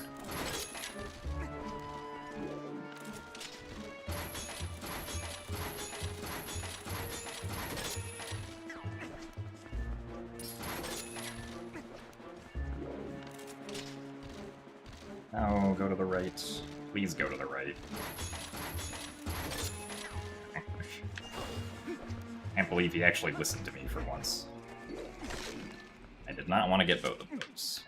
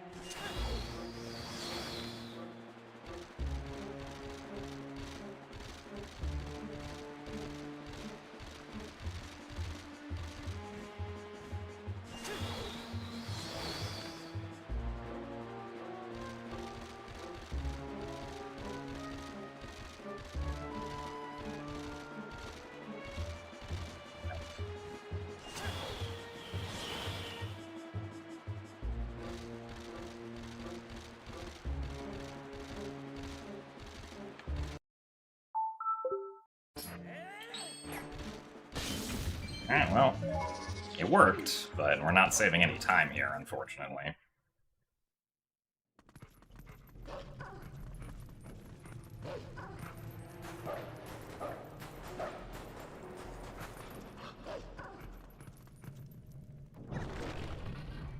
What do I look for with the slashes? I'm looking for like a certain part of the iron boots to be over the quicksand, or to be like somewhat over the quicksand before transforming into Wolf Link. There's like the like front half of the like gray bottom part of the iron boots. I look for that to be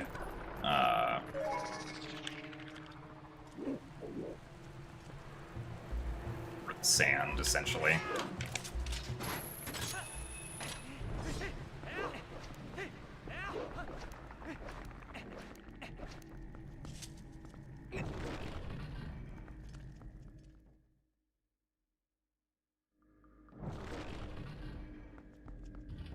I can, like, make a visual of it later, because it is one thing that I didn't figure out until after I made the tutorial video.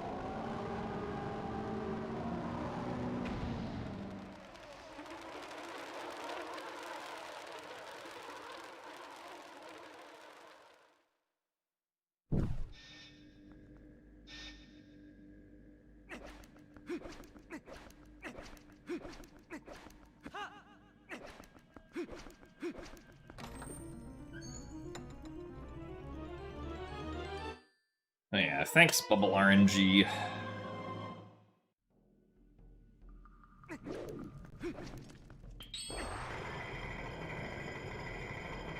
Cold or hot pizza?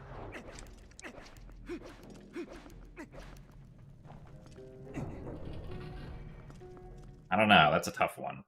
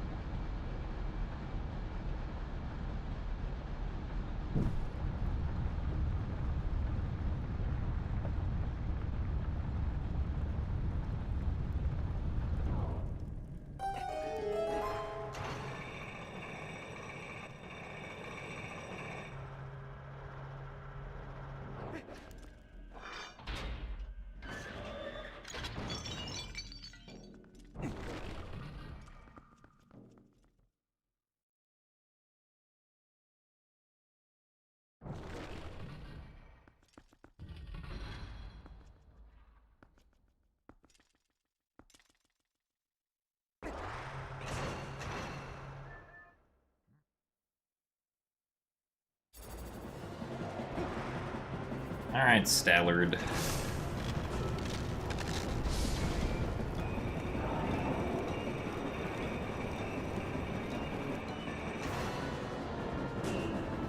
Really?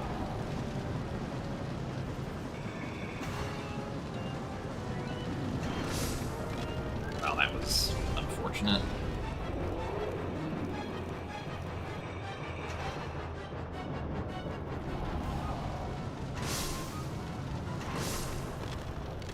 At least the third cycle was good.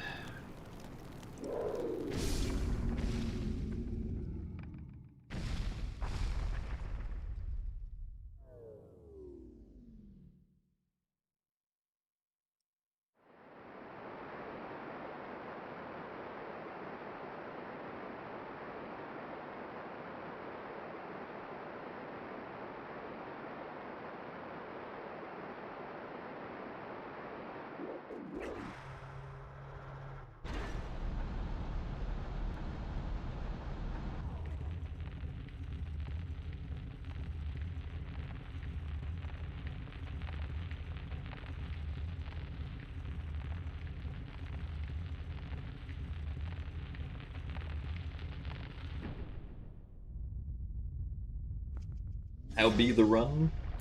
I mean, it's faster than PB so far, but I did unfortunately lose 50 seconds to best on Spinner because of RNG.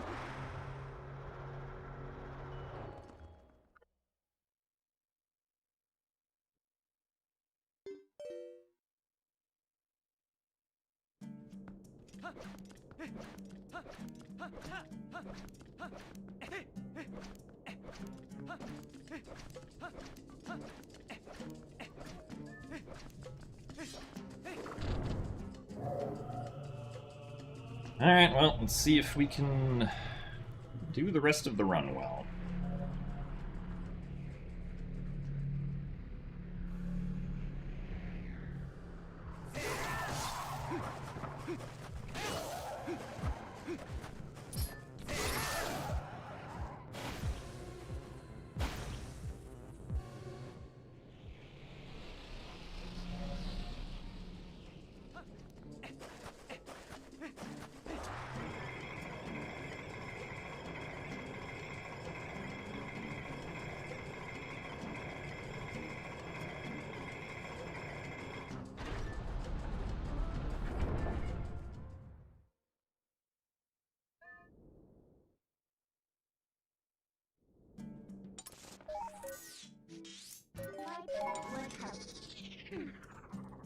At least there's no more Pogate Skip or early Snow Peak to lose time to.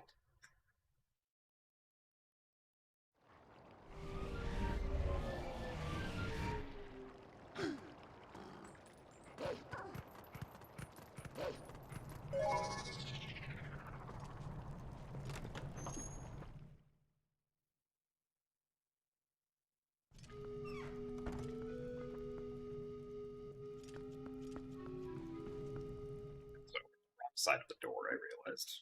Oops.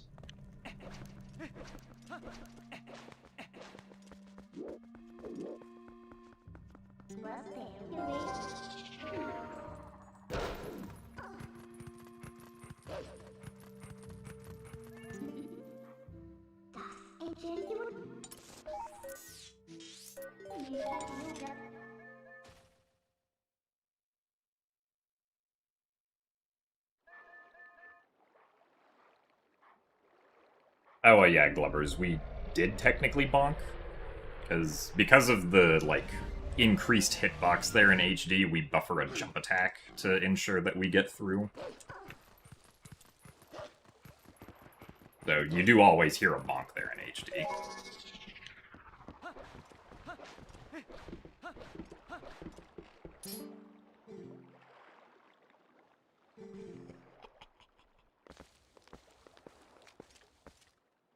Because if you don't buffer a jump attack, then the clip actually becomes, like, extremely precise and difficult to do.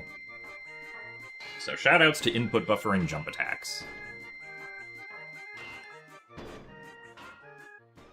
Because with the input buffer jump attack, it is, like, the exact same difficulty as it is on SD.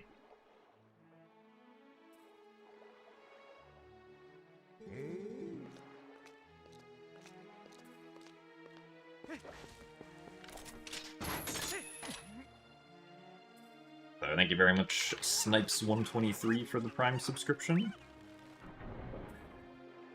Thank you for your support as well, as we attempt to go fast. We do have a decent amount of time to potentially save in both City and Palace, so... let's see if we can hit that time save.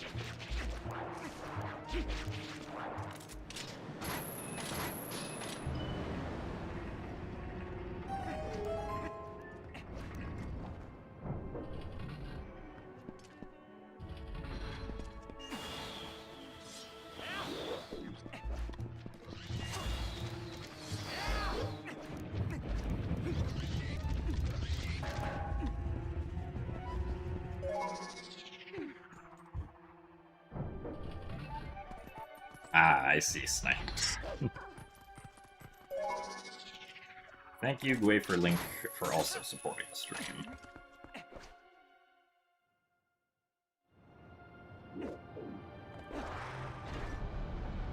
Why not use the spinner to approach Cannon Guy after transforming into human? So the spinner is only fast, specifically in... or, like, only has a fast default speed, specifically in the Stallard boss room. In every other place, it just has, like, a speed that's not as fast as rolling.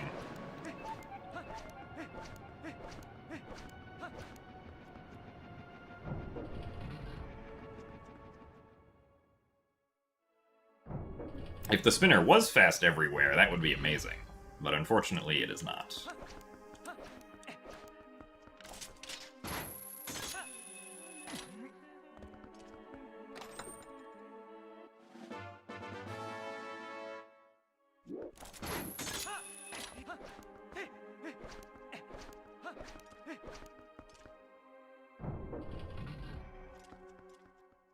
Will I speedrun the Twilight Princess PC port? Probably not, no.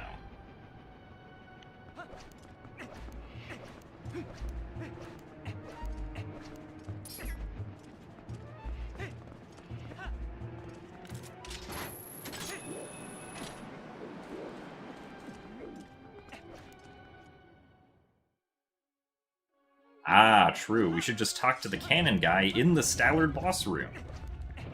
See, these are the creative solutions we've been missing.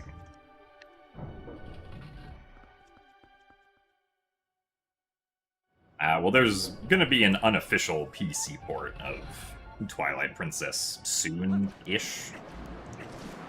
There are two separate teams working on their own PC ports of Twilight Princess ever since Twilight Princess hit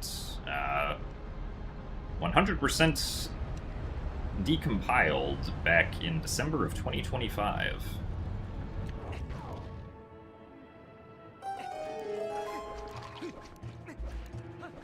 The Howard Redeem doesn't actually do anything, it's just another way of wasting points.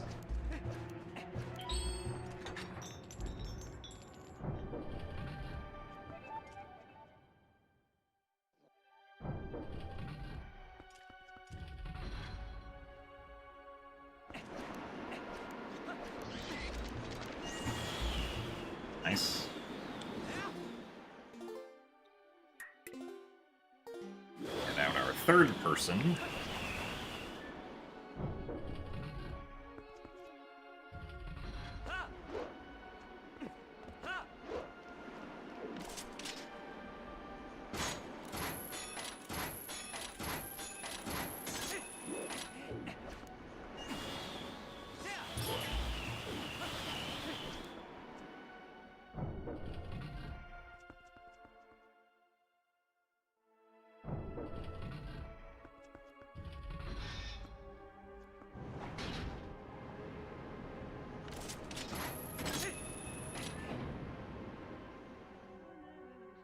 And hopefully this clip does not take forever.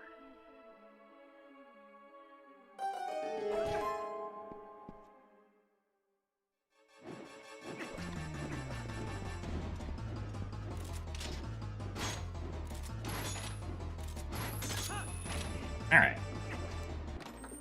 Not too bad.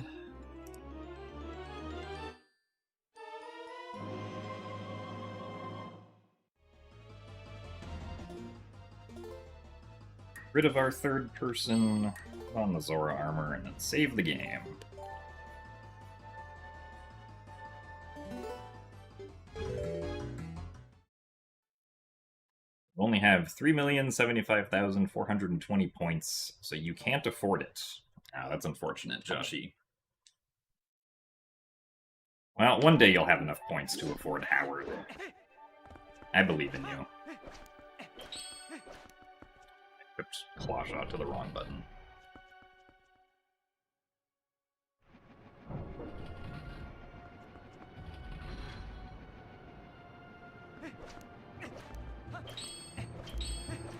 Oh, now I equipped Boomerang to the wrong button. There we go.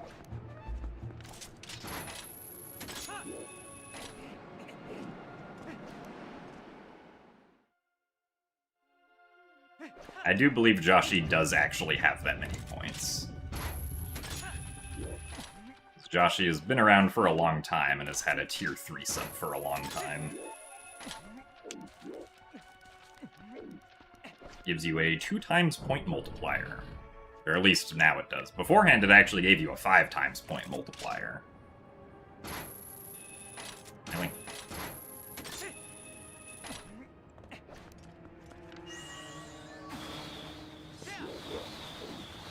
Boy, do I love when the reticle in this game lies.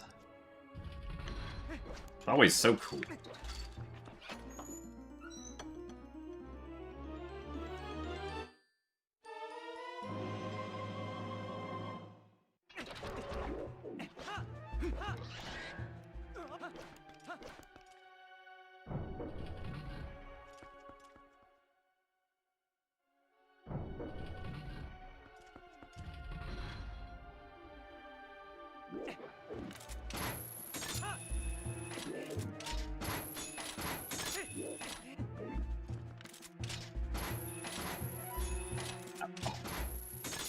Once again, the reticle lies.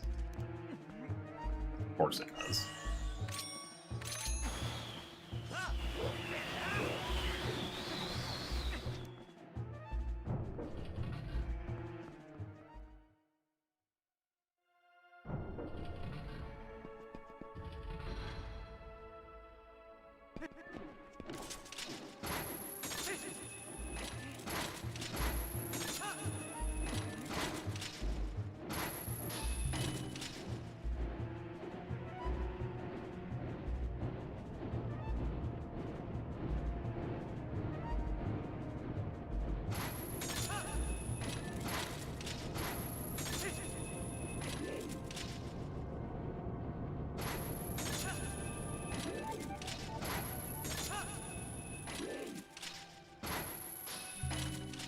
Okay.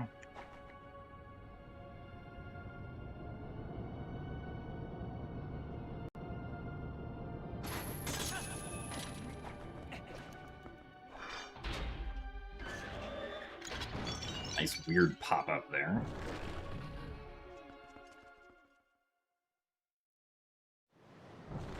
The armor make a difference at this point in the run? It eventually will, because we'll have to fight Zant in one of the underwater phases.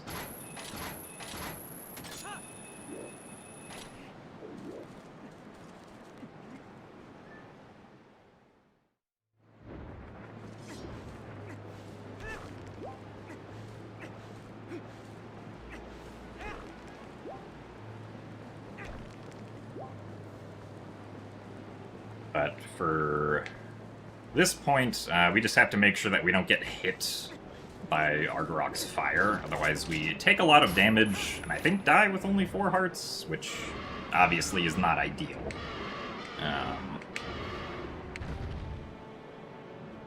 But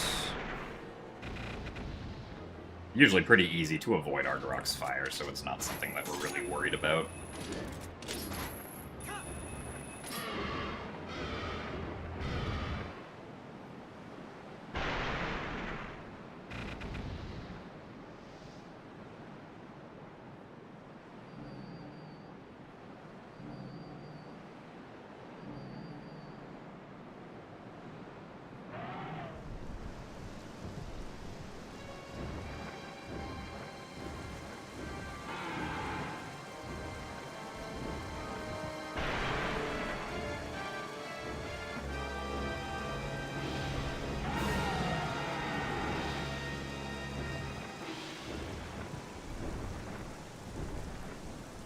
Yes, if you skip a heart container, you can always come back for it later.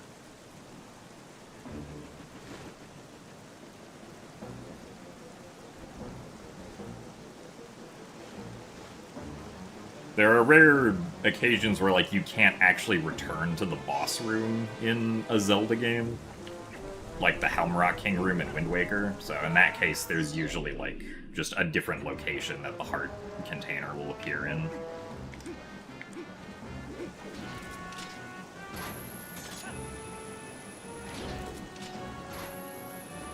Really?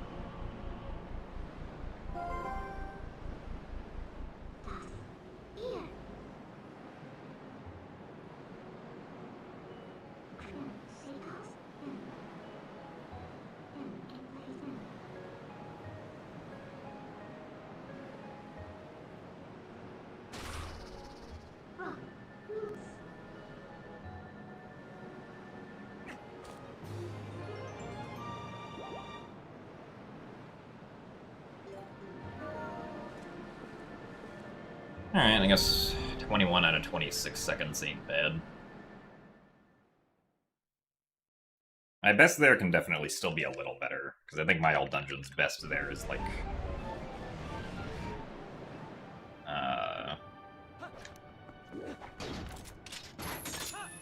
847?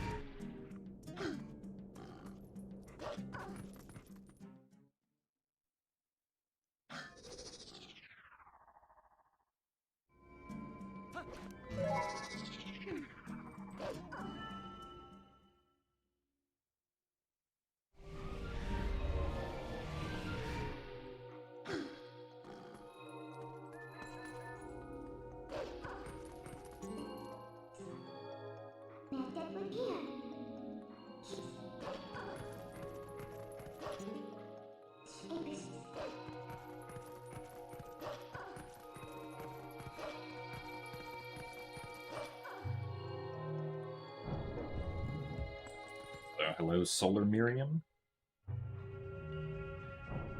Welcome to a run that actually has a chance of PBing.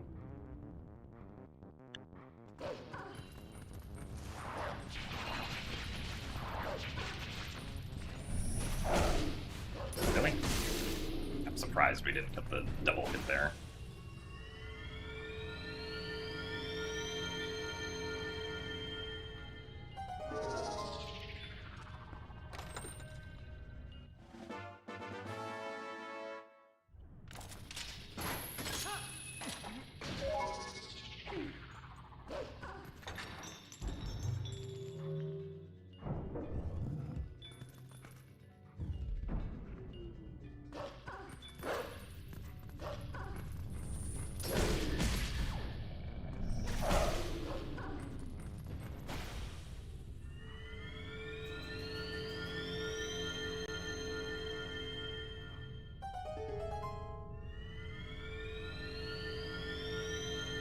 Hopefully it's Palace of Time save.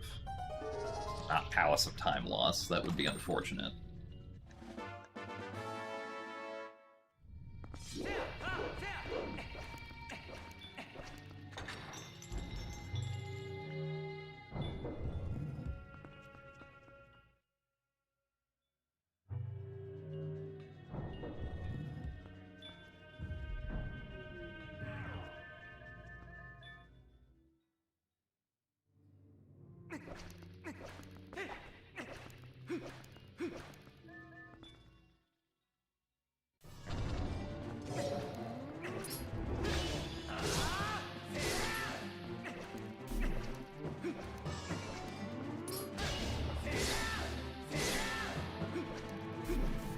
Oh, hello. That was convenient RNG. I think City in the Sky is above or below the cloud barrier. I mean, considering that we see clouds both above and below it, I would guess it's in the cloud barrier? Oh, oops, right.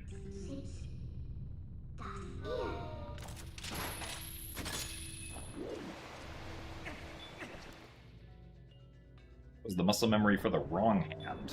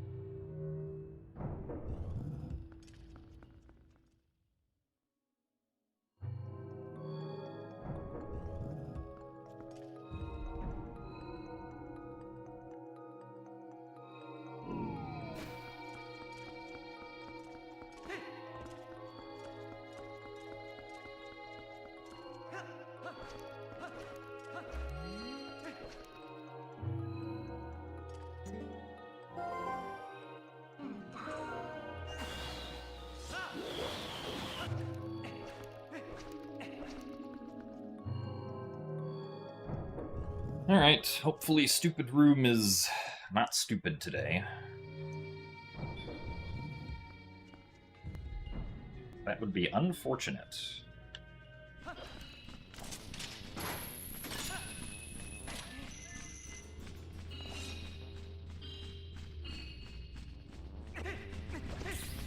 Okay.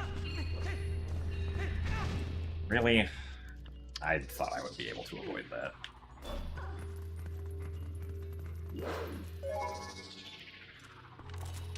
Well, this sucks.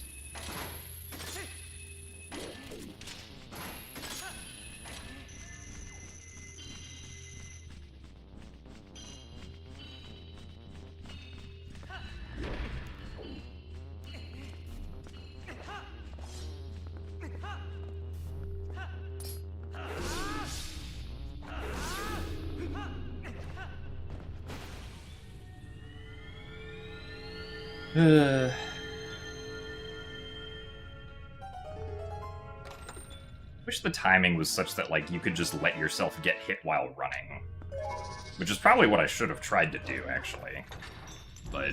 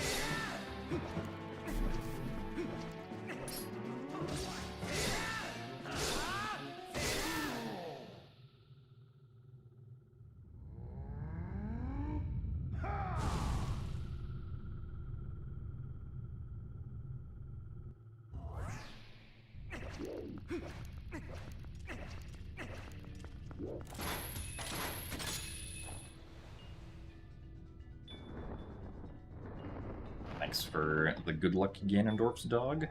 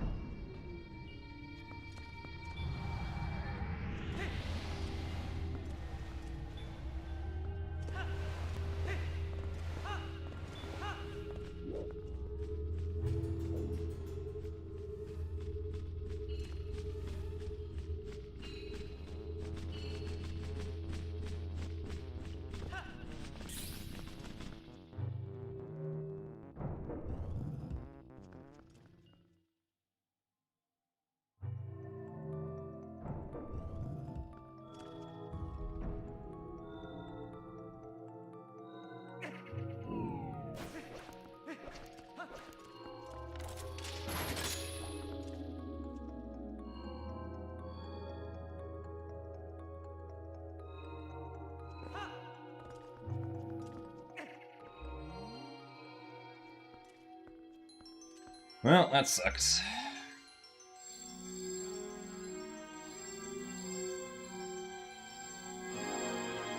Someone find a way to skip the first half of Palace already, please. That would make Palace much more exciting.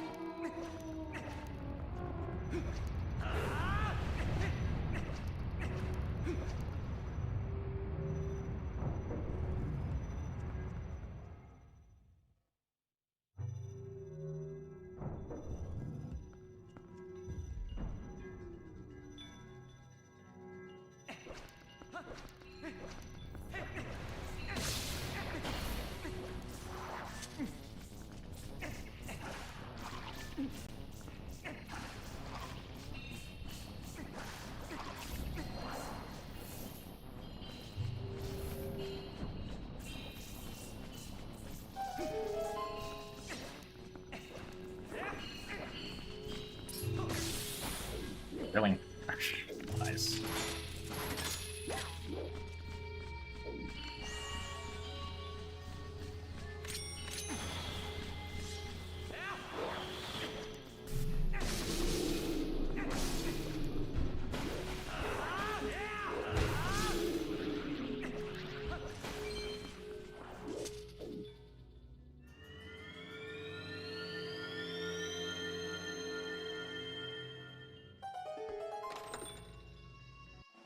Thanks for the good luck, Miguel. Yeah, for the most part, this run has just been green. I don't think the, like, very beginning was green, but... like, ever since we beat Farron Twilight, I think? I don't know, ever since we entered Farron. Yeah.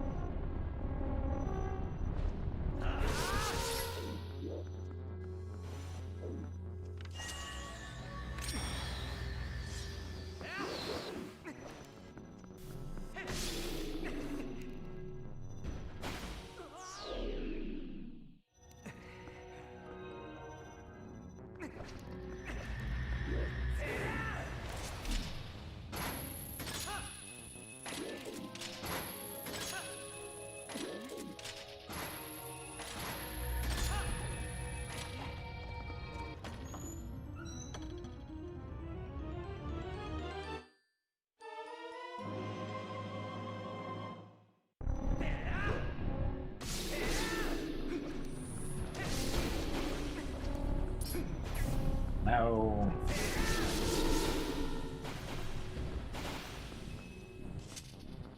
I was trying to jump attack quick spin there, but then I targeted the Cargo Rock.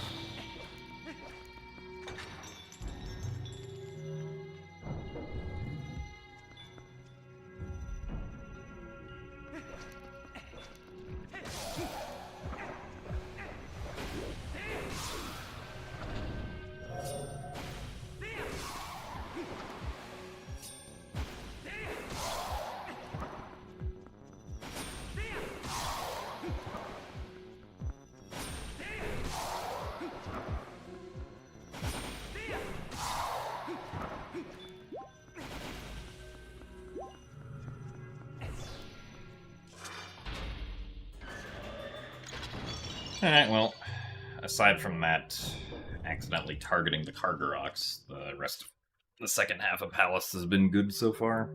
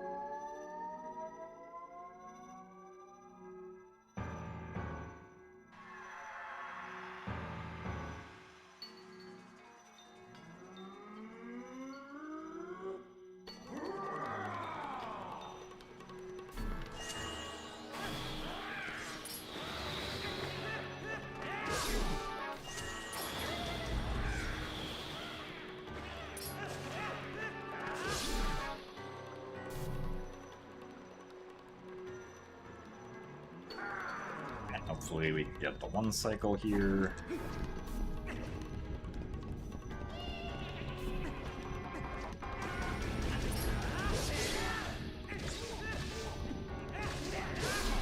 Alright, very nice.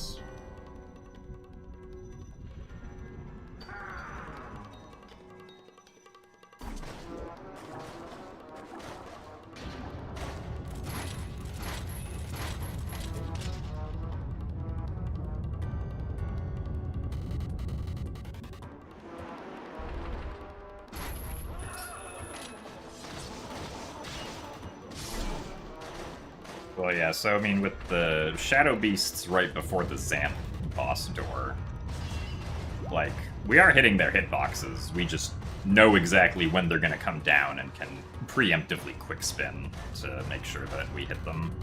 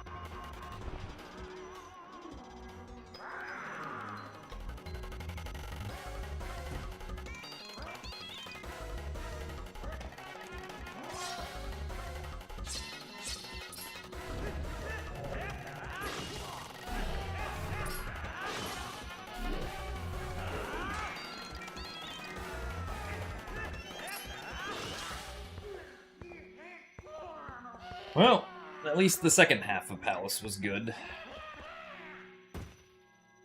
I guess most of Palace was, like, perfectly fine. It was really just a stupid room that was the big time loss.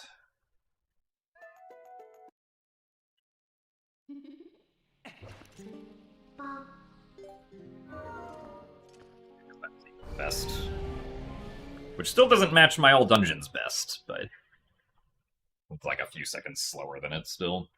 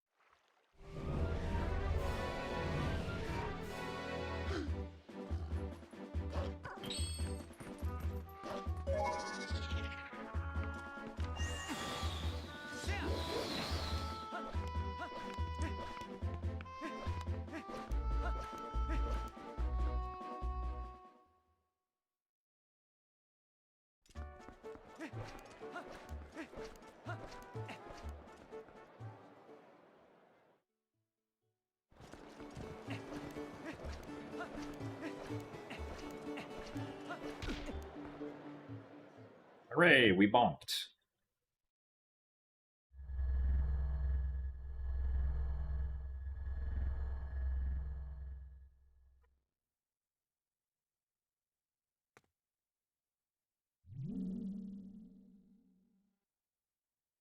The run is indeed saved because we bonked.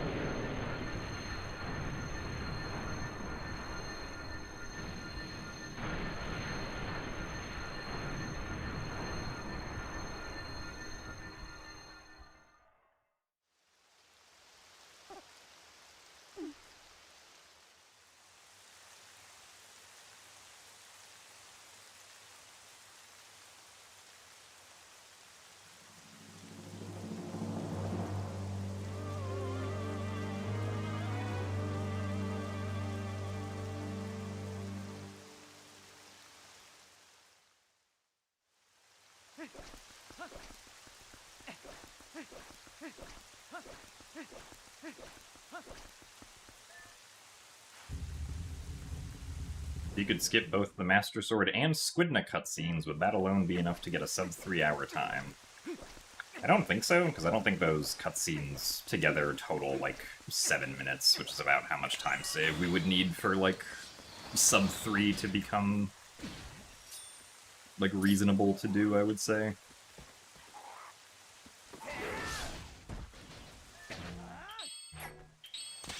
It's slow, but that's fine.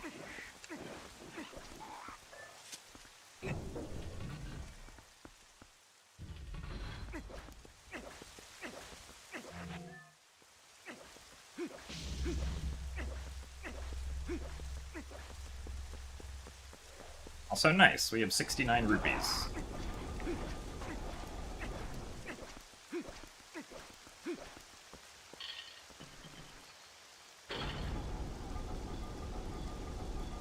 So thanks for the good luck, Miho.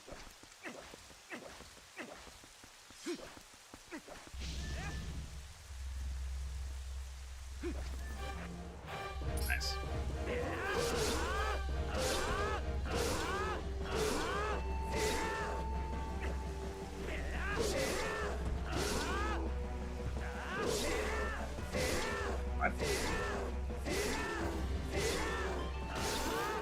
Yeah, that was a little weird, but sure.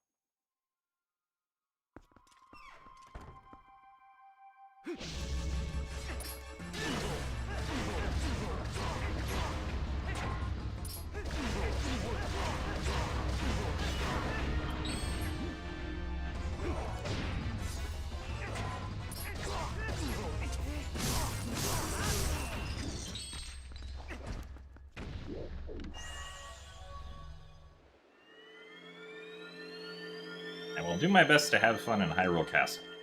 So far, it's going pretty well.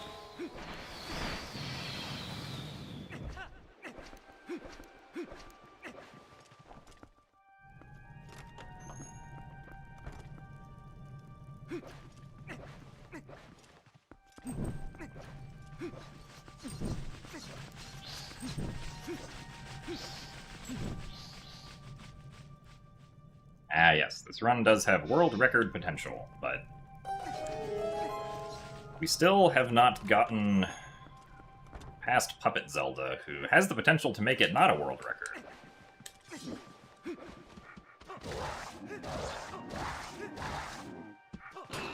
Really?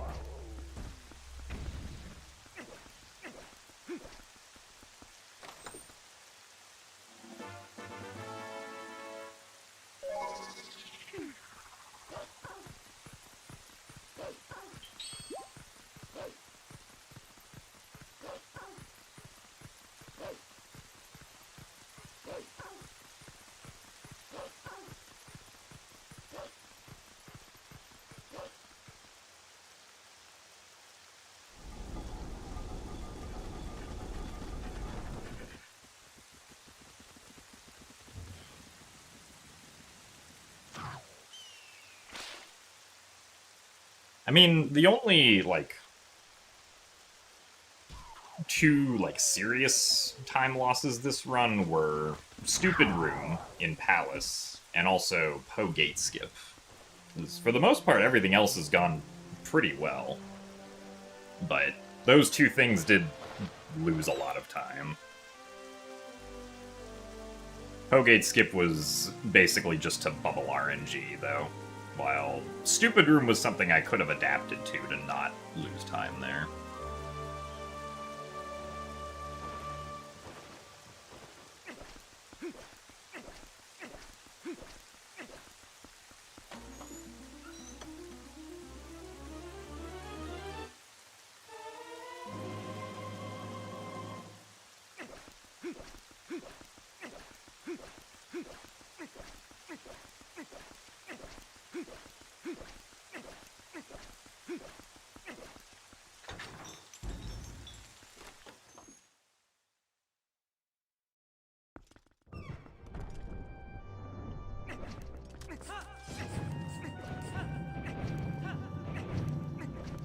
No, Gate Skip in HD still requires doing the bubble stuff because displacement clipping does not work in HD.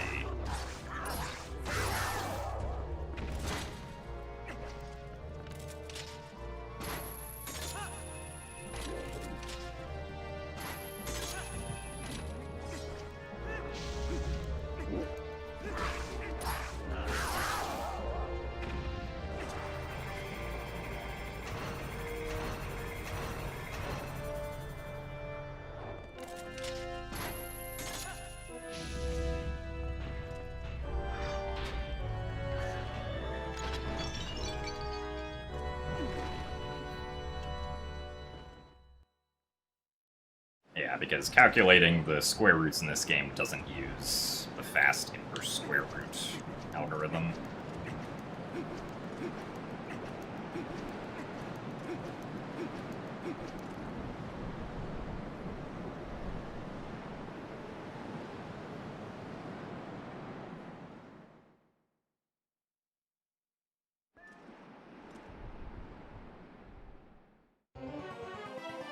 Alright, Zelda.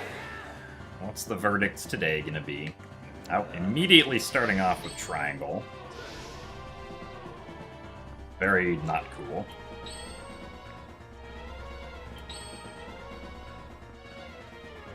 Minimum 8 cycles.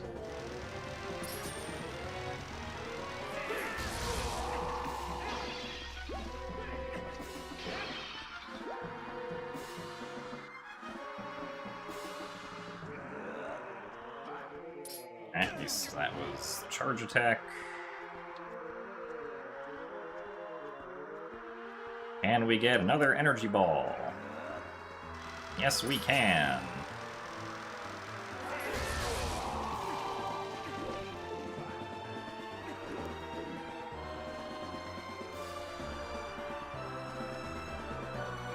Oh, another triangle. Unfortunately.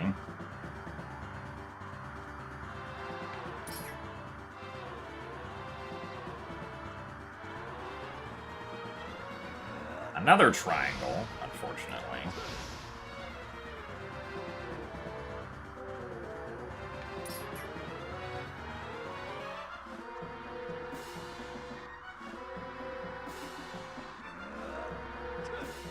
Charge attack. And can we get an energy ball for an 8 cycle?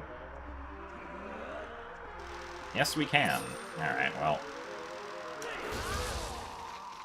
Not the worst possible 8 cycle, but we are going to lose time over PB.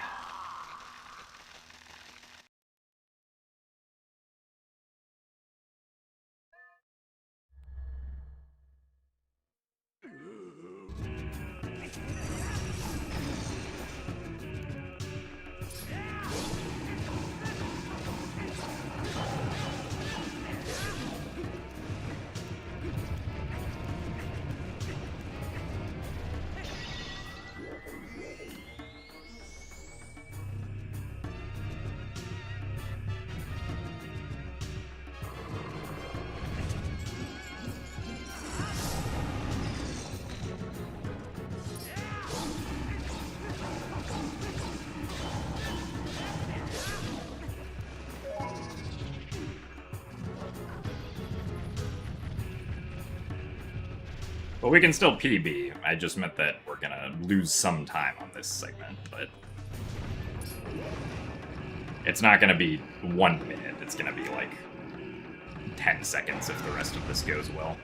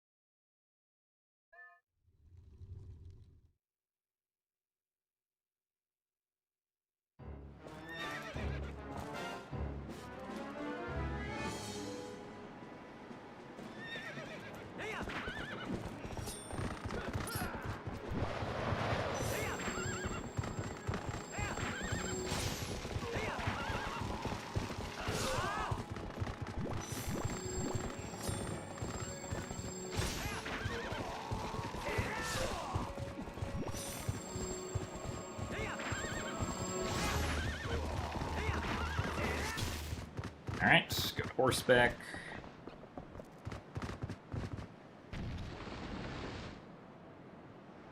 Don't know if this is gonna be a 307. I think we might just barely miss the 307.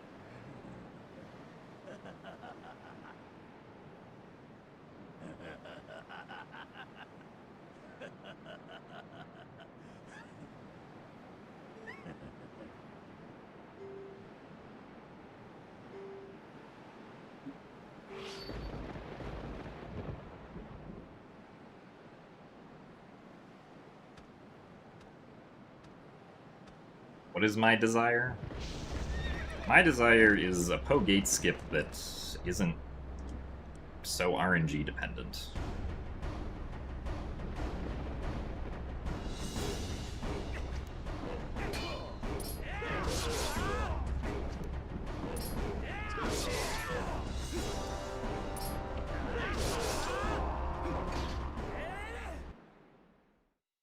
Alright, we did get 307. Just barely. 307.59.83.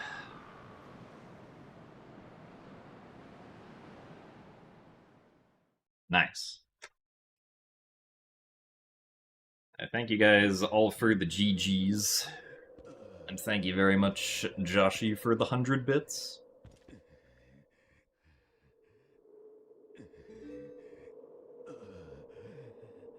But, yeah, that was, a pretty good run. Aside from, of course, Pogate, Skip, and Stupid Room. And we did also finish with 69 rupees. This is true. Because, you know, that's really important here.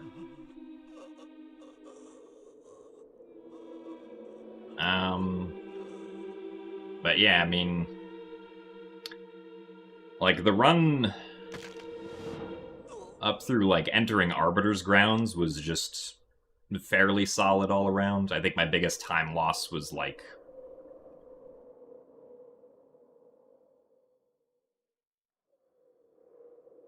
maybe Zora Armor? I think I lost, like, 15 seconds to my best on Zora Armor. And then, of course, I lost, like, 50 seconds to my best on Spinner, which sucks, but... it is what it is. City was pretty good. And then, of course, Stupid Room lost us a bunch of time. But the rest of Palace, aside from Stupid Room, was good. And then Hyrule Castle, execution-wise, was good, but we lost some time to Zelda RNG.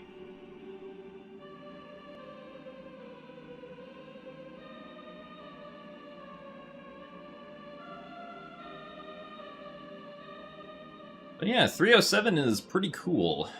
I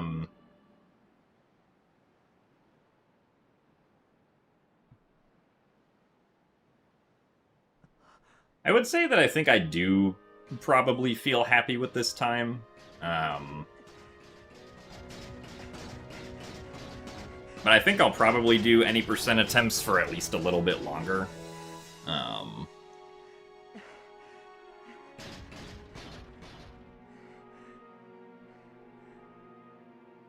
Like, maybe until, like, the beginning of May or something. Which actually kind of makes sense, because May 1st is when the GDQ games list comes out, and so I think it would make sense to just keep on doing attempts until then, and then if, like, one of my submissions gets into GDQ, we'll decide what to do from there.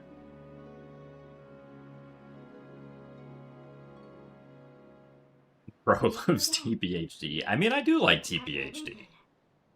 I think this is a fun speed game.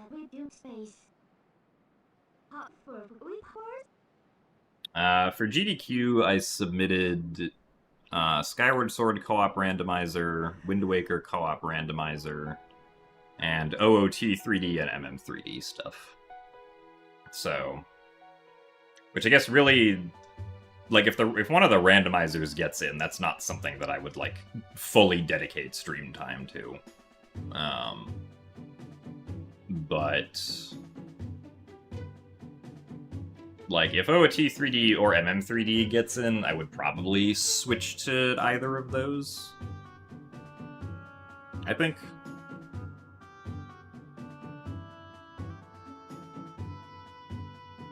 And then, if neither of those gets in, I might do Skyward Sword, but I also kind of want to do OOT 3D 100% because there's a new route for that. It's not like at least like a new route with the Door of Time skip that was found earlier this year. For OOT 3D, I think I just submitted all dungeons and Hundo. Let's see. If we go to submissions.gamesdonequick.com, we can see what I submitted.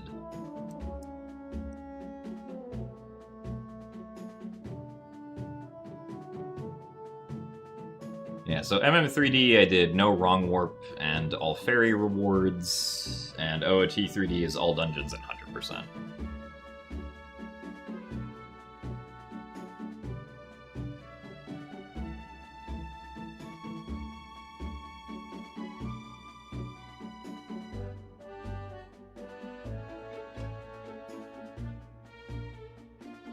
Do I think 259.59 could be possible? With current strategies, no. I would not say so.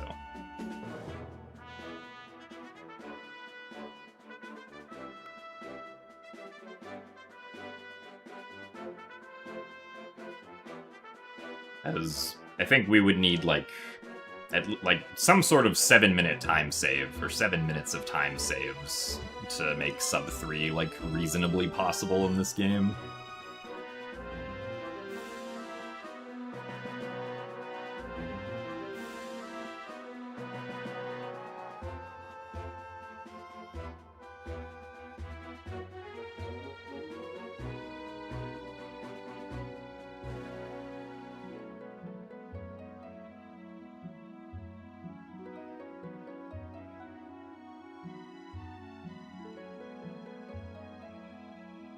Oh yeah, a task would be able to get sub 3, because a task would be able to do super swimming to be able to skip Zora armor, and also just do all of the movement much better. With brake sliding everywhere.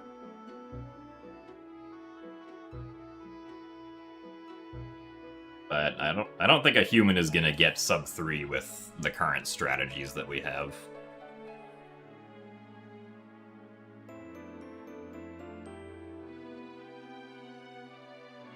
In any case, I think that is going to be it for me today.